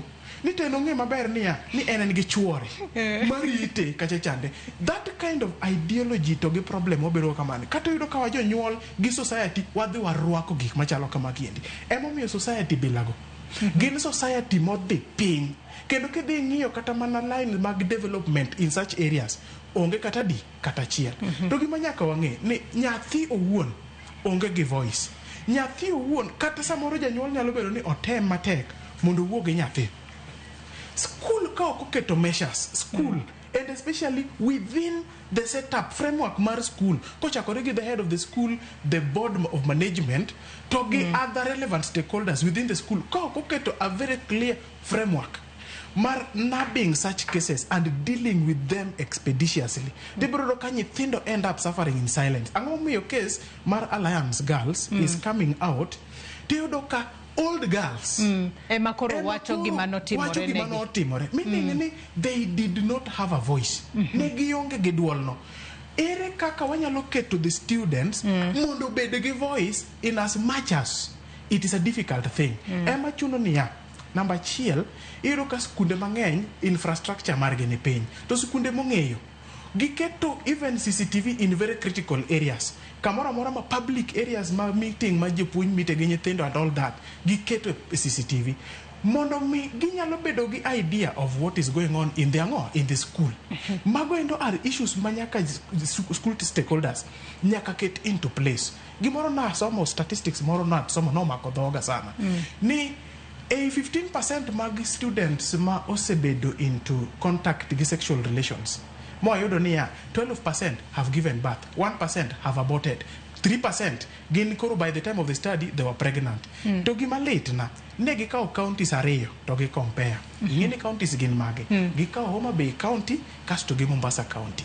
Kasto gi wacho niya ni 47% of the sexual relations have been initiated by the students or the young adults themselves. You can imagine ka 47 obedo initiated. It tells you ni society should up their game in terms of puonjo nyithindo their sexuality. Gima madam chowacho madam maniki sumo madam Ore owacho gima sana majupuonjo nego ka very serious ni wanyis nyithindo the ideals about their sexuality. Wanyisi ginia hormones mag sexuality chalo nade to ginyalo arrest these hormones e yo mane nikech nyathi nyalo bedo tempted. Sani endi ka wan yueyo dongo iro ka wagomba ka matin ka iro ka oseket kata mana various forms of restrictions at school. Koro nyathi koro dok back to the dormitory gin boy koro gi boy. Koro kanyo koro wawe nyiri oko kata nyako gi nyako. Magi endi gik ma the school nyaka bed conscious about. Asebedo ka chiwo school talks and mentorship programs. And awuoyo gi nyithindo manyiri gi jopuonj, gi nyithindo machuo. Ni making the student want to discover who they are, cast to be bold and confident about whatever is happening, and ni mondo mi ginge kaka ginyalo arrest such situations kapo ni nyalo bedo ni temptations nitiere. Kore momiyo anyalo wacho ni a Joyce, mondo walos a society mo wanyalo depend on tomorrow. Nyaka wachako from the very little age. Sani indi nyithindo matindo at age 7, 9, 10, nyithindo gi already osechako kata mana wacho dhok moko. Ma ino wuon to ginyalo go mbake ot ka. To ki understand ni ang'o miwacho ka idea. Gintiere kod coded language gi more. Gin coded language. Manyiso gima timore e kindgi giwegi. Iwinjo. Nyaka wabed conscious enough to wabed open gi nyithindwa mondo wanyisi gi gik madhi mbele. An awuoyo gi nyathina ma Ashley every now and again ja grade 6. Tanyise ni boyfriends biro. To kapoko kawi niya ni koro en boyfriend ni kele ane mondo wanene ane mondo wawuone kode. We warwaka ne Richard to wako kijimba kawuono. Isho sewacho mathoth ahinya. Kata kamano jotend skunde kaachiel kod jogo mochung' ne boda owinjo bed ni timang'o ahinya e kinde ma koro buche ma kamagi wuok, nikech gin gigo matimore kendo buche wuok kinde ka kinde kaachiel kod okang' maduol mandiko jopuonje tich TSC owinjo bed ni kawo ne jopuonje ma koro yudo kod ketho mano mar chocho ratiro mag nyithinde skunde. Erokamano Joyce, kaka wacho mbele kacha, rit mar nyithindo mondo kik choch ratichgi en ting' mar waduto. To ahinya koro stakeholders man machiegni kaka duol mar TSC mochung' ne ndiko jopuonje to gi heads of institutions gi school boards of management. Ang'o monego gitim? The heads of institutions oromo beni implement clear policies to gi kaka jaloso wadwa ni e wacho. Orientation is key. Sama ng'ato donjo e new workstation owinjo beni bedo treated ka ng'ama manyien. Tiko nini in our institution mae culture to magi mae gima wa uphold. To kopo ni ikier mi donjo ka to wan wabro luoko lwetwa ma wabed kama ni mani ok timre. To mondo mi ma odhi maber, jatend school ema nyaka bed role model, nikech sorry to say ntiere moko mi yudo ka jatelo ema lead. Koro jopiny gi luo bang'e. Koro jatelo kang' ne los marach kata kwed wachni ningeche en owuon en gi madoa. Koro jolu bang'e gi bro luwa nikech ka koro jidwa fulre to gibro kone ni fine, wan waonge shida, report wa to wan gi evidence. Koro gini dhimre. To kiyudo school ma the head himself or herself ochung' kacha to oler kapamba, kanyalo wacho kamano, iyudo ka joma nie bang'e gi iluor nengeche inang' idwa chako nade, to bro penji ni ka an machung' ne skundni ema pok inena katimo gima kama, koro iti dwa chako gi kanye. Koro mano dhimo gima chal kamano. Mar ariyo, oromo beni the heads riwore gi boards of management to giloso clear communication channel. Nyithindo owinjo mi like suggestion boxes ma nyithindo remain anonymous. To gi report incidences. To incidences gi kobedo reported to okinyal bedo condemn, nekech samoro yudo nitiere nyithindo mabe moro dwariga titamri. Koro nikech nitiere suggestion box obro dhi to allege mopogore gi gima nokelo. Koro suggestion box koketi to inyal tim analysis mar gigi, then koro kose yaw ting'iyo ni nitiere yore minyalo non godo gini mayudi. Koro koyudi tikawni hatua manyien. Migao mar kata duol mar Teacher Service Commission oromo beni tiyo machiegni gi sikundegi. To winjo beni timo periodic audit.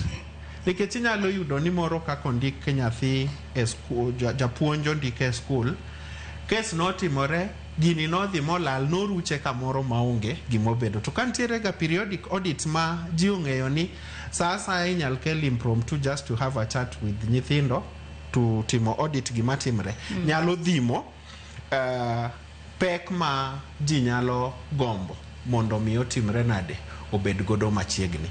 Koro TSC owinjo be ni timo retooling gi pacha on the TSC Code of Conduct and Ethics through jotende mantiere at various levels. Nikech iwachoga joluo wawacho ni parnegi kata ging'eyo. Periodically kiparo ni tibro yudo ka gini sikoringa bell ewi makidwaro ni dwa timo mopogre gi kaka winjo bedi tiyudo ka buok moro ntiere. Koro mano e kaka ananene gi korka kora. Ing'isa ni wakaw yueyo mar ariyo Nyakwara Muge wakaw yueyo madundo gi sani ka waduogo ote magi bende abobedo ka somo aneno kuoro ote mathoth obedo kwa somo gi moko manyalo duoko abobedo ka waduoko moko kuom penjo kaachiel kod paro ma untiere godo e tielo mogik e chenro mar Mbakaoromo. Kata kamano wayueyo matin waduogo kik idhi mabor.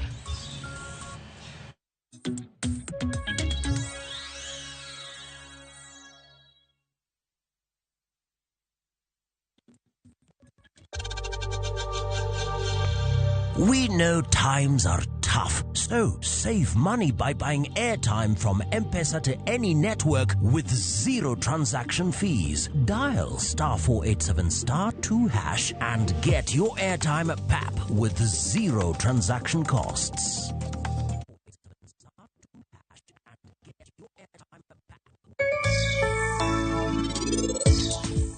Inikwal simb niti, an gosiep na moro, mabiro golo ni gimora mora, mantie simbe, kendo piyo. Bro bedo maber king'eyo, ni ng'at malong'o no en ng'ano. Mowacho ni long'a inya kuome no mohingi.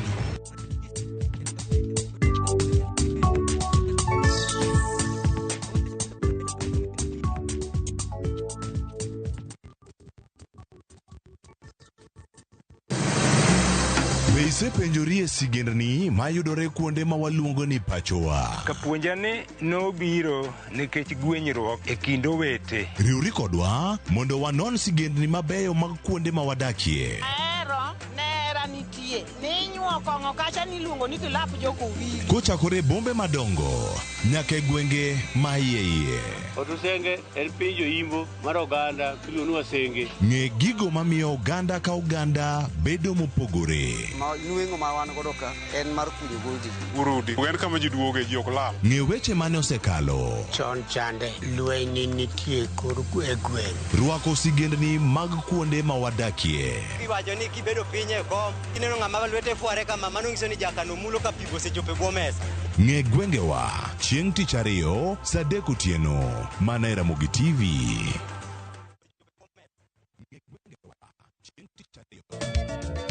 Machiegni Nyakwara Muge e chenro mar Ngoma Owake. Wuok tich akelo ni mix mokwe. E kaito tich ariyo Reggae Owake, yani tunaongea na Majar Rastafara. Alafu tich adek Nyakwara Muge akelo ni mana yani ngeni mpaka gi wasanii.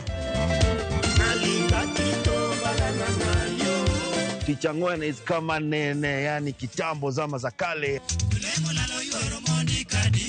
Alafu Friday, si unajua tu Friday tutafanya namna hii. Nyakwara Muge Friday sukuzo wake. Sapara kidaka paga beat nyaka sapaga rio kod an PDG Papa Vic, yani ukipenda mzee kijana.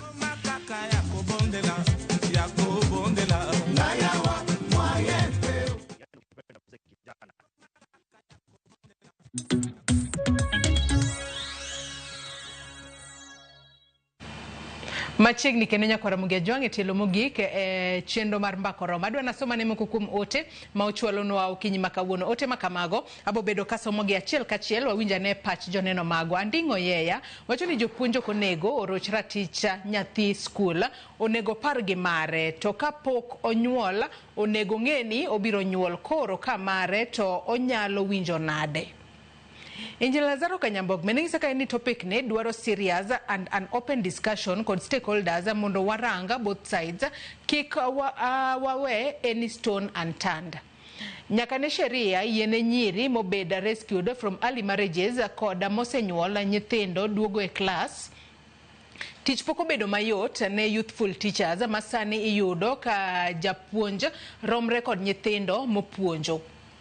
Nyithindo moko tiyo tirelessly to put young teachers into temptations, precautions, perceptions moro bende ne mon oseketo perception moro bende ne mon oseketo wijo Africa ni all sexual offenses bedo mana committed kod chuo.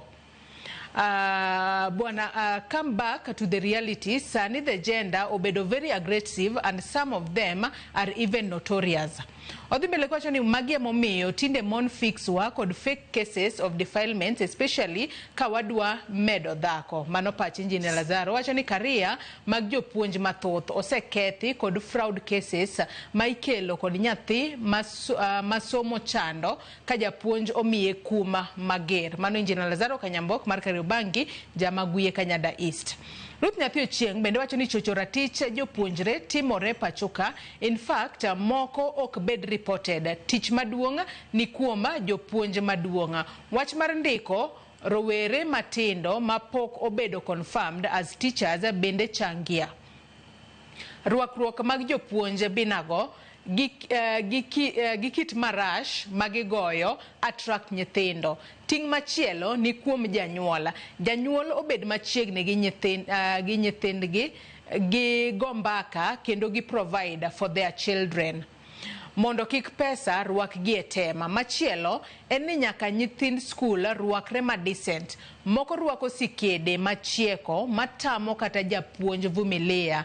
Japuonj bende en dhano marembe ringo. Mogik, guiding and counseling owinjo bed e skunde secondary te ma biro konyo jopuonjre. Mogik to en wach mar social media ma expose jopuonjre e hatari. Nyithindo matindo bende gin viherehere sana. Wenge gi tek gin ema gi approach jopuonjre. Ongisa ka ni penjna Joyce ni toka japuonjre obedo involved e weche hera gi japuonja to nyathino is over 18 years to gite giwinjore to gitime outside the school compound. Kanyo bedo nade? Aluotwa kanu moja enako. Aya mano penjo ma Ruth Nyathi Ochieng penjo kanyo. Joseph Ayula bende wacho ni mano tema monego non oken gima tin to en gima oselandore e yore mang'eny e skunde kaka nyithindo mong'ol irocho ratichgi e yo mag somo kod timo hera. Wacho ni nyithindo ma yawuoyi bende kale matek to ji ok ong'eyo ni giwinjo matek e mixed schools ka japuonj ketho ratichgi kendo giyudo akweda bende but ji oseparo ni nyiri kende to nyaka yawuoyi. Jopuonj bende ni matek nikech jotendgi be rocho ratichgi e skul kanyo. Koro oriwo ji te matiyo e skul nyaka jorito gi jotedo chudo matina. Tich mang'eny nyaka let e yore hera msara modeko. Wacho ni badwa riwore tinyayo gi kendo iroko gi ka nyithindo. Aluora mar tich bende rach. Health cover bende school ok chul ne jotijene. Shemotho bende ngisa ka ni greetings Joyce aluotwa ka kendo amor. It's true ni nyithind school mathoth irocho ratichgi e skunde. Ngisa ka ni Joyce wachni chakore pacho. Nyithindo mathoth manie bwo higa 10 tinde bedo exposed to pornographic context by parents. Jonyuol nyiewo ne nyithindo simu. Through these smartphones, nyithindo puonjore gik maricho. They further try to copy these things in school. Secondly, wacho ka ni jonyuol mathoth gin harsh gi nyithindgi. You must be open to your children, especially manyiri, mondo giwachni weche duto maricho kod mabeyo magineno. Ongisa ka ni Joyce nyithindo manitie adolescent stage tek tiyogo. Moko manyo nyaka jopuonje ka gine rusa. Otimore hera apanda magikone iyudo ka japuonj onyuomo nyathi skul tok penja mar klas 12. Mogik ongisa ka ni Joyce weche anyuola telo e rocho ratich nyithind skul. Iyudo ka nyathi omi ich koda owadgi wuongi, wechegi iloso kidala. Moko imiyo ich, anyuola bedo piny maket japuonje chul pesa. Gikone nyathini igolone ich. In police, we have, in police, we have the CPU, Managed Children Protection Unit. This unit, nitie police station, all sexual offenses do not have a specific reporting timeline. You can report even after 20 years. Ongisaka ni Joyce nitere initiative mane achako Busia County mar rito ratich nyithindo. Ne wacho ni jopiny ni nyathi skul chalo njaga kata bange. Ongisaka ni kula mama wacha mtoto. Mano shemotho. Wacho ka ni this move ne oduoko iye machon mane nyithi skul mako Busia. Then nitie point mane nyithi skul mama seno wachore ni nyithi skul ne rocho ratich nyithi skul wetegi mane omiyo principal mane principal no riembi e skul kendo okawne okang' mager kod TAC. Freddy Kosura wacho ni ote thotha. Aya, mane mapane ogika. Ongesa ka ino yaure Joyce mosna jopuonje e studio kachiel gi jahocho Makarol. Twak en twak manitiere gi puonj mathotha. Ni jopuonj gi jopuonjre. Ongisa ka ni jopuonj marocho ratich jopuonjre to onego kaunegi okang' mager, makmana ni nonro to bende nyaka tim matuta. Moko nyalo bedo ni en setup to jopuonjre bende onego bed gi luoro to gi kit rwakruok magi rwakrega gin ka gintiere skul. Aparo kinde moko higni machiegni nitiere skund nyiri e bore Nairobi ka ne girocho ratich chuk dar. Aya, mano Fredo Suru. Mago moko kuom ote manyakwara mugia jong chwalo no ako kale yero waduto te mag tudruok okinyi makawuono. Aneno ka moko kuom gi seyo gwang' tiseyo gweno bende kaluore ni bende temo nyis nyithindo mar mondo mi gin bende kik giket jopuonja kar tema ahinya. Kata kamano wadong' kod dakika matin kende to watieko twak marwa okinyi makawuono.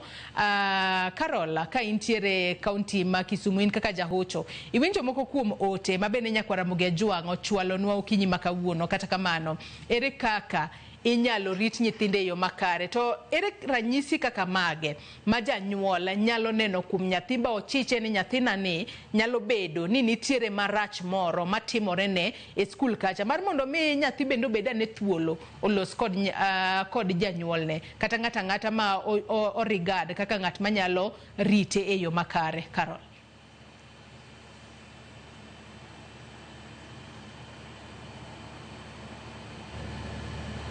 The continuous education mar safeguarding onego bed very strong e skunde kuma jopuonje iketo kamoro achiel after every 3 months itero gi training mar safeguarding to manya timre mana ka TSC oyie mondo gini otimre eka jopuonje te biro kamoro achiel mondo puonj gi safeguarding ni biro puonjo gi kaka ginya stay away from nyithindo mowache ni sero jopuonje biro konyo gi mondo gingi kaka ginya fulo japuonj jawadgi matimo gi nikech wasebedo gi cases mang'eny yote ni japuonj ma nyako ko raise issue ni japuonj ma dichuo sero nyathi mantiere school to nyithindo mantiere school go wacho ni japuonj ma nyako ni nigi wivu koro gibende gitimo ang'o giling ka gitemo loso gi nyithindo manyire gi to iloso kodgi marach to because ni nyathi ma nyako ni nigi protection from a male teacher gi feel ni jopuonj manyire gi onge duol koro gibede gilingo to ni ma ok case na mondo puonj ti mangowa adhi dala koro safeguarding training ni biro konyo both teachers both male and teachers mondo ginge kaka ginya protect their fellow teacher kaka ginya protect kata nyithindo wat maber ka ni nyithindo manyire gi sero japuonj kidhi nursing kata police gocho ga ni procedure is for two manyiso ni ka japuonj bedo gi lesson ma private gi nyathi another teacher should be there mondo ne gima timbre nikech adiera wasebedo gi cases ma nyathi ma nyako ohango ni japuonj dware to no bedo case ok no yot but kose beri nyathini ma bet kode motimo ne session mondo okonye o chadira no chadira wacho ni anyewe an mano ne mriambo atimo kama ne wach 1 2 3 4 safeguarding training ni biro konya hinya from those kind of issues.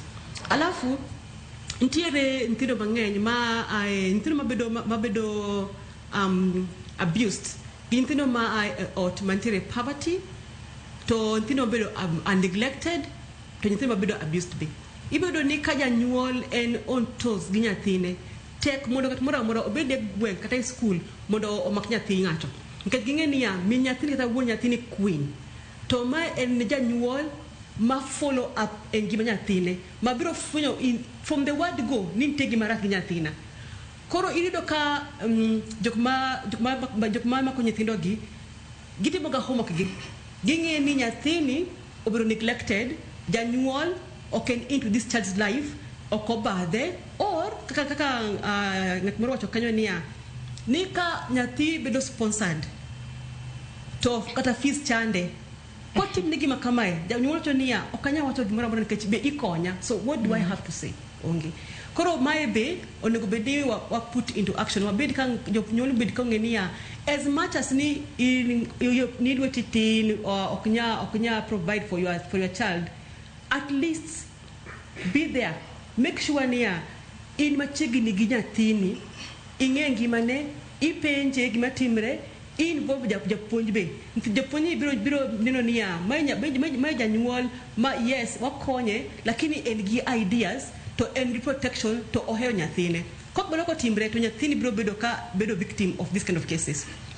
Then tiere Gen Z kaka ng'ato wacho ni Gen Z teachers mondo obede skunde gintiere Gen Z teachers ntiere school to ibedo ka nyithindo wacho niya Gen Z teacher ni ka wanyise gimoro kiny ka ine parade to gine madhi wacho parade niya some of you even are even doing this and this things. Koro ka nyithindo gi ogin thuolo gi Gen Z teachers nitie moko mabeyo nitie moko ma wasebedo gi cases moko mawacho niya an siri na te alisema gi japuonj achiel man Gen Z ma onge kaka deal gi cases ga lakini ng'any gi to gi keep the secrets ogi bed gi cases gi e chuny gi mano mi wacho ga niya ni nyaka bed gi psychologist mabiro e school to loso gi nyithindo gi nikech psychologist ni kata counselor ni en third party en okon kanyo. Alafu apart from that wan kaka jo hocho wan gi odds makaponi agolo sichi oko inyamaka inya baya kata license na to that anybody else en onge any ethics onge any binding ethics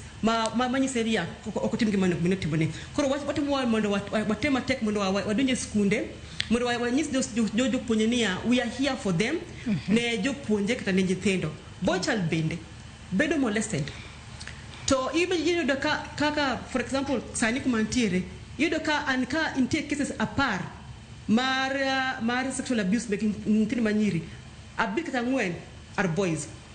Wan gi case moro ma school moro ma nyathino timbre kama to nyathi ma goyini wacho ni onya paro ka japuonj moro miye chai to bang' kanyo okonya paro gima timbre no chiwo ko yudo ka piny konyo kethre ma nyathi ma wuoyi manyathino odaka ok madh gimo to cham gimoro for almost a week. In a very serious case tiyodo ka nyathino ma wuoyi kara ka koroch gi ogi wach nyathi ma nyako aberber nya wacho nya fwenyo gimoro matimre or onyamako ich ma ufwenye ni okethra tirene lakini nyathi ma wuoyi evidence ne okyot mondo ing'e obole to ng'eny gi iketho ratich gi mathoth to wacho ni society nyathi ma wuoyi ok onego bed ni osho weakness sonia sama wacho ratiro ni kikwa mak mana girl child kende. We need to talk more about boy child mondo migi thuolo maginya biro godo outside mondo giwach gima timre negi. Aya ka inja nyuol eka kinya ng'e ni nyathini oketho tirone inya mana ng'e mano if you are close to your child. Ka okichak puonj nyathini ko kichak bedo gi gima nyathini ka pod otin tido chako mondo ibed e ngimane ka en teenager ok nya timre nikech all teenagers nyithindo marowere gi the moment magitro 11 years 12 years kadhi mbele ogidwa janyuol e ngima gi gidol mondo janyuol no beda kanyo niya en ochul fees sama en gi gimoro otim lakini ni a friend to my parent ogidwa they do not want you in their life manyiso niya ka ok ni chako bedo bathuolo gi nyathinde ka pod tin onge kaka nya bedo onge kaka nya bedo ngimane ka in teenager onego chak chon ma bang' mano onego bed ing'e ni nyathini behaviors ne chal nade to nyathi ma oketera tiro ne o nyathi ma nigi issues ibedo ka en gi cases e school en gi behavior disorders iwacho ni wiye tek ok winjo puonje en ma form strikes en motimo timbe moko magalagala manyiso niya nyathini ok cry for help to okia kaka dang' otim mae mar ariyo yudo ka nyathi manen aja nyathi mane tugo mane loso mane na sawa to all of a sudden oling omita bicha kata kinyise gimoro okodwa timo owe sports ginigo o perform poorly school okodwa bet gi ji obedo bet kende kinano mabe do ni no ketera tiro ne to onge kaka donga tunga tumangowa dango wach nikech ne onge environment ma miye thuolo mondo timangowa wach gigo asetiyo gi jopuonja hinya atiyo ga gi jopuonja hinya tido kantie some principles are very open in this magi wacho kendo giwacho ni gijiso ntero mantie school ka gimoro timre ni japuonjo makibira to gidhi to giwacho and they protected mano nyiso niya principal ni okaw initiative momiyo nthindo go thuolo kuma gidhi timo ng'oma kuma gidhi kinyadhi magi forward their cases the same thing and principal ma oketo jopuonje ne be very open ma wacho niya kapo ni ntie any students minno ka dwari oro okelo cases moko mag kagimo odwari kamae bira mondo walos cases di kapoko kathe to timre so it just take TSC it takes the principal it takes everybody mondo be part of this kind of thing katieko sani ntiere a lot of war between the genders yido ka chuo wacho ntie sani trend moro nyathima nyako I think in 2025 no golo video moro ka en githino mayawuoyi gimake to it was not a good thing to eto kidhi comment section ne Facebook kidhi comment section ito niya chuoto niya dine bed ni nyathima nyako indire bed ni japuonj matimo kamano gi nyithindo manyiri dekoro osemake dekoro omul sewokoko dekoro en issues sanyiso gi niya un bende it is about time mondo ubende joma chuo ubede fight mar abuse ni kiko bed ni mae en competition okonya wacho niya ni nyathima wuoyi okobedo a boy child okobedo protected koto po nyathima manyiri to wagolo kokewa oko kokewa onego wagol oko wate ka wabiro wate wacho niya ka gimo timre nyathima mawuoyi wago koko kotimre nyathima manyako wakoko the same way this way kila ng'ato biro bedo system ma make sure niya ni nyathima mtindo mantiere school will protected ngato wacho kamano e conversation ni gitimre e ot behaviors gin behaviors ma wang'eyo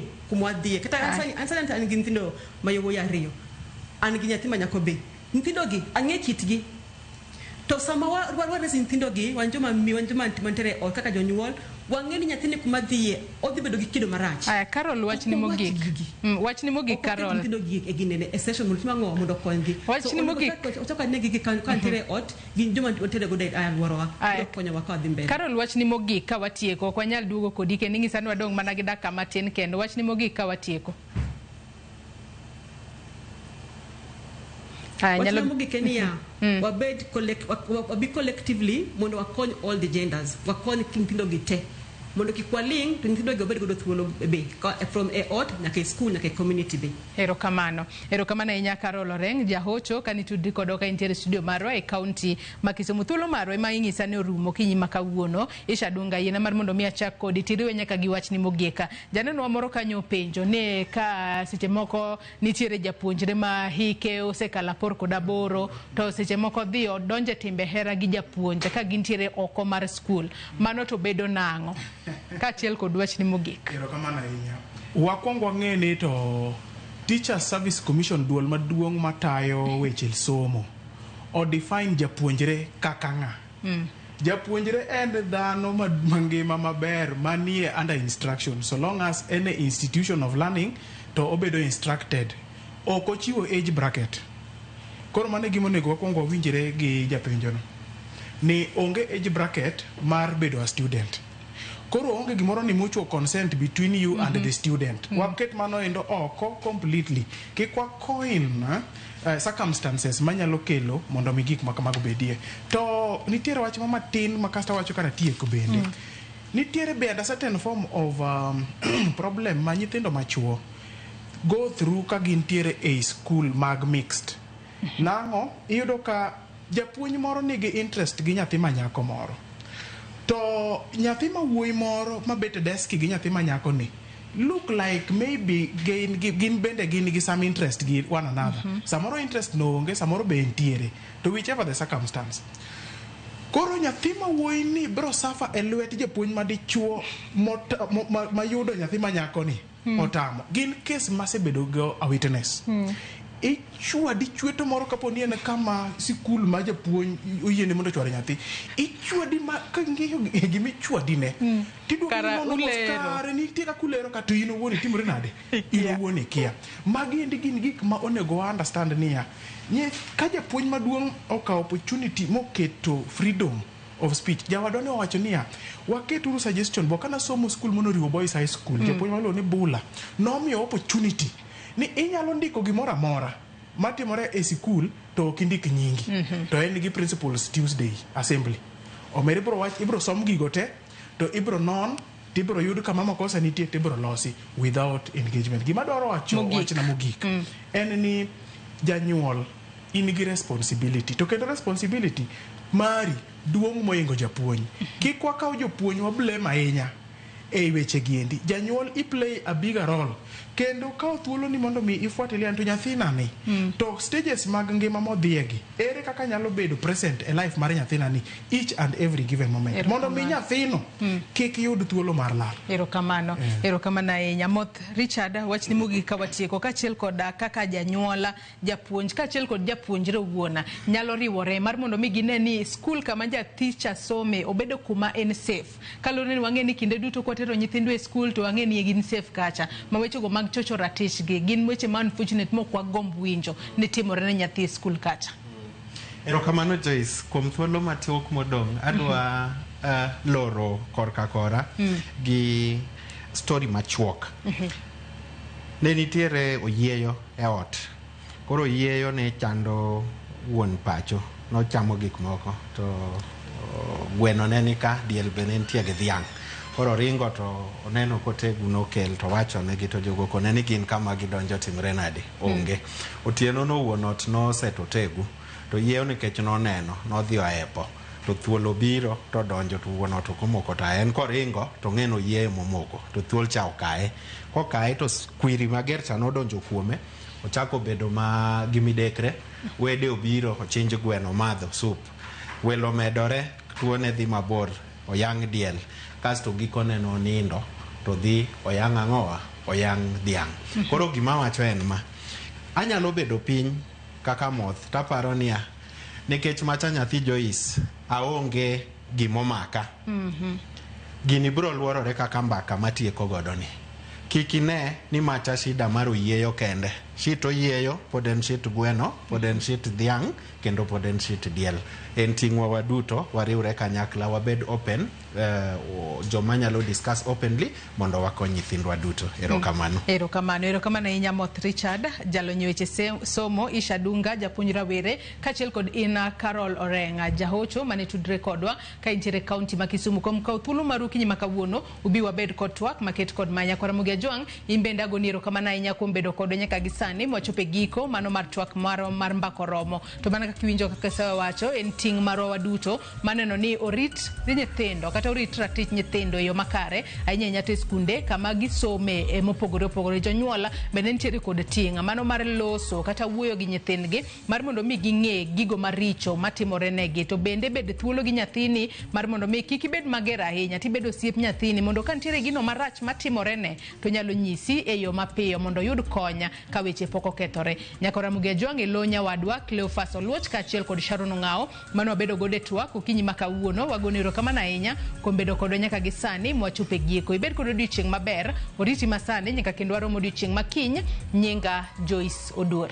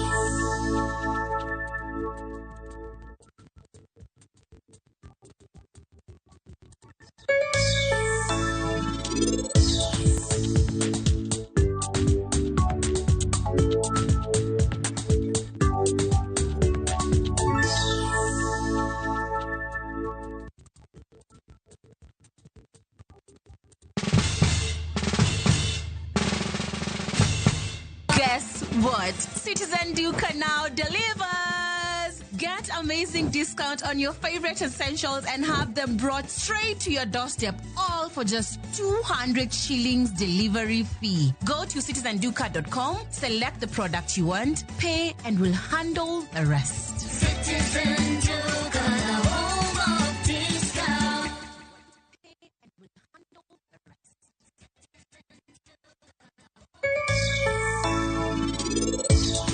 Penj laktar ko kalera mugi TV ngima en mwandu iluonga ni Ruth Otieno kende nga morna mar bedo kod odiechieng'